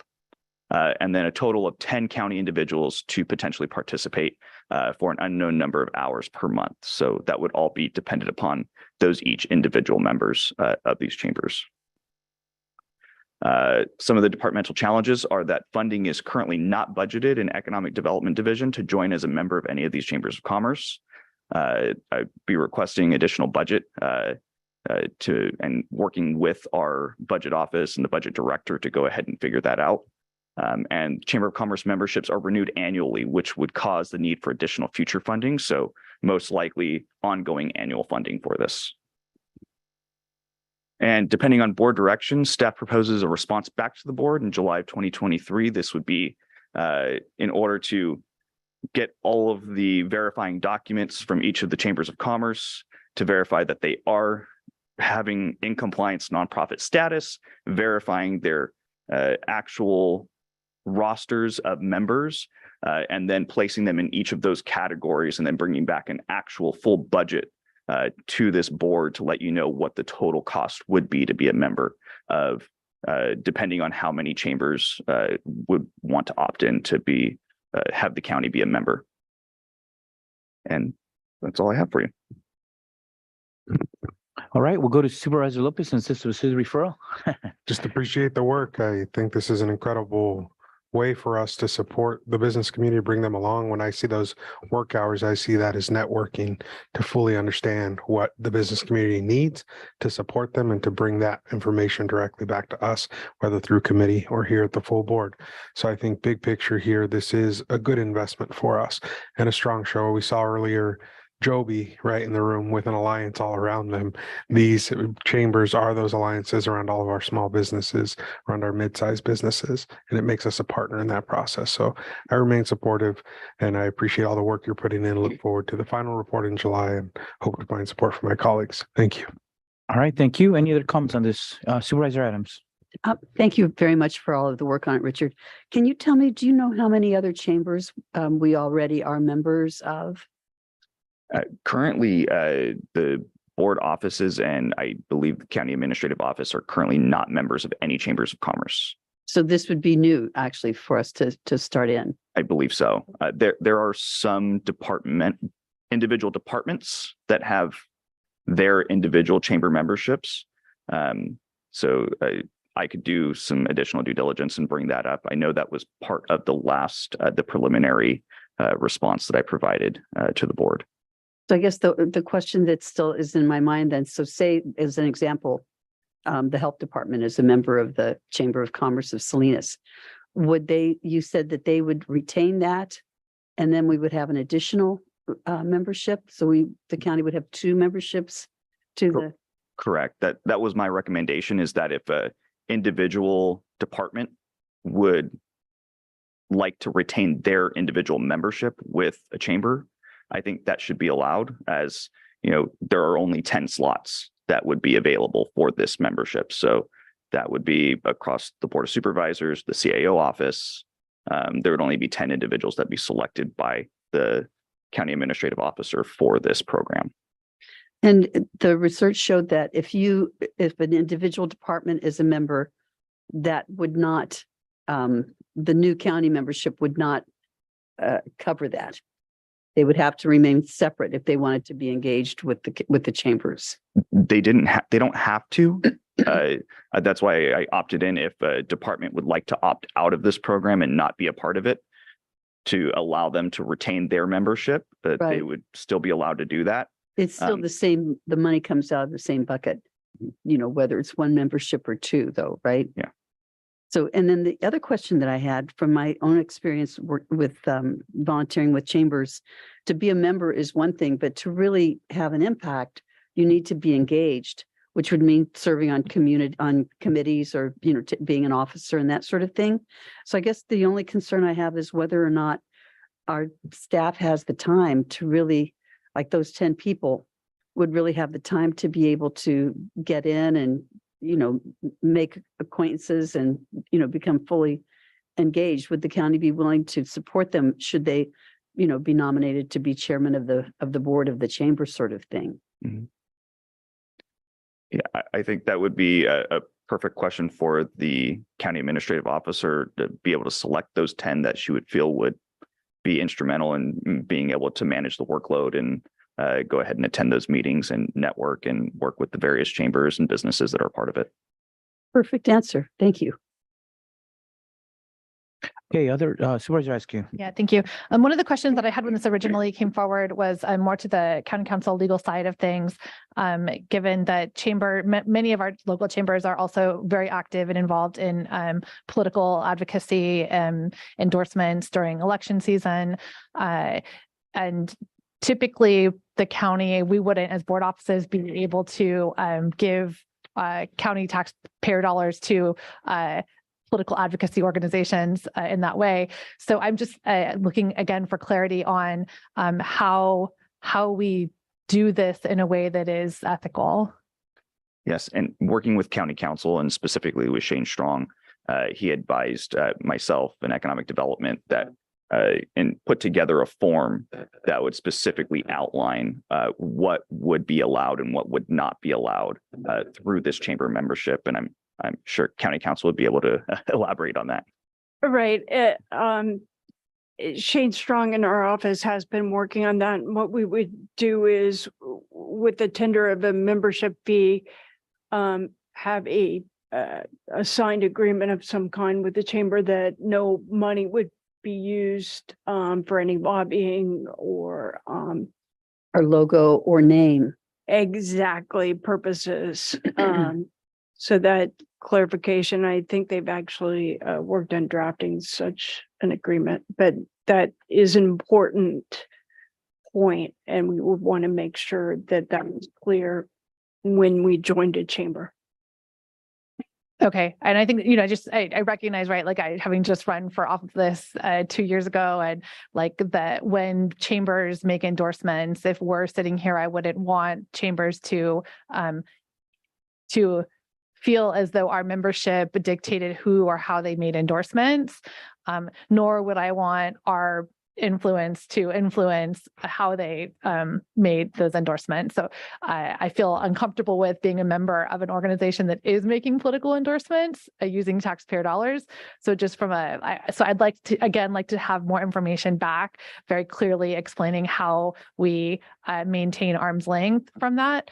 The other questions that I have in terms of I think when I originally heard the referral, I was thinking about not just the CAO Board of Supervisors portion of membership, but looking at countywide, who do we have memberships with? Like, how are we spending county dollars on chamber memberships? And how many people are actively involved? But I think if I hear your presentation back today, you're speaking specific to the CAO's office and possibly the CAO and the Board of Supervisors as two specific departments. Correct. And Okay. there are separate departments that do have chamber memberships. Right.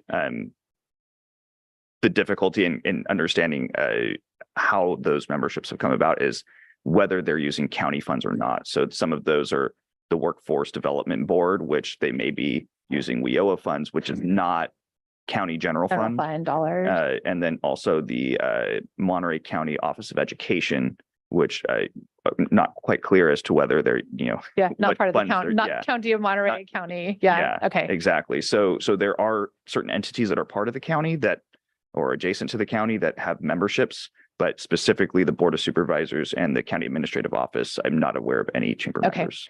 And so then just my final question of clarification, I'm sorry that I should have gotten clarity on this before yesterday, but when you had up on the screen, the county membership program that would allow up to 10 county staff to participate, is that for a specific chamber?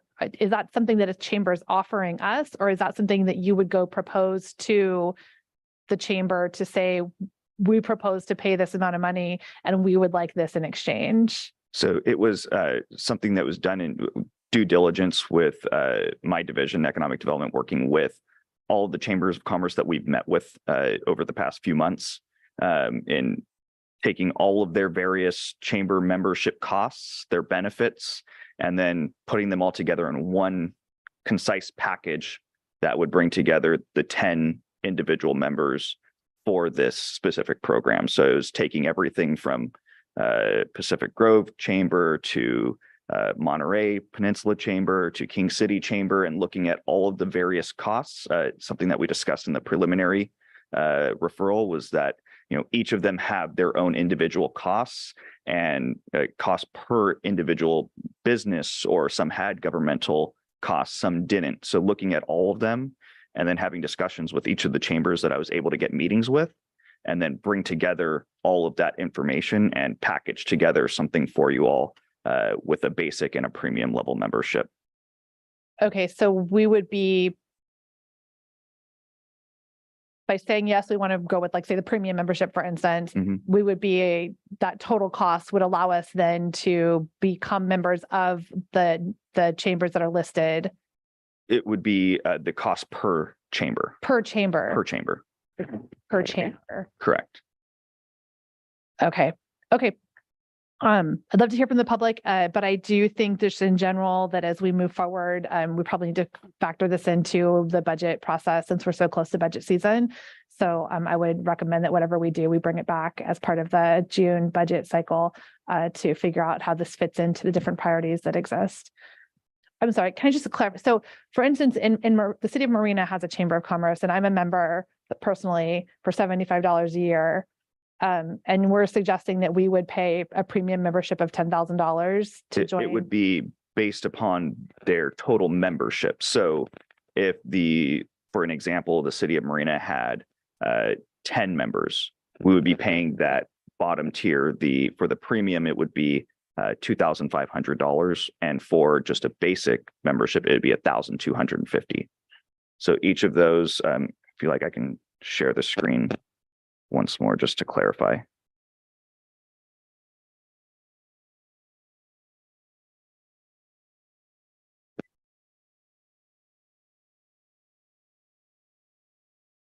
So if you see the base tier on the left for the basic membership, if they have between 1 and 249 business members, that would be the total cost. And then it would go up depending on how many business members each chamber has. And that would be the county's membership cost. Even if the membership cost of that chamber is lower, we would pay more because we're the county? We would pay that total because there are so many various chambers. In order to say that we're going to pay one less than another, it would skew the total calculation. We would have to do an elaborate calculation to figure out how much we would pay each individual chamber that would want to be a part of this program. Okay, thank you. Well, I'm supportive generally. I still the comment. Oh, I yeah, didn't know sure, if go you ahead, wanted to sir. follow it last or not. Yeah, go ahead. Go ahead. Okay, You thank go you. last. Yeah, I guess I'm still unclear sort of how the big cost out of this, and I understand part of the reason that we don't have a cost because we don't know how many chambers are involved. But I look at this and wow, if we get 5, 6, 10 chambers, it starts to run up. Then we've got 10 or 20 hours. That was a month, I believe it was, wasn't it? Correct. For staff. So I'm not sure how that's going to run up an extra cost too, but suddenly I start to see 6 figures in my, and total county costs exceeding that. And, if you're starting to head into some tighter financial times, this sticks on my mind. So I guess I got to see what is really the benefit of the county being a member. What is the county getting out of this? What are the taxpayers getting out of this?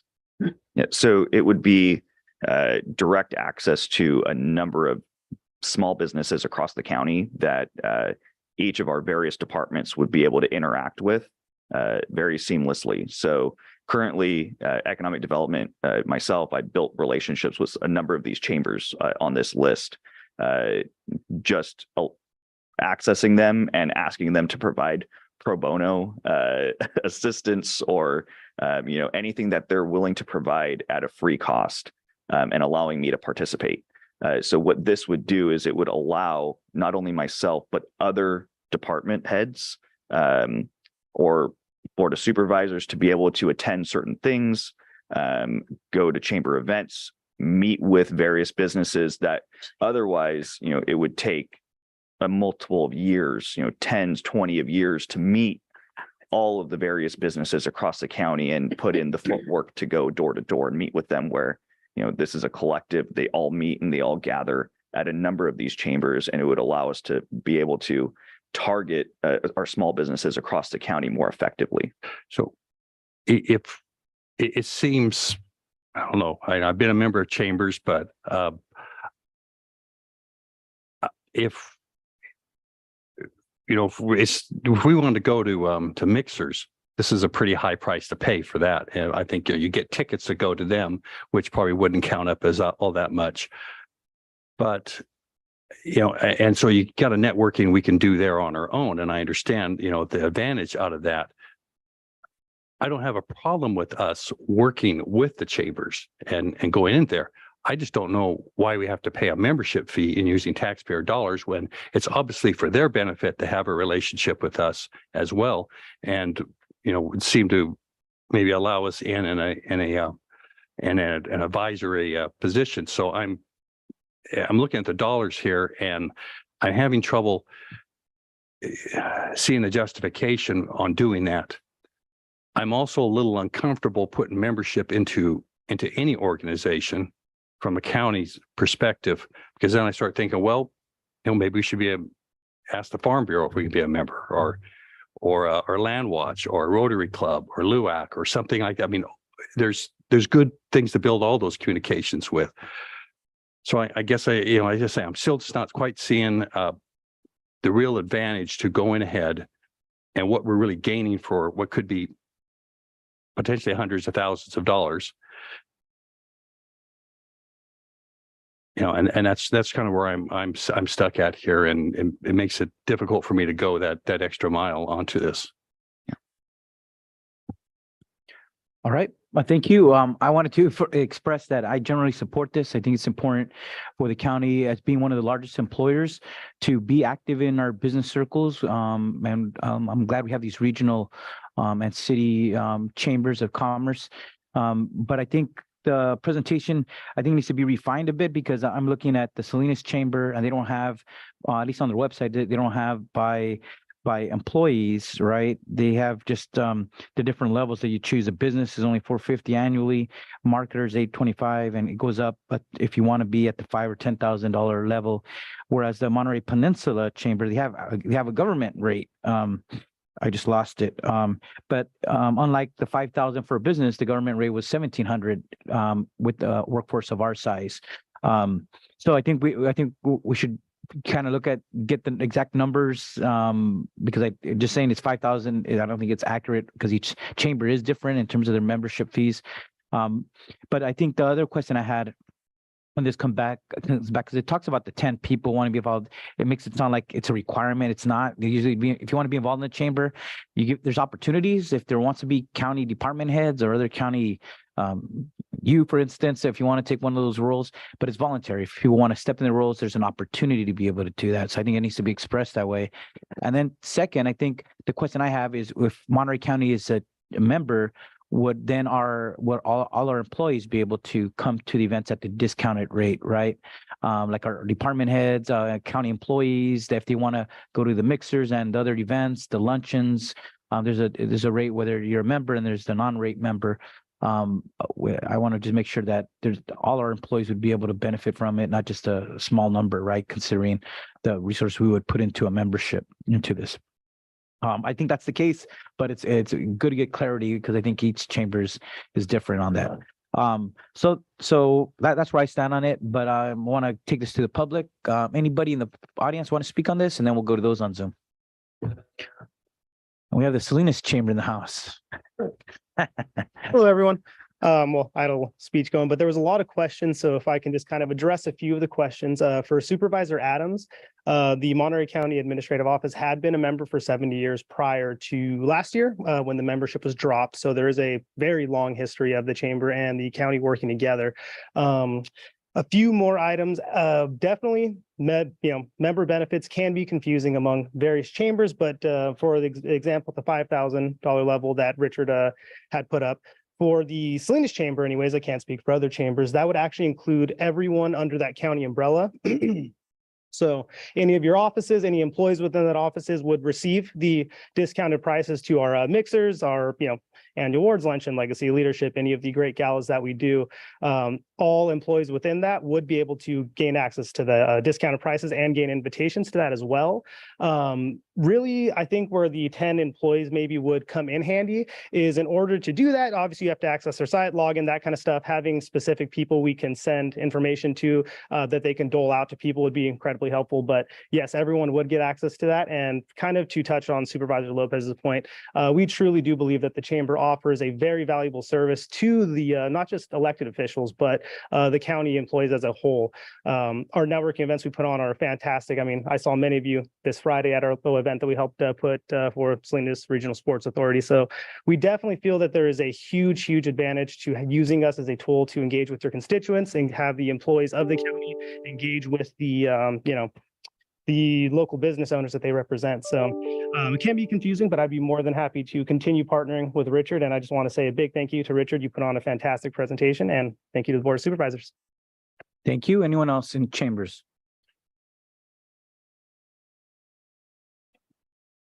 Good afternoon, Chair Alejo and Board of Supervisors, Nick Pasculi, County Communications Director. I'm also in favor of the county joining our chambers of commerce. I know myself as a communications professional and having served on the board of multiple chambers in our county, it is very beneficial for county engagement or government engagement with not only the business community, but we have to remember that it's not just small businesses that are members of chambers, it's very, very large businesses like, Taylor Farms and Dole and other such corporations. And they have employees that are our constituents and our residents. And so it's another way of providing transparent communication and engagement with those folks. It's also a way to provide exposure to county services that many folks aren't aware of. The county offers a tremendous amount of services that add value to the quality of life of not only residents, but businesses. And so this idea of networking is much broader than just shaking hands and having a good time at a mixer. It's actually engaging with people and listening. So it's a dialogue. I look at a chamber, a membership as a dialogue where we actually get to engage with the community on a broader level, on a more intimate level, and therefore we're able to bring back, as staff, we're able to bring back information to the board and to other elected officials in our county. As you're making decisions, you have a broader picture of what people are thinking. So thank you so much. Thank you, Ms. Pasculi. Anyone else in chambers? See none, let's go to those on Zoom. None? All right, let's bring. I have a question. Yes, Supervisor Thank you. Adams. So I was just curious among ourselves and especially with Sonia, whether we as a county pay for memberships in the service clubs like Kiwanis and Rotary clubs. Does anyone, I don't believe so, but I can have staff confirm that as well, since this issue will be coming back. I could confirm that. I think generally it's the individuals, the department heads that decide to become members. And one of the things that I am working to join is some of these organizations, like we're working with Nick to try to join the Rotary, the local Rotary. And that would be something that I would be doing as an individual as opposed to as an office. And I believe that's how we do it. But we'll survey staff, the department heads tomorrow and have that response for you. Thank you. I guess one of the things I'm thinking is I sort of weigh chambers versus Rotary clubs. It's often the owners of the company and the leaders of the company who are the real decision makers who end up being members of Rotary or Kiwanis.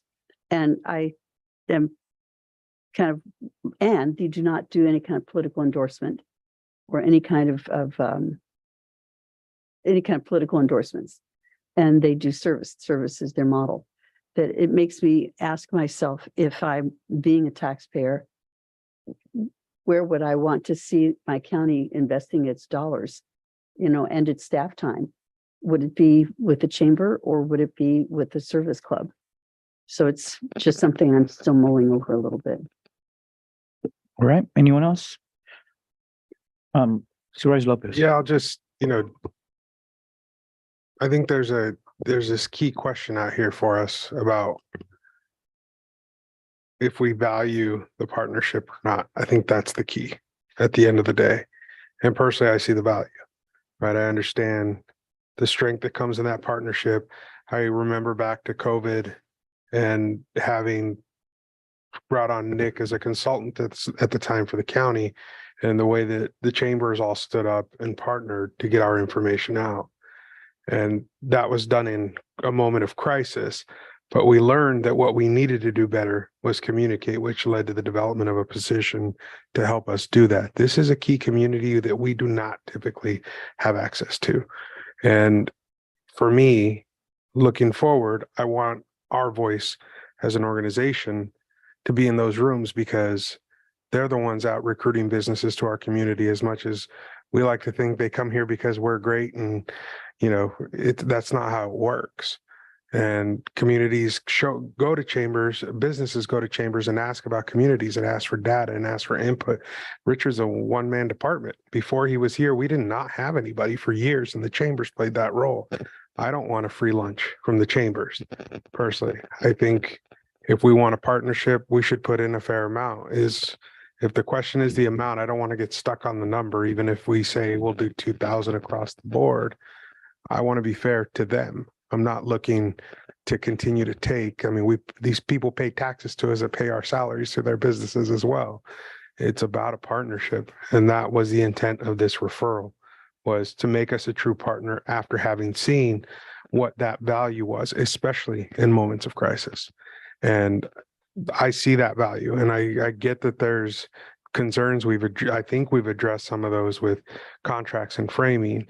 It's important, I think, for us to decide whether or not we see those chambers as partners running forward. We can go to the dinners and present resolutions, but at the end of the day, this is an opportunity for us to invest back in ourselves, because that's where this money goes. This money goes to recruit businesses, retain businesses, and create an environment where businesses want to come do work. And so I just wanted that out there. I know the next report is proposed July. Maybe we can make it come ahead of the budget conversation in June, or with, I know that that's typically a long day, but I agree that's something we need to have then, as part of that mix. And I know we've been looking at DSA and all that. This makes sense to me as part of that investment in our future, right? Personally. So I just wanted to put that out there in terms of general direction as we bring this back, to maybe bring us that other option, discuss that with the chambers.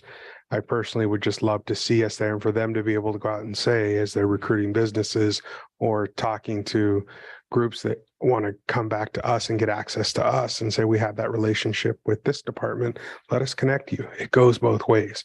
I'm not looking for a free lunch here. I want to connect, and I want to be part of this in a way that means something, because I can sign up for my own office and I can show up to as many meetings as possible, but that's not the same as saying the county as an organization supports the chamber and what it does for our communities.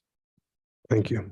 Agreed. And it's not new that we have local governments that participate. I'm looking at the Salinas Chamber, and Hartnell College is on the board. John Origi from our Weather Tech, Laguna Seca is on the board, but SVMH is a member, Natividad is a member. I mean, there's Natividad Foundation at least is on a board member, but it just shows that there's a lot of government entities that see the value in supporting and interacting with our government, with our business communities throughout Monterey County. I agree that we should be, as one of the large employers and somebody, an entity that has so much economic might with our $1.8 billion, see ourselves as being part of that business community and being an active member within it. So enough said. I think we're bringing this back hopefully at a sooner time on the budget. If there's no other comments, then we could move on to, because we have some more business to take care of. And I was wondering if I could get clarity. Would everything else inside of the board referral follow-up response be okay to be brought back, just looking at the overall total funding?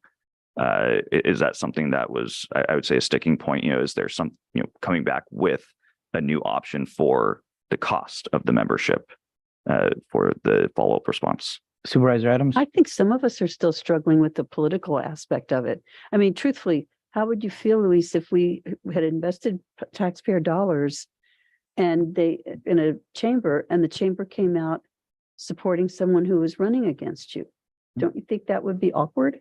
But I think our county council has answered it, and we've answered it every time Supervisor Askey has brought this up, that our agreement will have language that none of our resources would be used, or like you were saying, name or logo or entity, anything related to political aspects of any chamber. Right. I mean, we would not be. No, the chamber but would not be. That's in an agreement. Chamber's not going to change their modus of operation.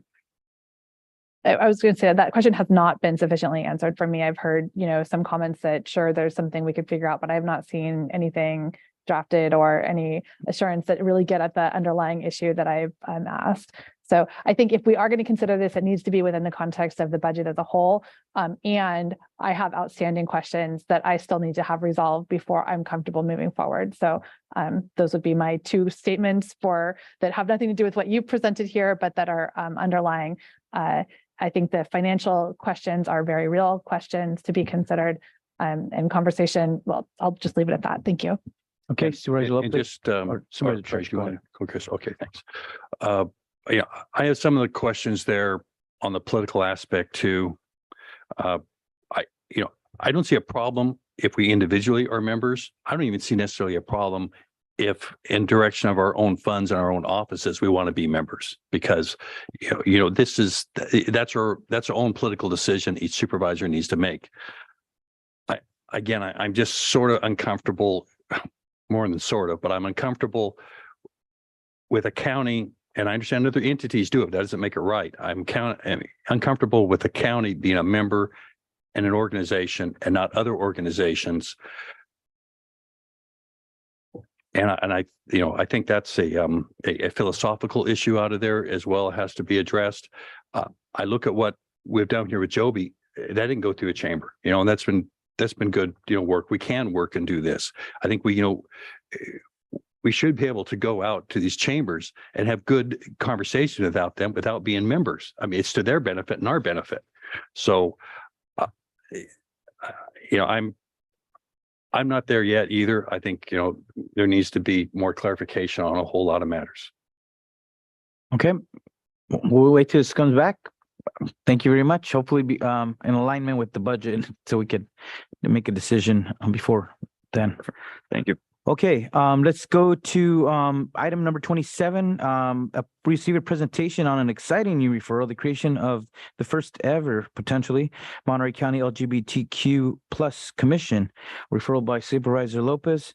But we have Juan Rodriguez from the Equal Opportunity Office who will be presenting on this. Civil Rights Office, actually, right? Civil Rights Office. They wrote it down wrong. All right. Good afternoon, County of Monterey residents, supervisors, and county colleagues. My name is Juan Rodriguez, and I'm the County Civil Rights Officer. With us today is also Nadia Velarde, an associate with the Civil Rights Office. We appreciate the time to present to you our response to this referral to review the possible creation of an LGBTQ plus commission. Before we start with the substance of the presentation, however, we really want to thank the County of Monterey residents that took the time to participate in one or more of our community listening sessions, and our colleagues in San Mateo, San Francisco, and Santa Clara counties that provided insight into our referral response. Knowing that you've had a long day and you still have another presentation, I will now hand it over to Nadia for the substance of the presentation. So good afternoon, everyone. As Juan said, my name is Nadia Velarde, and I'm an associate with the Civil Rights Office. I thank you for allowing our office the opportunity to explore this work. So the referral was submitted on November 3rd by Supervisor Lopez. It was assigned to our office on November 8th. This referral sought to create an LGBTQ plus commission. Specifically, the referral sought to create a commission that monitors and makes recommendations around policies that impact LGBTQ plus communities in order to provide leadership and support for the well-being and longevity of the LGBTQ plus communities in Monterey County through coordinated and integrated approaches. So the executive summary, as for the timeline, once we receive this referral, we plan to host community workshops to get feedback on the needs of the community. We intentionally plan to host these sessions during the month of February because we felt through January and December that the holidays, it would be more difficult to get people to show up. So these workshops were intentionally held in February and they were open to the public, but we highly encouraged members of the LGBTQ plus community to attend. Each session was a standalone session, and we held 4 in total, 2 in person as well as 2 via Zoom. In these sessions, we utilized participatory action research methods. So this is essentially a research method that centers participants as experts in their community, in their neighborhoods, as well as any condition or statuses. From this, we work together with the community to understand the current climate of the given issue and identified solutions and ideas for their future. Participatory action-based research and methodology has become a best practice in the fields of social change as well as community engagement. Once we completed our sessions, we also researched other governing bodies throughout the state, and then we held a follow-up session with our community members of the research and findings from our sessions. An overview of the recurring themes that emerged throughout the needs of the sessions can be seen on the slide here. You can also find this in our report study attachment that was on the agenda. The themes that emerged were local government and accountability. So beyond in-depth, this is going more in depth. The community would like to see more intentional LGBTQ plus efforts in various capacities. Some of the ideas that emerged were including a seat on County of Monterey commissions, review of county policies, law enforcement training, inclusive and self-fill options on our forms and surveys. Also, they mentioned a community survey of those that identify with the LGBTQ plus community to determine the needs of the demographic. The community was firm that they would like to see community funds tied to local LGBTQ plus support and initiatives. Another theme that emerged were centralized resources. In terms of a governing body, the group wanted a body where LGBTQ plus issues were led by local LGBTQ plus people. The goal would be that every LGBTQ plus person would know what county services are available to them and where to find them. Some recommendations that emerged from this were a webpage with resources or physical resource spaces. Another theme that emerged was stable monetary investment. A recurring theme throughout our sessions was to invest in the LGBTQ plus community. The participants would like the county to provide specific funding in the county's annual budget to serve the LGBTQ plus community and the issues and initiatives tied to that funding. They would also like input from the LGBTQ plus community on those decisions. Some recommendations for the allocation of money were, and this is long-term thinking, would be in a physical space. Another idea were stipends for the governing body that is created, or the governing body being able to manage a budget or perhaps help facilitate any grants that are dedicated to LGBTQ plus issues. Another theme that emerged and the aspiration for many of our participants in our community sessions was the establishment of a physical space or resource center. Many in the community believe that they do not have anywhere to go physically for resources in our county. And some mentioned that when they have received and searched for services, they drive up to the Bay Area. The group envisioned this physical resource space as a hub for medical, mental health, and legal resources for all ages, and we're intentional about the inclusion of seniors as well as youth. The group would also like counselors located long-term in as many districts as possible, and spoke of potentially having a paid LGBTQ plus representative located in each supervisorial district. Something else that emerged was accessible training and resources. So the community would like to see a free flow sharing of culturally grounded resources made available to support LGBTQ plus affirming care as well as family acceptance. The participants thought it was important that the county provide training on how to best serve LGBTQ plus populations, such as what we should and what we need to include on our documentation, as well as inclusive interactions where relevant to department functions. So this was specific to law enforcement officers, healthcare providers, as well as any public facing staff. As for visibility and the conditions wanted, the groups are clear that they would like the conditions of whatever body is created to be non-threatening to any immigrants, as well as any under-resourced groups in the county, and inclusive of any language or gender. Another theme that emerged was the better integration of local government and non-governmental agencies and organizations around LGBTQ plus issues. With this being intersectional in its approach, there was an emphasis on supporting and uplifting those who are already doing this work for the LGBTQ plus community. The groups also mentioned that there may not be a need right now to create a governing body, but rather invest in strengthening the already existing resource and infrastructure that exists. There was also an emphasis of involving youth in the leadership of the governing body, and the participants recommended conducting a community survey to better understand the needs of the LGBTQ plus population for future county-led endeavors, and to provide a deeper insight into the issues that this population wishes to prioritize. In addition to that research, as stated, we also gathered some insight from the existing LGBTQ plus governing bodies throughout the state. We found that in San Francisco, their LGBTQ plus committee was established over 25 years ago. The committee depends on its committee members to bring forth those new projects that the group mainly finds around their own and is more focused around policy. The group was mostly made up of people who worked for government or local nonprofits. However, San Francisco has multiple staffed LGBTQ plus related nonprofits in their region, whereas Monterey County has one. Santa Clara has the Office of LGBTQ plus Affairs, and this is within their Division of Equity and Social Justice.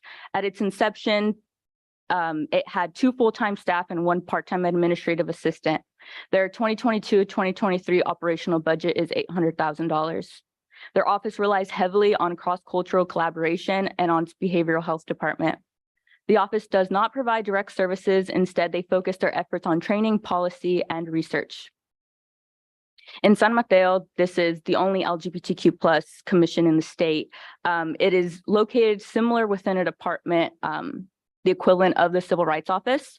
The office in San Mateo staffs 2 commissions and has 1 full-time employee dedicated to these commissions.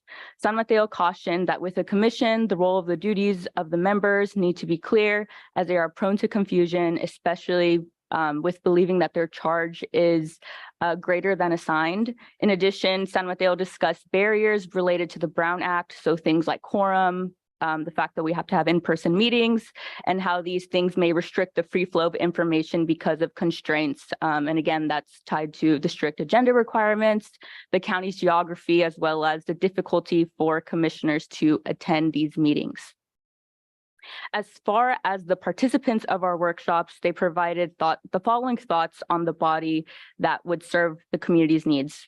So as for a commission, participants of our workshops felt that similar to what San Mateo brought to us, that said was a barrier of flexibility with the commission. So one of the biggest concerns were the need around formalisms and the thought that that might compromise the commission's effectiveness of accomplishing its goals.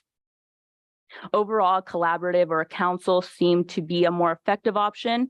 They explored the idea of this having community groups and representatives from the county. They also believe it could potentially be more responsive than a commission and would allow for greater participations from all corners of our county.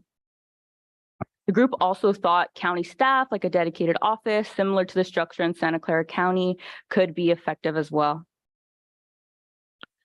All right. So after listening to the residents that generously gave us their time in those listening sessions, speaking with our sister agencies, conducting research to see what other jurisdictions throughout the state are doing, and weighing county resources, we believe that the most responsive body at this time is a collaborative or a council. The collaborative will have the flexibility wanted and needed by our community members. It would include representation from local community organizations currently advancing the work, such as Salinas Valley Pride, Monterey Peninsula Pride, or our very own LGBTQ plus professionals employee resource groups. And in addition to that, there should be and must be county representation, county department representation to provide that connection with local government. One of the needs we heard from the community was to have a space or center for the LGBTQ plus community. A collaborative would provide more flexibility with funding, having the ability to partner with for-profit entities for sponsorship opportunities. The most important thing about the collaborative, though, is that it does not preclude any other form of representation. If after a few months of working in the collaborative, the community believes a commission is necessary, we can always come back to your board and explain why it's necessary at that time. And in fact, maybe a collaborative and a commission could coexist at the same time. So in terms of resources needed or estimated project effort, currently the Civil Rights Office expends on average 27 total hours per month dedicated to one of its commissions. Those 27 hours include time spent by the Civil Rights Officer, analysts, and administrative secretary preparing the agenda, interacting with the commissioners, scheduling the meetings and presenters, and essentially attending the meetings or whatever other need the body has. To give you an idea, our office is 5-person strong. It's me, 3 analysts, and an administrative secretary. So it's this is not permanent, but right now we have 1 analyst on leave. So it's 2 analysts, me, and an administrative secretary. We also staff 2 commissions. We staff the Equal Opportunity and Civil Rights Advisory Commission, the Commission on Disabilities, and we also staff the Equal Opportunity Committee with the Board of Supervisors. In the chartering of the body, the Civil Rights Office expects a heavy lift, requiring at least 20 hours per week, if not more, initially. Depending on the frequency of the meetings, the membership, and engagement by the members, we can envision consistently needing about 20 hours per week to run this commission. So let me talk to you a little bit about cost. This is a difficult conversation for 2 reasons, for me at least. One is accepting that the CRO staff is very busy with all the other tasks. We cannot do everything, and we need the help. The other reason is we are well aware of the current budget trends. Nevertheless, this is what we believe will need to effectively get this body up and running, while at the same time continue our duties effectively. So you'll see from that slide that we explored a few options. We have a potential equal opportunity analyst, which is the first step in the analyst series within the Civil Rights Office. It's similar to the Management Analyst 1 in that series of MA1, MA2, MA3, and an Equal Opportunity Specialist Confidential, which we currently do not have in the office, but is very similar to a Human Resources Personnel Technician. It's below the analyst series. Working with our budget analyst, we estimated the cost of the position for a full year that you can see on the slide. We also included a calculation with and without benefits. Our recommendation would be for the position to be fully benefited position if part-time. However, as a fully benefited position, this job could be an ideal get-in-the-door county job for a working parent, a person with caregiving duties, or someone that just wants to work half-time. Between the specialist and the analyst would give us a bit more options in terms of the work they could perform. More analytical work, for example. And the difference between a half-time specialist and a half-time analyst with benefits is not that much, relatively speaking, of course, it being less than $20,000 per year. The higher pay would also attract a more experienced candidate. The other advantage of the analyst over the specialist position is that once the LGBTQ plus body is up and running and as needed, then analysts could do more work to promote collaboration between the other two commissions, the CRO office staffs, and to identify opportunities for collaboration with other county departments and outside agencies, organizations, and groups. This structure would be similar to what we see in San Mateo County, with one full-time employee overseeing two commissions, although here they would oversee three commissions, or three bodies, I should say, and one committee. I reiterate that I understand this is a big ask at this time, but we believe this is the best way to keep the Civil Rights Office effective with its current duties and at the same time be faithful to this new endeavor. Again, we really want to thank the board for the opportunity to look at this issue, and to our internal and external partners, such as the LGBTQ plus professional ERG, Salinas Valley Pride, Monterey Peninsula Pride, and all those great people that took the time and generously gifted their time to us to help us in this response. And with that, we are available for any questions.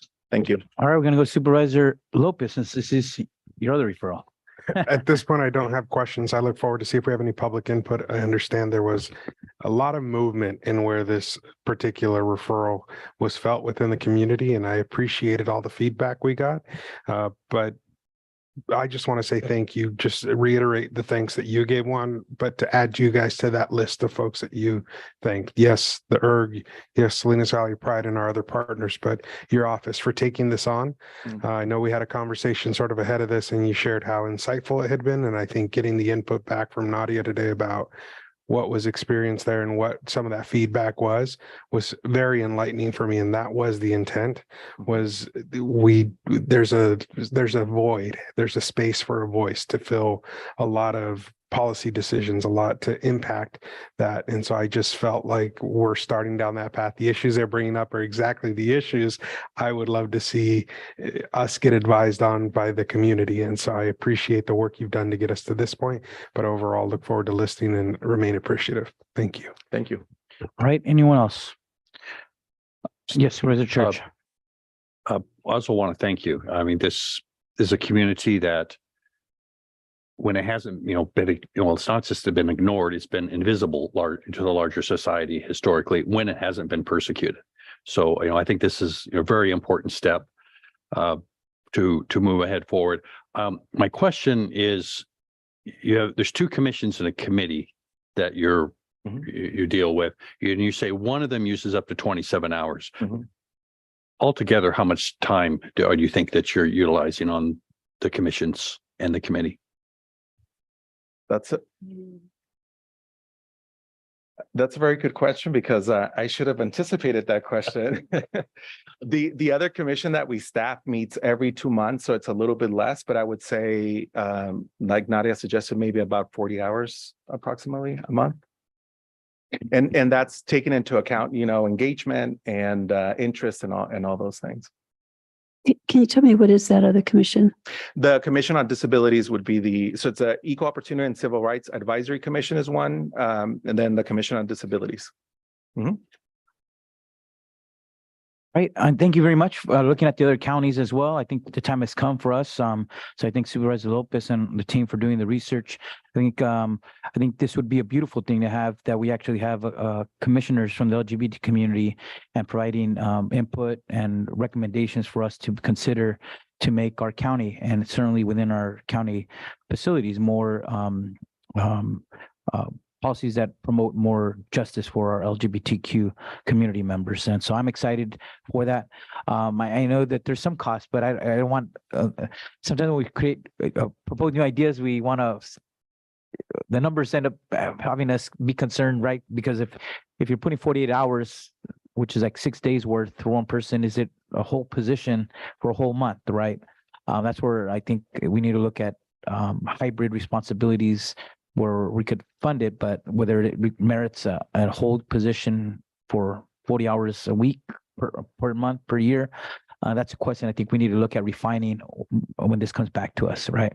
But I know as you pointed out, even the Committee on Disabilities needs some resources and staffing for those for those commissions to function the way we intend them to. So thank you, though. I think it's very much well appreciated, and I hope that we could create this first ever landmark commission on LGBTQ for the people of Monterey County. Let's go to Supervisor Askew. Yeah, thank you. Supervisor Lopez, thank you for putting the referral forward. We've got two very active pride groups in Monterey County. Baymet covers Monterey County. And yet the work that needs to be done is so much more. And from a policy and advocacy standpoint, recognizing, we've got little pockets where we're actually making progress.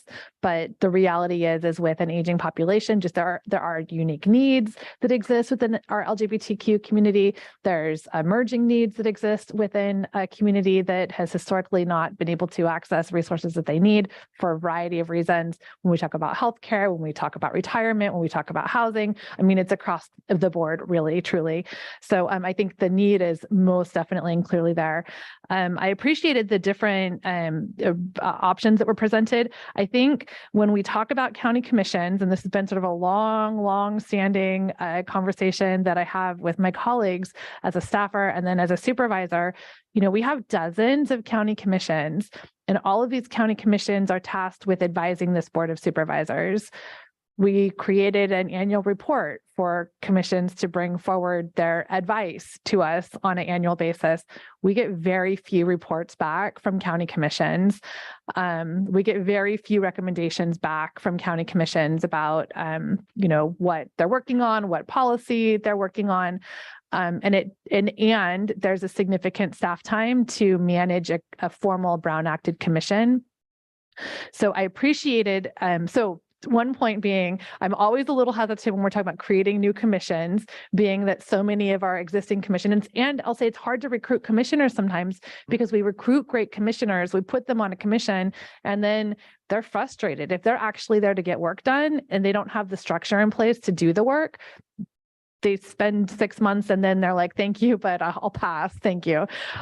So I'm always hesitant. I would want to know that we have another conversation for how we can make sure that our commissions are effective and performing at their highest and highest use of the volunteers who are giving their time.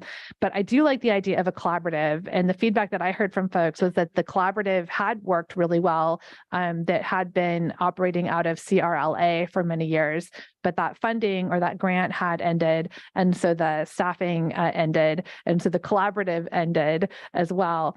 And I think one of the things that I would be open to as we move forward is, is if we do move forward with a collaborative, is it best situated in the Office of Civil Rights? Is it best situated in the county? Is it best situated through a nonprofit partner that has, space and some more flexibility than sometimes what the county has the ability to do with staffing?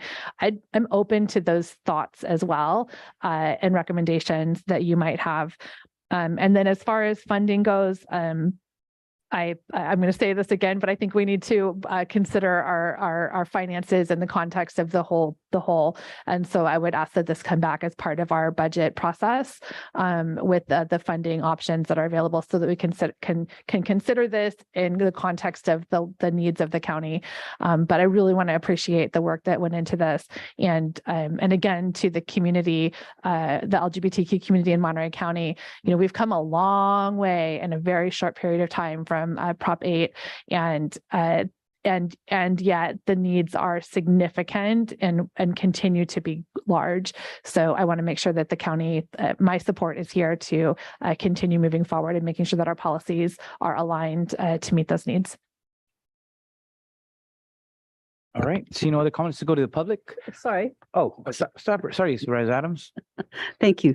Thank you very much. And I too just appreciate very much the time and effort that you went in, and the excellence of the approach that you have toward an LGBTQ commission. I think it's a great idea. I feel quite a bit like Wendy does. I'm really supportive of a commission, but I don't like to see us trying to find money for something now when the budget is just around the corner. So although I want to totally reiterate my support for a creation of an LGBTQ commission, I do want us to go through the process as far as finding the funds. The other thing that I was thinking about as I started thinking about this, and I know the Commission on the Status of Women is struggling as well, that maybe it's time for us to take a look. In a perfect world, we would have plenty of funding for this, that we would take a look, scan all of the commissions that we have to find out where do we stand with staffing.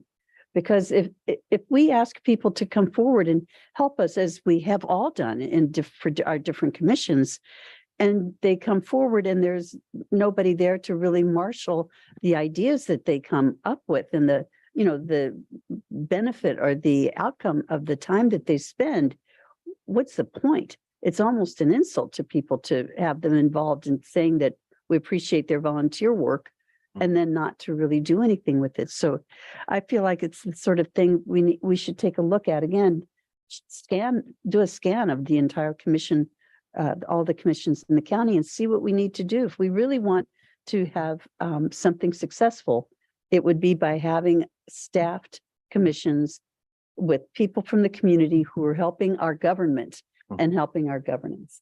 So that's my story, but I do just want to really thank you and support the idea of this commission.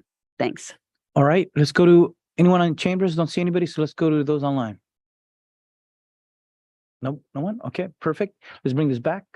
Supervisor Lopez. Yeah, so given the work that staff has done, I really like the idea that we've gotten to the concept of a collaborative by talking to the community. And I personally believe we're going to get to a commission, and I'd love to see that born out of the collaborative. Personally, I'd like to see it stay within the county. I love the concept of maybe going out to partner with the nonprofit, but one of the things I heard was there's a certain credibility that comes when you are within the organization, the county. And I think that's where we're headed. I think there's so much work to do from what I've heard. I'd love to see that happen organically by beginning with a collaborative and watch it grow into more. And so I don't know where the support is today, given the comments about the budget, but personally, the halftime analyst position to get this kicked off makes sense to me. So that's where I'm standing today. I'd love to see it be a collaborative within the organization, beginning under CRO. If there's a desire from that community to see it go elsewhere, then we can have that conversation. But I think that's a strong place to be, to give it enough credibility that it is part of the county. And again, I think it's going to blossom and grow, and I look forward to that happening. So, and if I may, I have the same suspicion, but I think one very important thing that the community said is that they definitely want government involvement. They want us at the table. And then also just the impact of that, what it means for Monterey, like LGBTQ plus people in Monterey County, to know that their government issued this referral and is like standing by that. I think like the fact that this came forward was already it left impact on people. All right, we're going to keep this meeting moving. Thank you very much. We'll bring this will come back. Is that direction today? Are we doing direction? You want to today? bring it back to consider during the budget? Similar to that last item. Okay. So we can put on the If that's- table when we That's where the consider. majority is. I'd love to go today, but I'm willing to hold off today. It's just All right, we'll consider in one of those community requests, new programs, new augmentations in the budget. So come to us May 31st, Yep. June 1st. that works. All right, thank you very much. Thank you for your time. We got one more regular item before we go to board comments. This is our last referral also from Chris Lopez. It's a Chris Lopez show, Ag Pass program. And coming. Crowd is over. Our Ag Commissioner has been patiently waiting for this last item. Whether to approve an Ag Pass program subject to eligibility requirements and other terms described in the staff report. Good afternoon, Chair Alejo, members of the board, Juan Hidalgo Agricultural Commissioner. It's great to see you here and thanks for your patience and for your time today. I'm here with Nadia Garcia from my office and she will be doing the presentation today on this item. Thank you. So my name is Nadia Garcia, and also in our Zoom is our finance manager, Henry Essler, and he might chime in if needed. So good afternoon, Chair and members. Today we are presenting for your consideration the Agricultural Pass Program, also known as the Ag Pass. Next slide. Staff's recommendation is to find the approval of the Ag Pass program categorically exempt from CEQA, to approve the Monterey County Ag Pass program as presented today, and to authorize the Agricultural Commissioner's Office as the administrators of the program. Next slide. For your background, the purpose of the Ag Pass is to provide a uniform way to identify commercial agricultural operations and their operators to frontline emergency responders. Possession of an Ag Pass card during a fire, flood, storm, earthquake, or other disasters allows the agriculturalist limited emergency access to areas that may otherwise be restricted. Activities that are allowed under the Ag Pass are as follows: sheltering, transporting, evacuating, feeding, watering, or administering veterinary care to livestock. It also would allow irrigation of crops. And finally, it would allow providing auxiliary support to emergency responders, such as identifying water points or roads. An activity that is not allowed under the Ag Pass is harvesting of crops. Also very important to note that an Ag Pass does not guarantee the Ag Pass holder access to the property. If there is imminent danger, frontline emergency personnel will assess the risk and use discretion to determine if access is allowed. Next slide.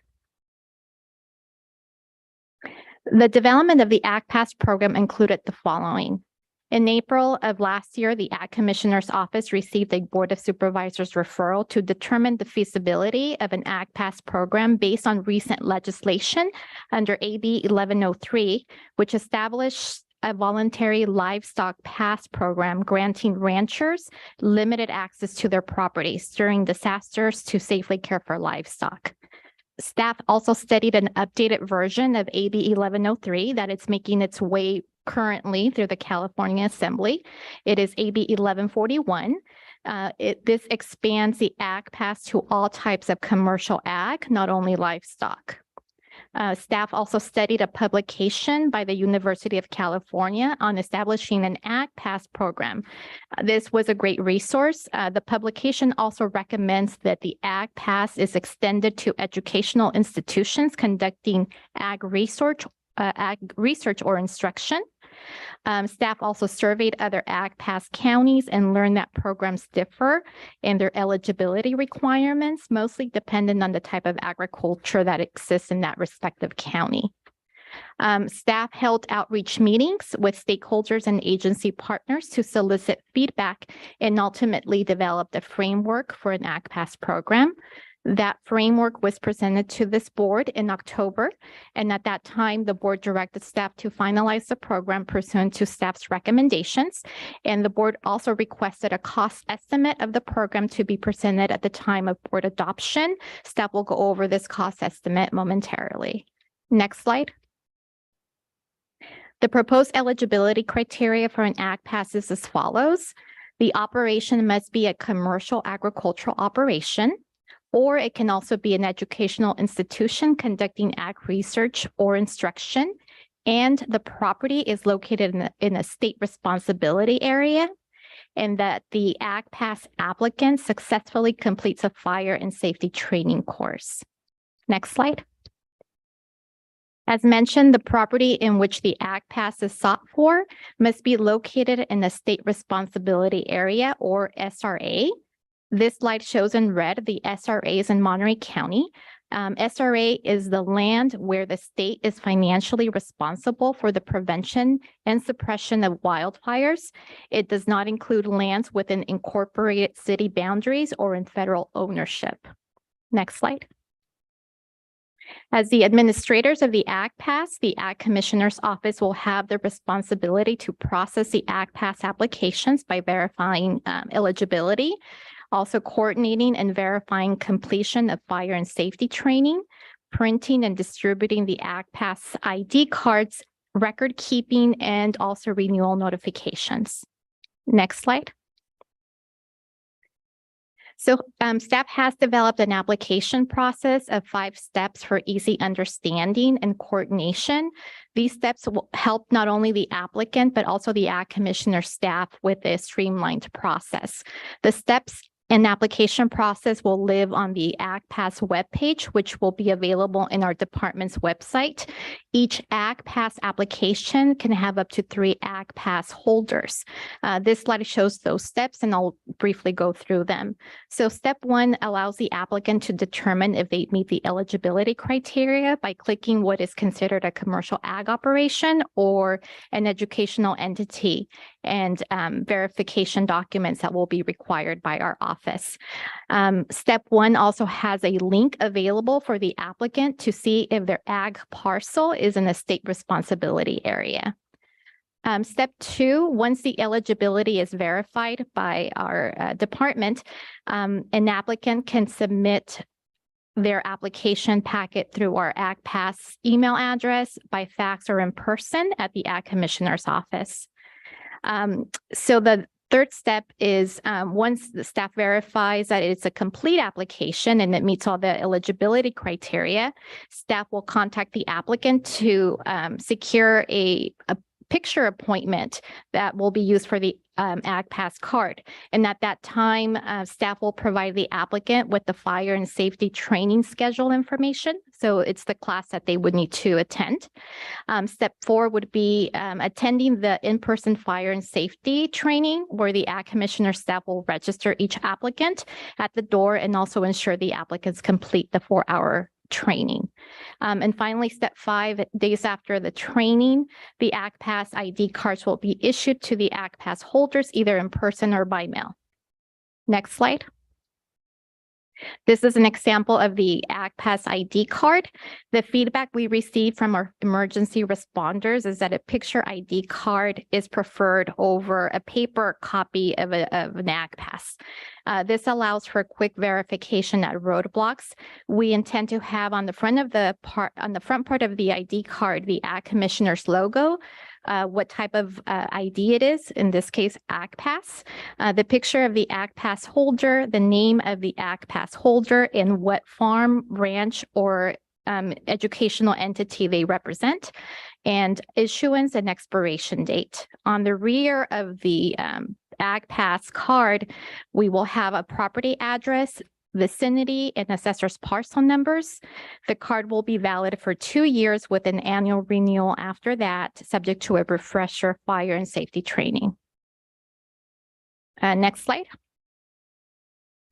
The Ag Pass program has an estimated cost about $15,000 for the first year, decreasing significantly thereafter because most eligible Ag Pass holders would acquire their Ag Pass in the first year.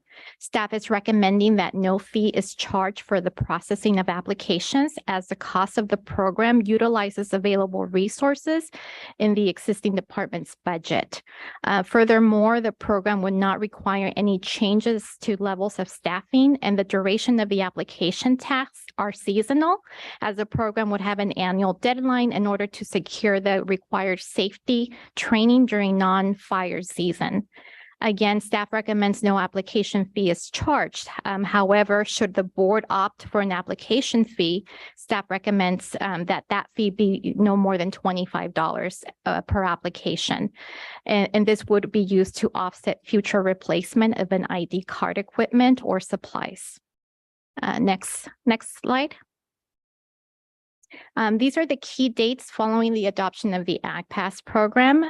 So next week, the week of April 24, the Ag Commissioner would begin accepting applications. A web page will be established with process information and Ag Pass application materials. Our office will put the word out that there through different platforms that we do have this Ag Pass program in effect. And then those applicants that are eligible for the Ag Pass will be scheduled for fire and safety training on June 5th. If we have an influx of eligible applicants, we will open up a second training date on June 6th. The training will be an in-person 4-hour training. And because the Ag Pass is to access properties during different types of disasters, the training will be collaborative training by fire agencies, the sheriff, county public works, and the Ag Commissioner's office. Next slide. So in conclusion, staff recommends that the board adopt a resolution finding that the Ag Pass program is categorically exempt from CEQA, approve the Monterey County Ag Pass program as presented today, including having no Ag Pass application fee, and lastly, authorizing the Ag Commissioner's office as the administrators of the program. And this concludes staff's presentation. Thank you. Thank you very much. And we'll go to Supervisor Lopez. Thank you, Mr. Chair. Once again, thank you to staff for the work. I want to share that obviously this program was born of fire, tested by flood, and we know that it's not perfect. We've had some great meetings with the community recently about this proposal, and they've said, but what about?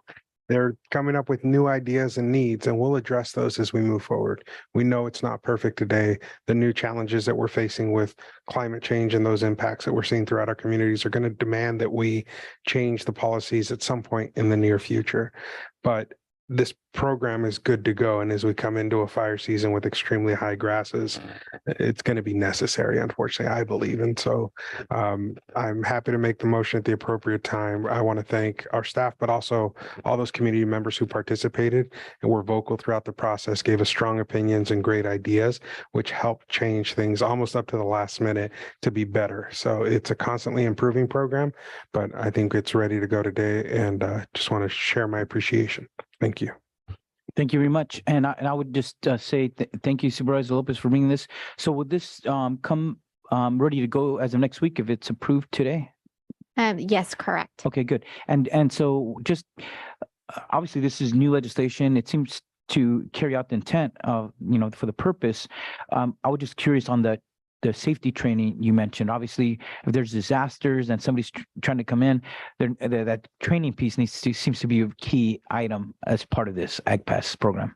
Correct. So a person could not get an Ag Pass card unless they go through the training. So our office will be making sure that the person completes the training that day. And does a curriculum exist for that as part of the legislation, or? Yes, there's a canned curriculum that is used by the fire agencies, but then it incorporates other types of disasters. So that's why it's collaborative. So we have our public works guys or gals. We have CHP might not be may not be part of the curriculum, but they will be in attendance of the training. So they understand what happens at the roadblocks if somebody shows this Ag Pass ID card, but it also involves the sheriffs. Okay, perfect. Thank you very much. Let's go to their colleagues. Supervisor Church. Yeah, I'm, very supportive of this program. I remember when it was coming up and discussed a couple of years ago. I was president of the Fire Safe Council for Monterey County at that point. And, it's a good step there. I know Supervisor Lopez mentioned that there's been people raising questions on a few things on change. Well, I've got a couple of those, but it's all in the sense of trying to make this perhaps a little stronger. One of the reasons that you can go into was for irrigation of crops, but I just wonder if that just isn't too limited, because sometimes there's going to be maintenance of crops have to be done in terms of a greenhouse, for example. It might not be the irrigation, but maybe there's something's going on in a cold spell, and there has to be some heat or something else done.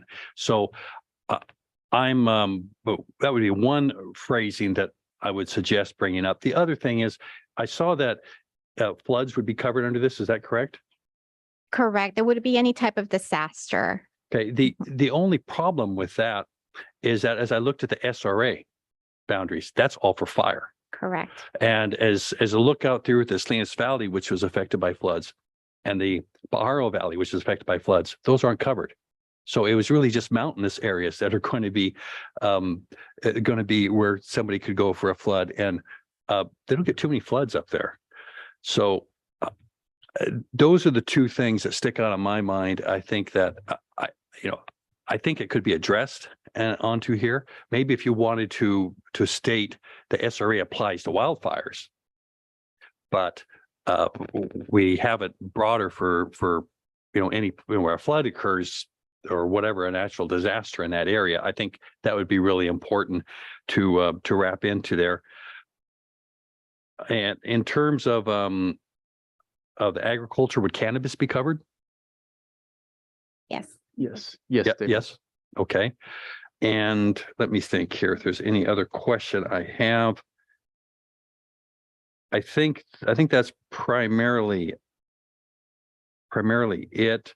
I would be inclined to support a fee on this, though.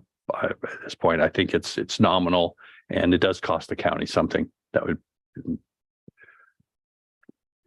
Nadia, could you address the SRA piece? I know it's something we've talked about. So when we were processing the ag pass and having the community meetings, the floods were not an issue yet. So we analyzed only SRA areas.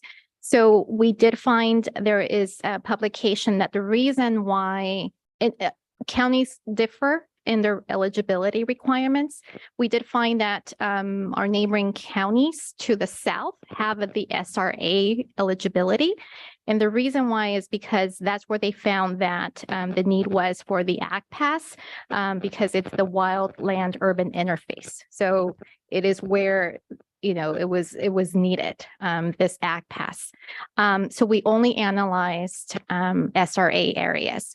It doesn't mean that the program cannot change later, but we analyze that area and we have a figure of how many potential applicants we could have. We have about 290 ranches that could benefit from this, but it could expand. Our recommendation is to approve it, adopt it as is now, and we could expand it further if we see that there is a need.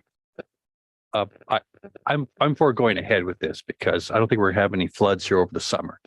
But I know I was contacted by a lot of agricultural enterprises of needing to get in to do things and during the evacuation period. And many of them weren't even directly really affected. They were just happened to be in the evacuation zone. So I could support this on definitely with that we put in something here before the next rainy season so that floods can be covered. I think it's really important. All right. Anyone else?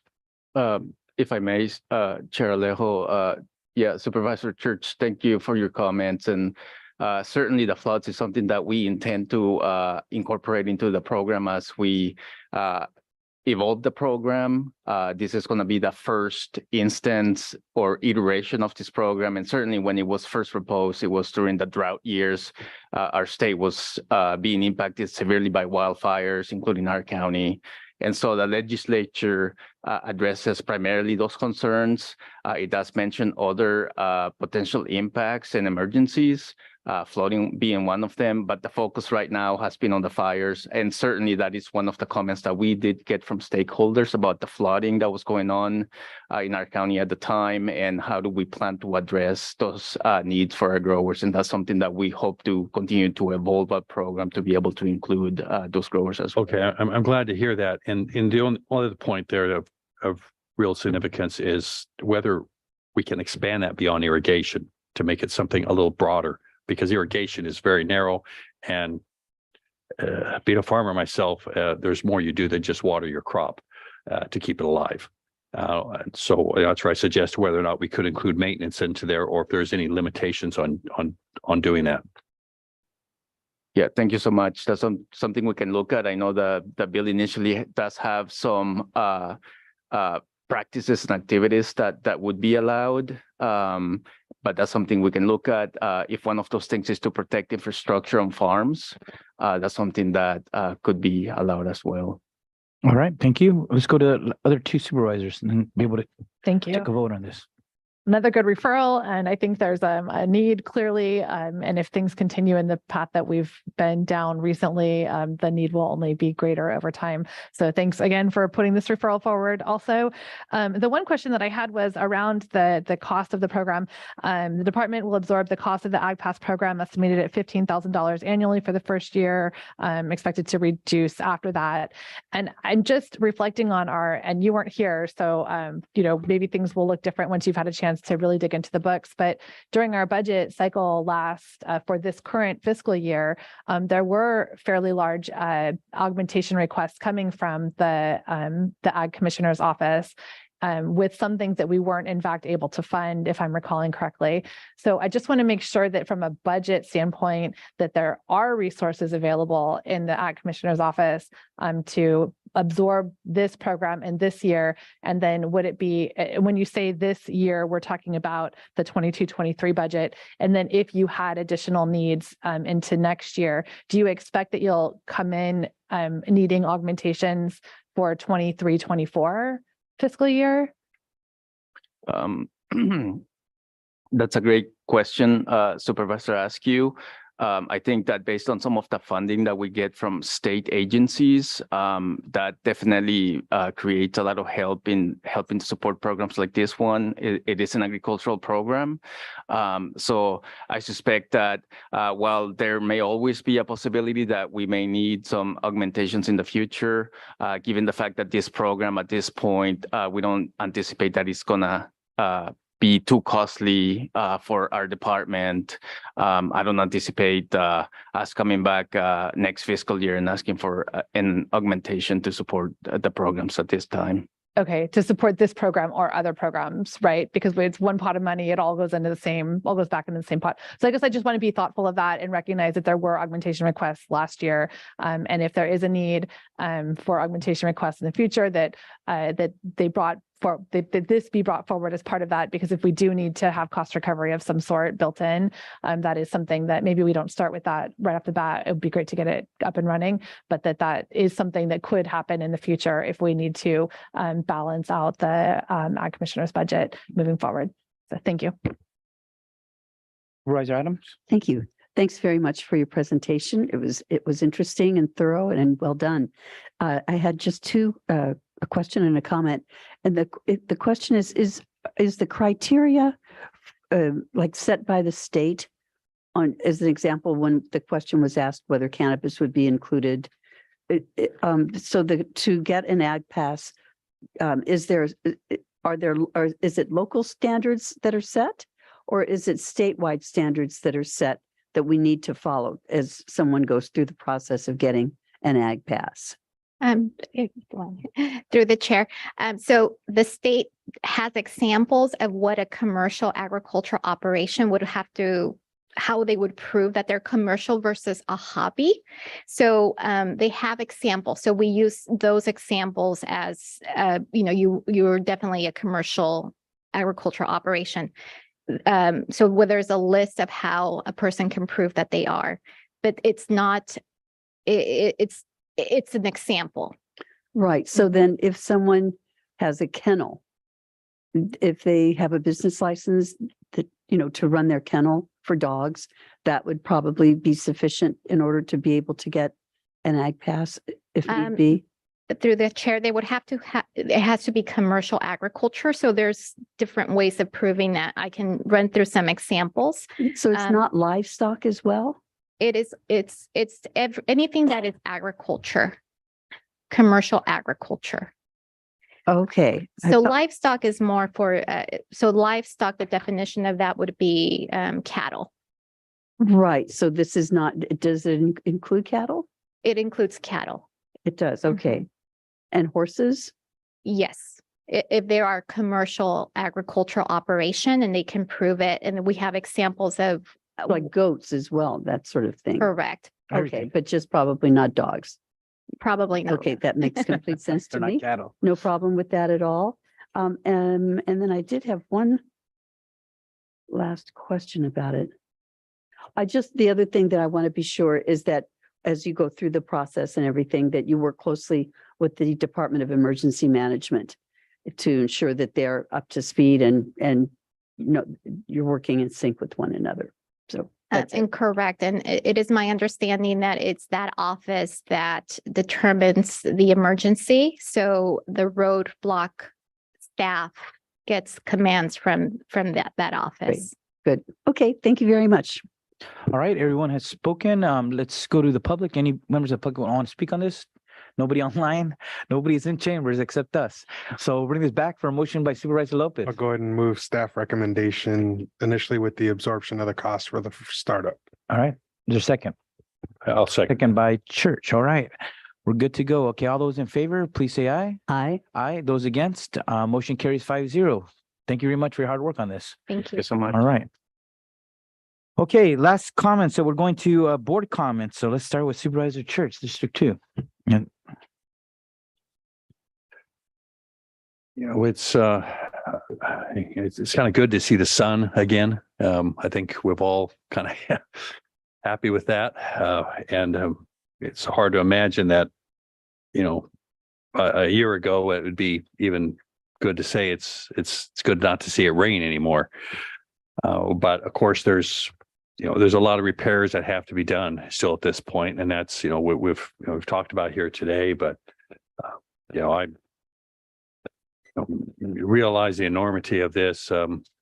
I and my office staff, particularly one staff member, Vanessa Azevedo, who've been out there in the Pajaro area.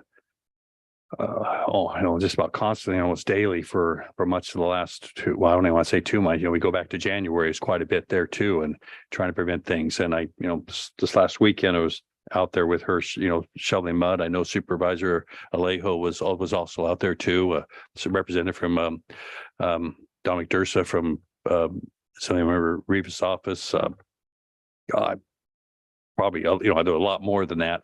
There was a really good turnout. But when you go out there and you see just how bad things really are, the gentleman that was here earlier today was speaking about his house on Railroad Avenue, which was hit probably the worst. And I was out there over by the Mission, and it was so thick. It was just constant. We just couldn't get out of there. So it's a long road ahead, and I think it's these communities that have been hit are going to be on our minds for a long time, and it's important for us not to forget them. And I have had a first, been trying to do a town hall meeting every month. Couldn't do it the first month in January because we have about 9 or 10 distinctive communities in my district, and couldn't do it the first month because we thought we were going to have a flood.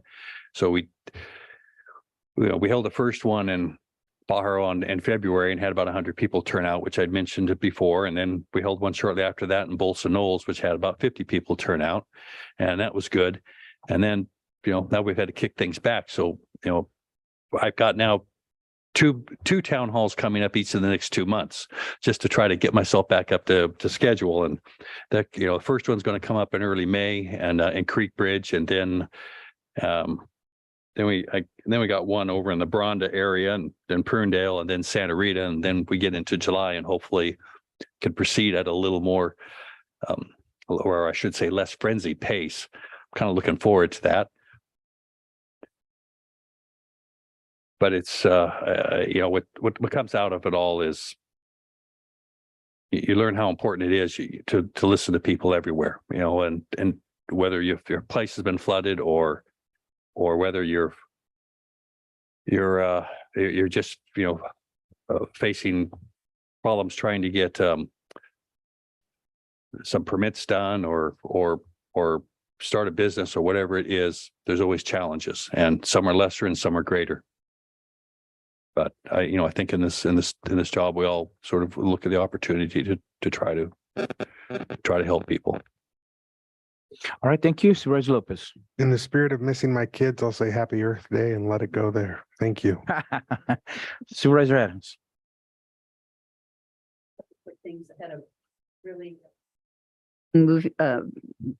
meeting or experience with Public Works, particularly thanks to Randy Ishii and Enrique Saavedra at Juan Mesa plus State Parks as we opened Scenic Road last Friday. It was done in 2 months.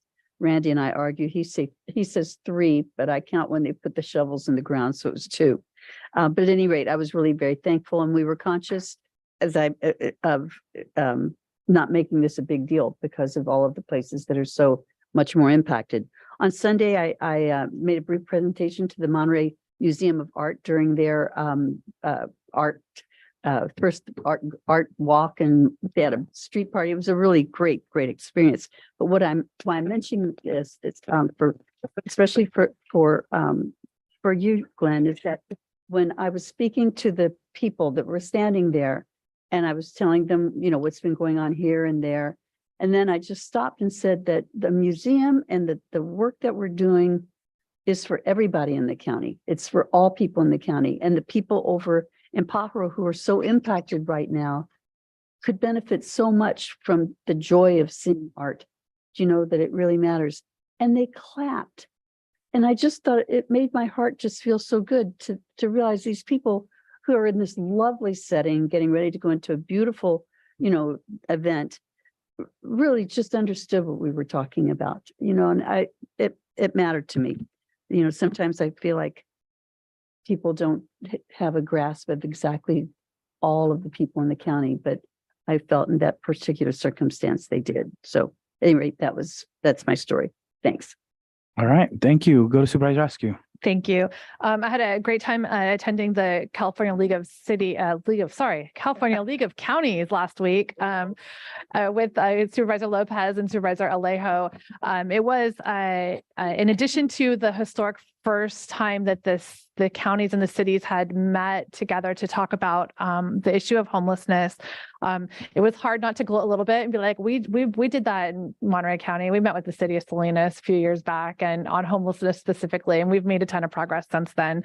One of the other things that I was able to do and really I enjoyed was co-chairing the Women's Leadership Forum. We hosted a successful workshop on women in the media, and it was great to have our very own CAO in the room engaged in the conversation as well. So I'm glad to have you there, Sonia. We do have a couple upcoming community events and town halls and online, both virtual and in person, but those are posted online. So I'll leave that for people to check. And I've contemplated how and when and if to speak to this point, but I do feel like I need to make a comment. I want to thank all of our regional partners who have helped the County of Monterey in our response to the crisis, specifically the crisis in Pajaro. And I'm compelled to just comment and remind myself and my colleagues that the EOC exists for a reason so that we can make coordinated, aligned requests for assistance to mutual aid to our neighbors, to our resources, to the state, and that it's important that we continue to work through the EOC. I want to acknowledge that individual supervisors don't have authority to act on behalf of the county, but all requests do need to go through the EOC. And I want to acknowledge and thank specifically the city of Watsonville and the county of Santa Cruz, who have been strong partners and who have been responsive to the requests made formally through the Emergency Operations Center. I think it's important that we as a county remain aligned through those EOC requests, and that the communication that we put out in times of crisis is coordinated and consistent. I know that there are some times that we each speak individually in ways that, you know, may be different from that, but just to the public, I think that a lot of folks in the public don't understand that how the EOC system works and that it's there for a reason. So I felt like I needed to say that out loud. I know the county system has been hesitant to speak publicly on that point, but it is an important one. And I do think it's important that the public understands that process. But again, thank you to all of our partners and all of the agencies who have really risen up and continue to rise up and help Monterey County respond to the needs of our residents. We couldn't do it on our own, and we are stronger when we work together. Thank you. Thank you. Thank you for raising that last topic, because as a supervisor, I'll always speak out when I see something that is unjust, and when other local government leaders are making poor decisions and being disingenuous to the community. I will always speak out against that. In Tennessee, they try to silence colleagues for speaking out on their opinions. I don't have a megaphone in this chamber, but I have a megaphone on social media. And as a lawyer, before I make any statement in public, I do my homework. I follow up. I had conversations with the city manager in Watsonville. I circled in with our Department of Emergency staff, who confirmed that FEMA was denied the facilities in Watsonville. I spoke to the CEO of Santa Cruz County. I got emails from the EOC office in Santa Cruz County that made the request to reopen Ramsey as a disaster recovery center. I requested it myself, but the Santa Cruz County made that request as going back as early as March 22nd.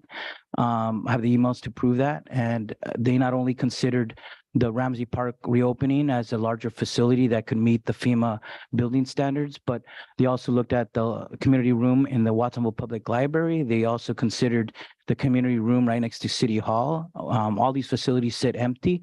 And in the meantime, we opened up a gazebo, originally a gazebo and later a tent. And when I went there, you saw all the emergency services staff freezing because it was cold in the morning. It was cold in the evening. The wind, the sea breeze was blowing. I spoke to everyone, SBA, Cal OES, DMV staff, our county social services, environmental health. Everyone that was there was freezing. They actually brought blankets. They had to bring layers.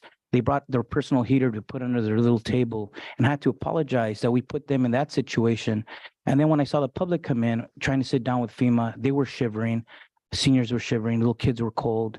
And it was hard to focus on the information they're getting by FEMA because they're dealing with the elements. And in the meantime, there were 3 facilities that were vacant and unused, and they were requested. So originally, when I first made a post on April 7th, it was just asking the city manager and his assistant city manager to reconsider that decision. But then last Saturday, they made a post that was disingenuous because they were saying they were never asked, when the CAO of Santa Cruz County, the OC, has the emails to prove that they did. And I think when we opened disaster assistance centers, at least in the last 7 years, we have never opened a disaster center in a tent, in a park. Every other place has been a building that is dignified, that is temperature controlled for our residents in need. This was the first time we've ever done that. And the community room at City Hall was only 2 blocks walking distance, ADA accessible, 6 floors of parking and the parking structure next to it. And that's why I spoke to the city manager himself. I spoke to the CAO of Santa Cruz County himself. And since then, even more city employees have been calling me and contacting me saying they're glad that I spoke out, but there's other issues going on in that office with bullying and staff leaving. So there's other decisions going on in that same office by the same people that are causing a lot of concerns, and that information will come out soon. I've been in contact with the union, but those employees are coming forward and are speaking out They did it already at the last city council meeting, but these are real issues going on that go beyond just what happened in Pajaro. And in fact, these issues seem to precede any request for a disaster assistance center. They go back, I believe, to decisions on Highway 1. I know that when I spoke to the city manager himself, when we were having a hard time just putting an information table and some portable bathrooms that were requested at the base of the Pajaro Bridge, he told me himself, he was disgruntled. He was angry at some of the decisions of county staff. And I had to remind him that that wasn't the time, that I had my own list of things that we need to improve, but we shouldn't take it out on the community. The community was asking for a research table for information of where resources were available for those that were not staying at the fairgrounds, and they needed bathrooms because the businesses were turning them away or charging them exorbitant fees just to use the restroom.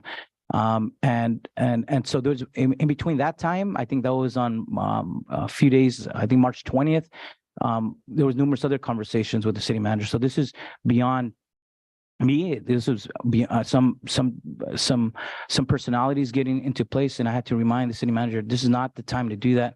When there's an emergency, let's deliver the resources to the community that they deserve. And unfortunately, the office has been unwilling to be able to do that.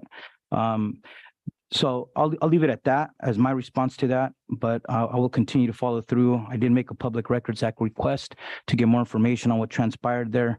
And I hope the city of Watsonville employees will also continue to do their work to shed light on what's going on within their city leadership. The other things I would like to mention is just on at the CSAC conference, I was glad that it was the historic first ever joint summit on homelessness between the California State Association of Counties and the League of Cities, now called Cal Cities. And I appreciate our CAO attending that, as there's important work that is now going to carry out through the budget and through the legislative process for the next several months. I also wanted to commend the Salinas Regional Sports Authority on the groundbreaking of Phase 2, multi-million-dollar project to bring in 2 artificial fields and a mini stadium at the soccer complex. It was a great turnout, and I appreciate our colleague Supervisor Lopez and Supervisor Church for attending and supporting those efforts. I also just wanted to also commend everyone who showed up. We had over 100 volunteers show up in Pajaro, and I know I brought some volunteers, Supervisor Church brought some volunteers, and it was rolling up our sleeves and actually doing the cleanup work. And it was just a beautiful day and a great turnout of volunteers and some good press coverage as well. And last thing I would just say on that point is that there is a concern because people have applied for FEMA, but they haven't got a response yet. They haven't got any answers. They haven't got any assistance in their hands. The other meeting I had on Wednesday while I was at CSAC was a meeting with Cal OES staff on the Rapid Response Fund. That's the fund that's trying to provide parity with FEMA for the undocumented residents that don't qualify for FEMA. They're working through one or more local CBOs, and they just don't have a start date, but it should be coming soon, and I can't wait till they get on the ground and in Pajaro to provide those services to those who are turned away from FEMA. And lastly, AB 513 was filed by Assembly Member Freddie Rodriguez last week. There was a press conference with our Assembly Member Robert Rivas and Freddie Rodriguez to create a permanent program as the Rapid Response Fund to provide assistance during natural disasters to undocumented residents who don't qualify for FEMA. And the bill is specifically that it will be retroactive to the storms of January and March and to an earthquake that happened in Southern California. So we look forward, hoping our county will endorse that legislation because it was based after a visit to Pajaro by the group of legislators. With that, we'll end our public comments and we'll adjourn today's meeting. Thank you very much. Chair, no reportable action from closed session. All right. Thank you very much. Appreciate it.